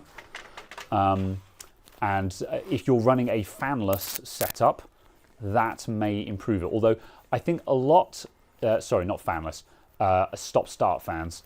I think a lot of power supplies with stop-start fans, the fan speed is dictated by the wattage load, not the temperature. Like the fan kicks in if it hits like 400 watts or something like that. So by that argument, I don't think having the fan pointing up actually makes any meaningful difference there. Really, as far as I'm concerned, it's about not having to clean the bottom vent. That's my interest. Where are your Imperials? Should be bottom left or bottom middle. Okay. Oh, I see. Yes, it is unlabeled. Yes. It's just a big pot. Fan down has better cable management for a lot of non-modular power supplies. Yes, it can do. Yeah, I have had a couple of builds where I've been forced to do it a certain way because the EPS cable wouldn't reach, and I needed that extra 2 or 3 inches that you get from flipping the power supply over. So yeah. So yes, I wouldn't say it's my religion per se. I have a preference.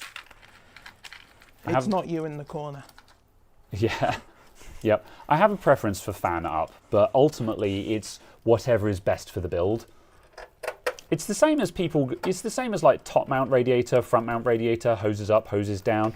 It depends what works best for the build. There are some builds where having the hoses down is going to work better for that layout. And there are other setups where having the hoses up is much tidier. Likewise, fan at the top, fan at the front. It depends on the case. If you've got a really small case, front mount rad is probably going to work better for you. In this case, we can't front mount the radiator, so it has to be top mount. I was just thinking, yes, my reaction was, oh boy, how tall would the case be? 480mm radiator mount at the front, Yeah. 3 optical drives. That's right. So, as I say, I have preferences, but ultimately my decision will always be best. We're going to lose that graphics card in a minute. Ultimately, my preference will always be based on what I think works best for the build. You're openly poking the bear. Yep, that's fair. I'm giving serious responses because I've chosen violence today. However, I mean no ill will. I have no ill will toward anyone. Unless. Oh my God. Stop coming out.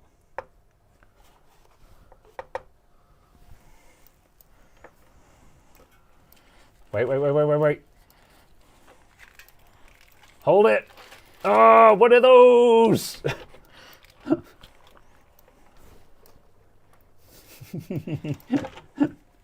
What? It just becomes a splob. An offset splob. Yeah, slightly. I joke. There you go. Firephone asks, how much would you price this build? I mean, cost price or This one? sell it?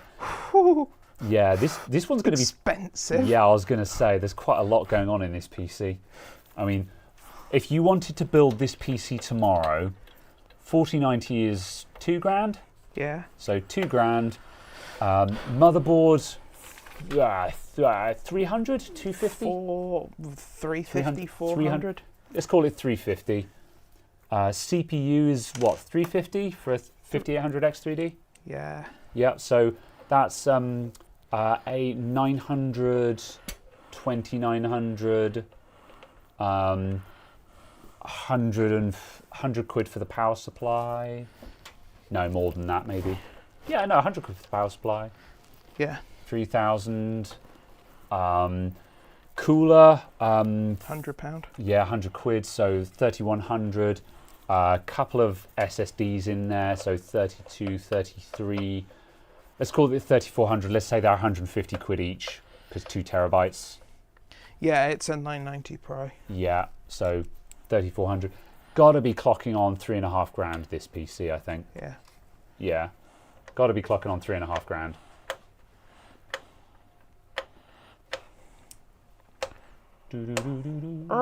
Stop. Thank you. Whatever way it's mounted, a similar amount of dust will be pulled into the PSU. Yes, it's just a question of where you're cleaning the dust off Stay. from. If the fan is up, What most like of the dust that gets through the filtering is going to be on the front. And it's a lot easier to clean your front filter most of the time. Yeah, that's fine. yeah. That's fine. Good.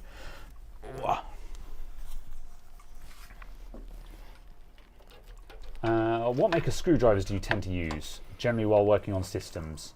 My favourite brand is Wera. We are using like the screwdriver you can see just to the right of the PC there. These are Wera Craft Form screwdrivers. Not sponsored, but would love to be sponsored by Wera. They are the best screwdrivers in my opinion. For working on just a desktop computer, like the most common screwdriver we have on this bench, I think, is this Stanley cheap-ass Phillips number 2. Specifically because it's a Phillips number 2. Yeah, just a Phillips number 2. You don't really need a good screwdriver for working on a desktop PC. For working on laptops, where you're using small fiddly screws that are easily damaged, wear a craft form for days. I do also still use my secure electric screwdriver that I did a review for a while back. I still use that, and that is also very good, because if you've got a laptop with like a dozen screws on the bottom that you've got to zap out to take the bottom cover off, electric screwdrivers are the dream. However, if you need a precision screwdriver that isn't going to tear up the screw head, wear a craft form for days. They're very annoying to purchase though. The Wera Craft Form kits usually have very annoying combinations of screwdrivers in them. They often have like half Phillips and a whole bunch of slotted screwdrivers, and no one cares about slotted screwdrivers except electricians. You need an LTT ratchet. I wouldn't use it. There's not a doubt in my mind that the LTT screwdriver is a really good ratchet screwdriver. but I don't use a ratchet screwdriver. They're not useful on a laptop, and on a desktop, this is fine. So, yeah. We'll plug that in. I think the LTT screwdriver is probably extremely good at what it does, but what it does is not what I need. Up there. Spelled wearer. That is correct, yes. So I understand the stupidity of what I just said. I'm acknowledging that what Haverkamp just said was accurate and useful to the conversation. That's wearer, spelled wearer. Shut up. Yes, that's G like gnome. P like pterodactyl.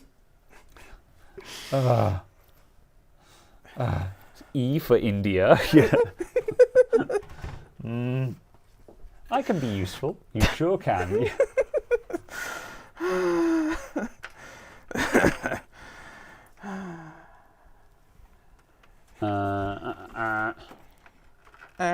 Fairer in Dutch, yeah. Smoking a pancake.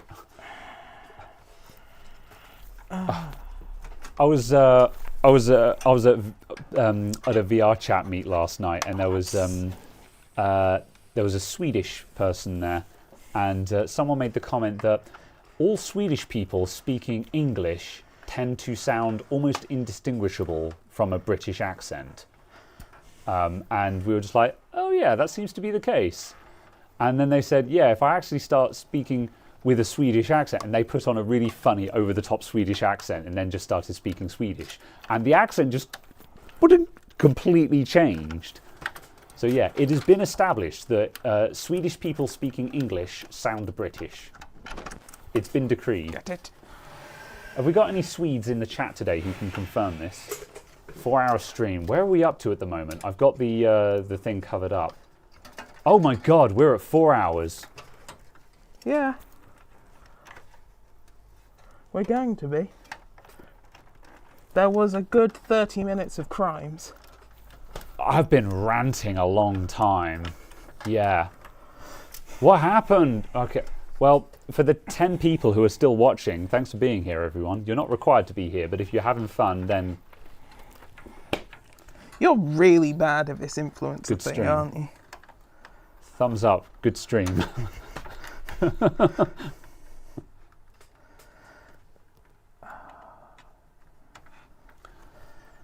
Why is the USB 3 header an abomination? Mm-hmm. So when am I moving to Sweden to open a new shop? I don't know. Sweden seems like a cool country. They've got a very high cost of living there, though, I think, as well, haven't they? Although I think it's really expensive to be in Helsinki, but that's probably in the same way that it's really... Is it Helsinki? I don't know. Is it Helsinki? Yeah. Is what Helsinki? The capital yes. of Sweden, yeah. Yeah. I want to go to but then Helsinki. it's really expensive to live in London, so that's not saying much. That needs to... Slotted screwdriver and screws. Oh no, disaster. Yeah, they're terrible. But a lot of... I think the reason why slotted screwdrivers still exist is that if you're an electrician, light switches, plug sockets and stuff like that, they all have slotted screws on them. Oh, this is a crime. I think it's just because slotted screws look nice. Stockholm, you wallies. Where's Helsinki? Helsinki is Finland.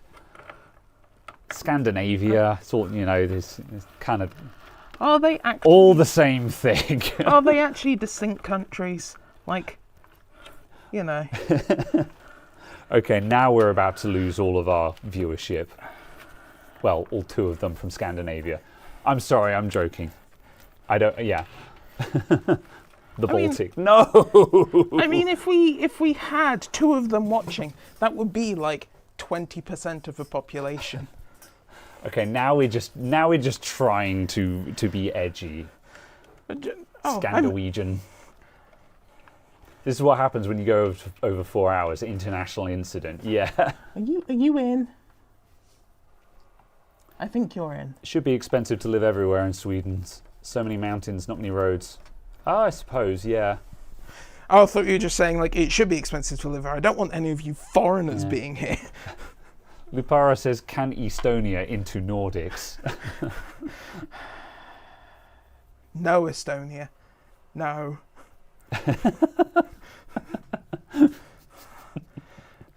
I'm hoping the person who said that is aware of the joke of Estonia joining the Nordics. I don't know, actually. So if we're touching on a political landmine, I'm blissfully unaware of it. Should I immediately change the topic? So SSDs, eh? Yes. It's about that time, eh, chaps? Righto. Love to all the Vikings, yeah. Oh!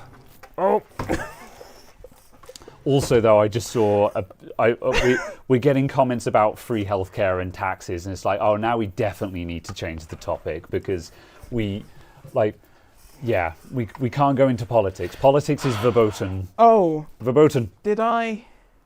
Nothing good happens after 3 hours, yeah. I need to check if I actually plugged in the front panel on the other case. Oh, I see, yeah. So I was just like, I can't read that. Time. Oh my God, it's 10 to 8. And now someone has pointed out what the timer is on. I'm just like, I'm really hungry. I'm surprised I'm not tired. Normally at this point my energy is gone, but I'm surprisingly high energy. Yeah, it's what happens when you go on tirades. I guess, yeah. Maybe it's just because something about opinions in an audience. Minus. Liam in Wales asks, do you think SSD prices will go up? What was that? That was me rapidly trying to change the topic from politics, because we were like, yeah, let's not talk about politics. And then I kind of started tapping my fingers, and then I saw something else to talk about.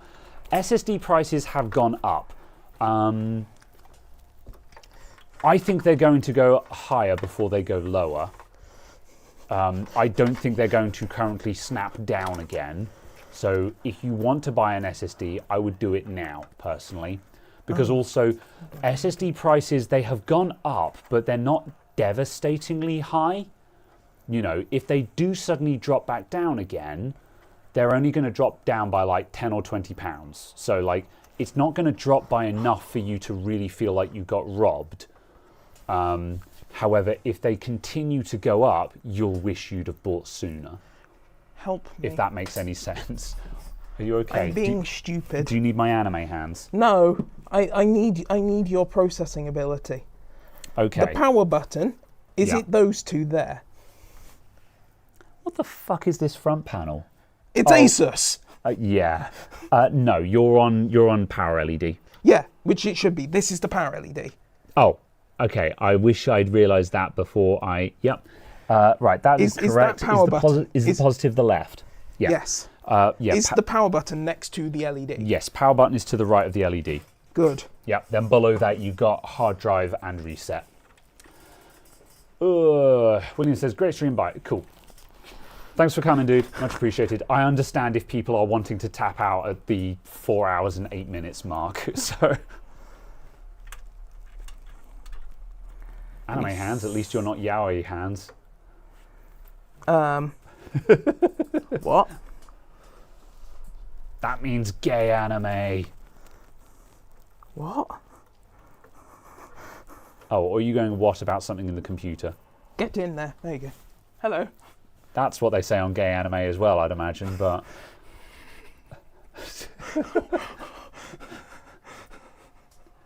So SSD prices are probably going to go a little bit higher before they go lower again. That's my prediction. So if you're looking to buy an SSD, I would probably get it sooner rather than later. Even if they drop down, they're not going to go lower than the previous lows anytime soon, because they don't need to. If they do go lower, it's going to take 6 months for them to go lower. That would be my estimate. Do we think that AAFP is the front audio? Yes. The hell is AAFP then? Let me have something front panel. Oh, it's going to be Asus audio front panel. Even though it's the same as every other front panel, because Asus have to call everything the Asus connector. Sorry, the Asus. Asus. That's USB. Careful when you buy an SSD. Lots of scammers out there. Yeah, buy a good brand name. Make sure that it's from a reputable seller. Although that much being said, I did see someone a while back. A customer came into the shop with a counterfeit Samsung SSD that they bought from Amazon. Did it say Samsung on it anywhere? Yeah. It did? Yeah. Oh, okay. Because all of the fake ones I've seen have just said 990 SSD. Yeah. No, it had Samsung written on it, and it had like a Samsung on the label and everything, but the drive was made of plastic. And I was like, oh, that ain't Samsung. Oh, I see. As in there was a circuit board. Oh, yeah, it was functional, but it Oh, I see. Well, sorry, I thought you meant they'd actually literally just provided a piece of plastic in the shape of an M.2. I was just like, wow. No, it was a 2.5-inch SATA drive, and the case of the 2.5-inch SATA drive was plastic, whereas Samsung drives are tin or metal or whatever. So yeah, and yeah, that was on Amazon, and you know, I've not been stung by anything yet, but also because it's Amazon, I just said to him, just send it back. Also, though, like he might have got it on Amazon Marketplace or something like that. You never know. You know, there's going to be some people who have managed to stumble into Amazon Marketplace and find something that any sensible person would have looked at and been like, "Oh, that's fake as hell, dude." Or failing that, if you buy a Samsung terabyte SSD for £10, that's probably not a real Samsung SSD. Or an SSD. Yeah.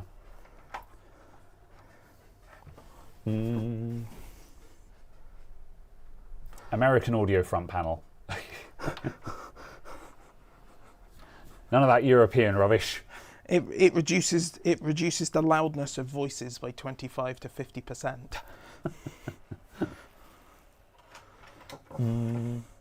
What's now the best storage for bang for buck? What do you mean? What, like terabytes drive, terabytes stored? It's going to be either 1 or 2 terabytes. Probably It's 2 terabytes. Well, it's the Exynos X8 hard drives at the moment. Oh, okay. Yeah. More clarification required. Have you just twisted off that? Have you just twisted off your SMA connector? Oh no. Uh-oh. Oh, hold on. It might just be a loose ring nut. Is it? Yeah. It is. Okay, that's salvageable. Just need a pair of pliers on that. How does one fix that when I don't have access to the nut?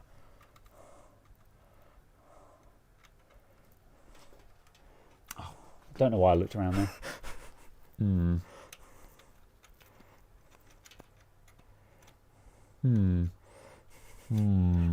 Oh.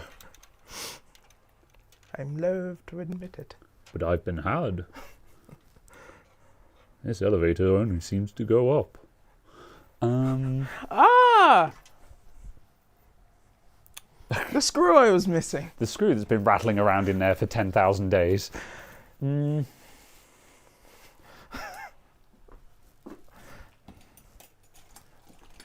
Maybe those.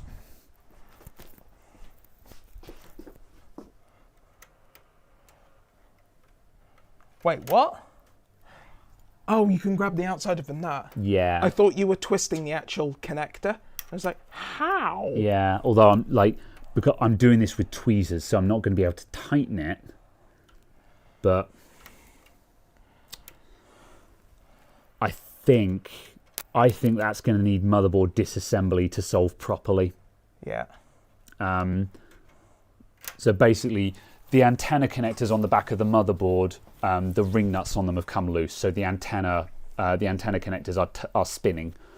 But because of the integrated I/O panel, the ring nuts are behind the I/O panel, so you can't get onto them with pliers or anything to tighten them. So that's going to be motherboard out, and all of the I/O shield and VRM heatsink and everything needs to be removed. So that's going to be a bad time to resolve. Yes. That's a job for another day. Yes. Indeed. How's about we order pizza and keep on going? No, we're not doing that. Don't suggest that. We're not doing that. If you tip more than $500, we'll keep. No. I want to go home tonight. 990 Pro 2 terabyte for 165 quid. Yeah, that sounds about right. Yeah, it's not terrible.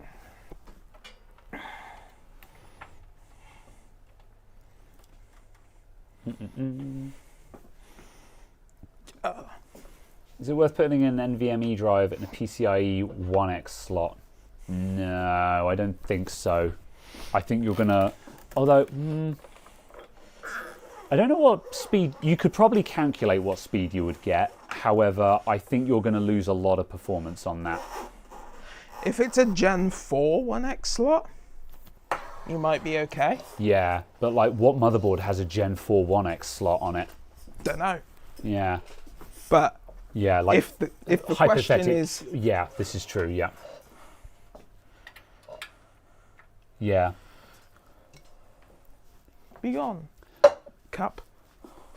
Because like even if you got a Gen 4 drive into a Gen 4 1X slot, like you might get limited down to like say 1,000 megs per second or something like that, but that's still fine. I think it'd be 500. I think it'd be 500 megabytes. Oh yeah, that's not. I mean, that's okay. That's a big hit to performance, like for burst performance and stuff. But then on the other hand, again, that's still fine. What am I doing? X1 slot doesn't work. Yeah, I think there's probably a setup where it would work, but you'd have to you'd really need to cherry pick the components. And it's a case of, well, if you're cherry picking, then you won't have this problem in the first place. So yeah. It works. Cheerio lads, are the microphones sorted out? They sure are. Check out the first 5 minutes of the VOD if you want to know all the details for that. All right. Right, I do actually need to use the bathroom, so I will be right back. Then I will be here, hitting delete. Yeah. Also, yeah. Are you installing? What are you doing at the moment? I am making sure the PC works. Okay. Yeah. Because yes, I would actually like to go home at some point tonight. So in all seriousness, we should think about wrapping up if we're able to. I will be right back.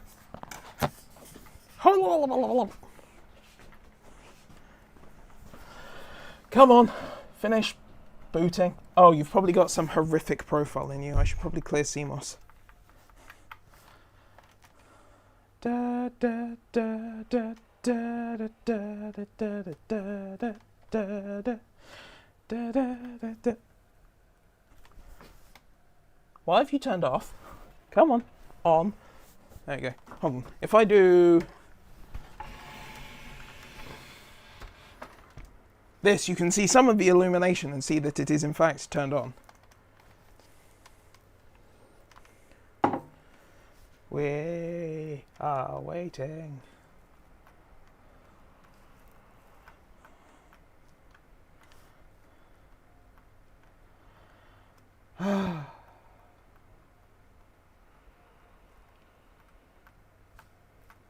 I may have been incredibly optimistic and hoped that this Asus board could actually boot with decent RAM in it. But we know how that goes.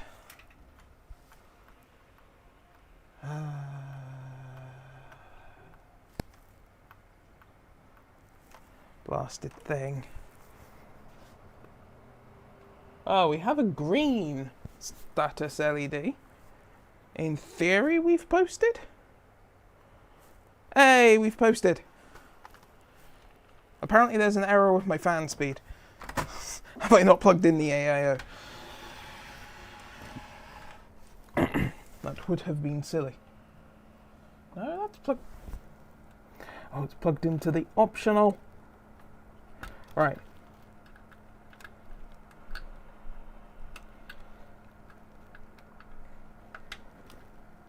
Oh my goodness. Please. Please. There we go. Have you broken it? I couldn't get the fan connector on the fan thing. But there we go. We have posted. Right. Enable resizable bar. I'll put on my microphone momentarily. I'm going to crinkle with crisps first because I'm hungry. Crunch, crunch, crunch. Yum, yum, yum. Oh. There you go. Good. Da, da, da, da, da, da, da, da. Same board in this PC. No, this. Right. In the other PC, we have the Gigabyte X570S Master. And in this one, we have the ROG Crosshair 8 Extreme gaming motherboard. Gaming? Gaming. Ah, this is booting the wrong Windows install. It has failed. Let's try that again. Failed me for the last time, Asus. Hand Cara a few crisps. If you would like a packet of crisps, help yourself. No thanks. I'm good.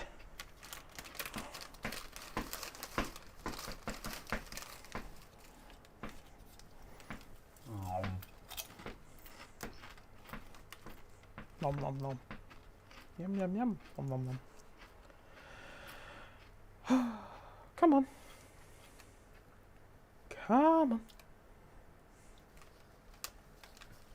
Steve says I'm super hungry now. I think the energy crash is coming on. As soon as I realised what the time was, I was just like, oh, I've been going for 4 hours.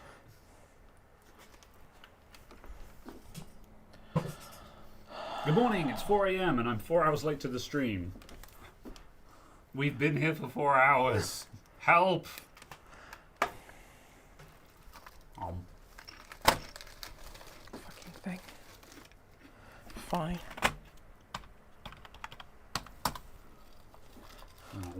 I will use the UEFI command and you will reboot into the UEFI. You Ham King board.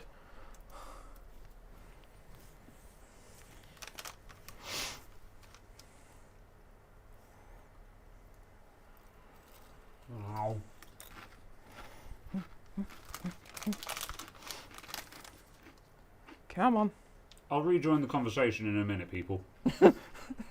There will be a conversation in a minute, people. There will be a review of my bacon crisps. Back fan not necessary. Oh yeah, what happened to the back fan? I put it back in. Did you take it back out? I think we took it out when we originally put this in. I put it back in though. Oh, was that one? Yes. Okay. Ignore me. Yes. Yes, yes, yes. Yes, yes, yes.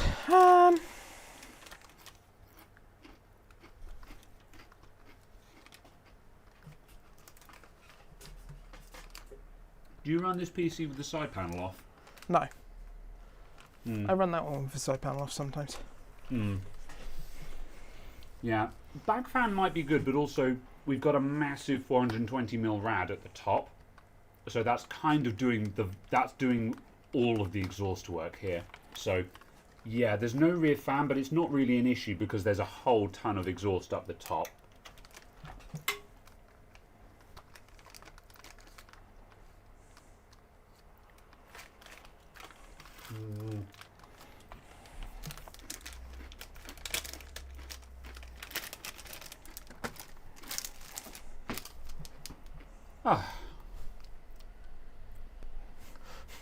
My hand is crispy. This is what you do when your hand, when you know.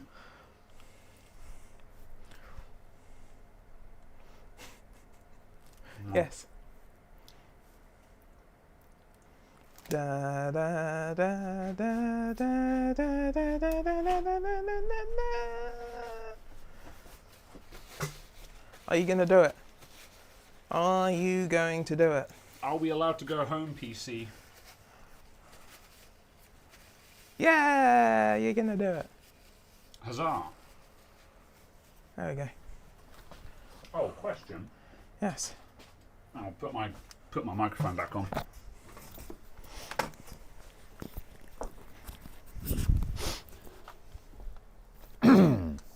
Question. On this PC, there are a couple of Windows images that are called Superlight. Is that Ghost Spectre? Yes. Very well. Also, is it possibly a really old version of Ghost Spectre? Maybe. I have here the current version, I believe, plus also the update utility. Okay, I'm going to quickly copy those then, because Yes. if I'm going to keep a copy of those images, I'll keep an up-to-date copy of those images. Yes. Hopefully in the supplies, surprise to no one, if you look in the ISO folder, there will be the ISOs. Very well. Delete, install. Yes. Ghost Spectre. Okay. I'll go with... Yeah, I'll take them both, yeah. And then that's just the Windows 11 updater. Cool. All right. I don't know what the updater does that Windows Update doesn't do, but there was an updater to a newer version, so I grabbed it as well. Very well. Cool. Right. So, okay, you're installing, Yes. and then this is complete. Yes. And then I think we're about done, aren't we? Yes. The only thing I'll need to do is install a driver for a network interface. Because as far as I'm aware, none of the network interfaces on this motherboard I'm have natively drivers supported.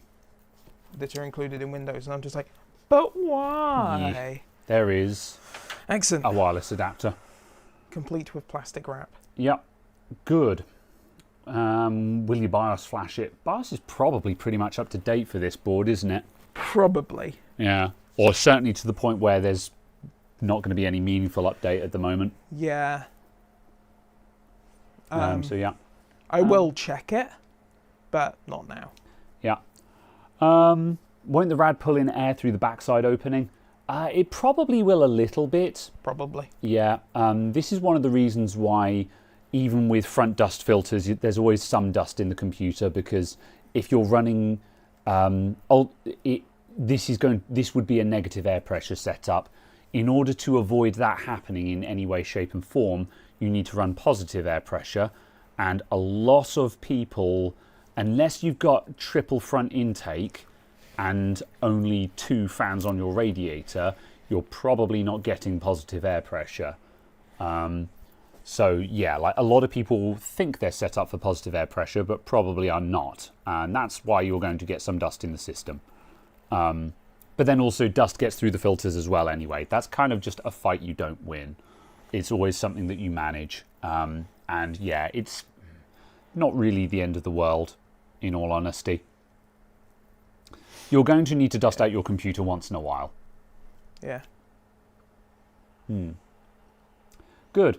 Right. I think PC off the floor equals less dust. Yes. I was reading that carefully because I thought you were about to say PC on the floor equals less dust. I'm like, that's very, very wrong. However, you said the opposite of that. PC off the floor, yes. Anyway, the fat controller laughed. You are wrong. Right, I think we're going to wrap up because my energy levels have just crashed. And we're basically just waiting for a Windows install to finish. Indeed. We have run out of content. And We are basically done. I think I've spouted enough hot takes for one day. I have espoused enough rubbish. Yes. Ruslan Lambrada, thank you very much for the 99 cents. Much appreciated. D-face. Right. Night, everyone. Take care of yourselves. Goodbye. It's 4.5 hours, a record long stream. Possibly. Yeah, I don't think we don't go this long very often. It's certainly not Certainly gone. don't intend to. Yeah, I think this is probably the first time we've run this long, and it have been like an accidental overrun, and not just a, oh my god, we're not done yet kind of thing. Usually, if we're running this late, I'm in a situation where I'm just trying to complete what I'm doing, and I want the stream to go away. Yeah. Whereas this time we got up to 4 hours. I was like, oh my god, we've been running for 4 hours. When did that happen? So yeah. So yes. Lots of faffing and criming. Yeah. Thanks everyone. Next video is probably going to be a HP laptop repair. Very, very simple one. It's a dead capacitor. So yeah, very, very simple one. Nice So point. it isn't so. But yeah, nice point and shoot board repair. And then coming up in the future, I recorded it before, but I'm going to delay it a bit more, is a MacBook Air with a dead IMC. Again, say it isn't so, but however, yeah, I hit a dead end with a 820-00165. But yeah, thank you very much for tuning in, everyone. Much appreciated. Thanks for sticking around. It was a heckin' long one. We'll see you next week with something else. And if you do enjoy listening to my dumb voice, I will be streaming more of Sonic Frontiers tomorrow on Twitch. Twitch.com/Nethersam. SMC, Muerto. No, it's a dead IMC. It's a dead CPU. So yeah, Rip. I'm going to do the Twitch thing just for the good measure. HTTPS twitch.tv/Nethersam. That's where I'll be. Are you okay? You're making gasping noises. It installed the Wi-Fi driver. Ah. Can you put in a Wi-Fi antenna? Good. Right. I'm going to say goodbye, everyone. Hit the button. Right. Goodbye, everyone. Yep, we're out of here. Any sponsor Stream updates? key. Not yet. Stream key will do. All right. Bye, everyone. Now would be a good time to insert ads. Toodles. Thank you for being here. Stay safe.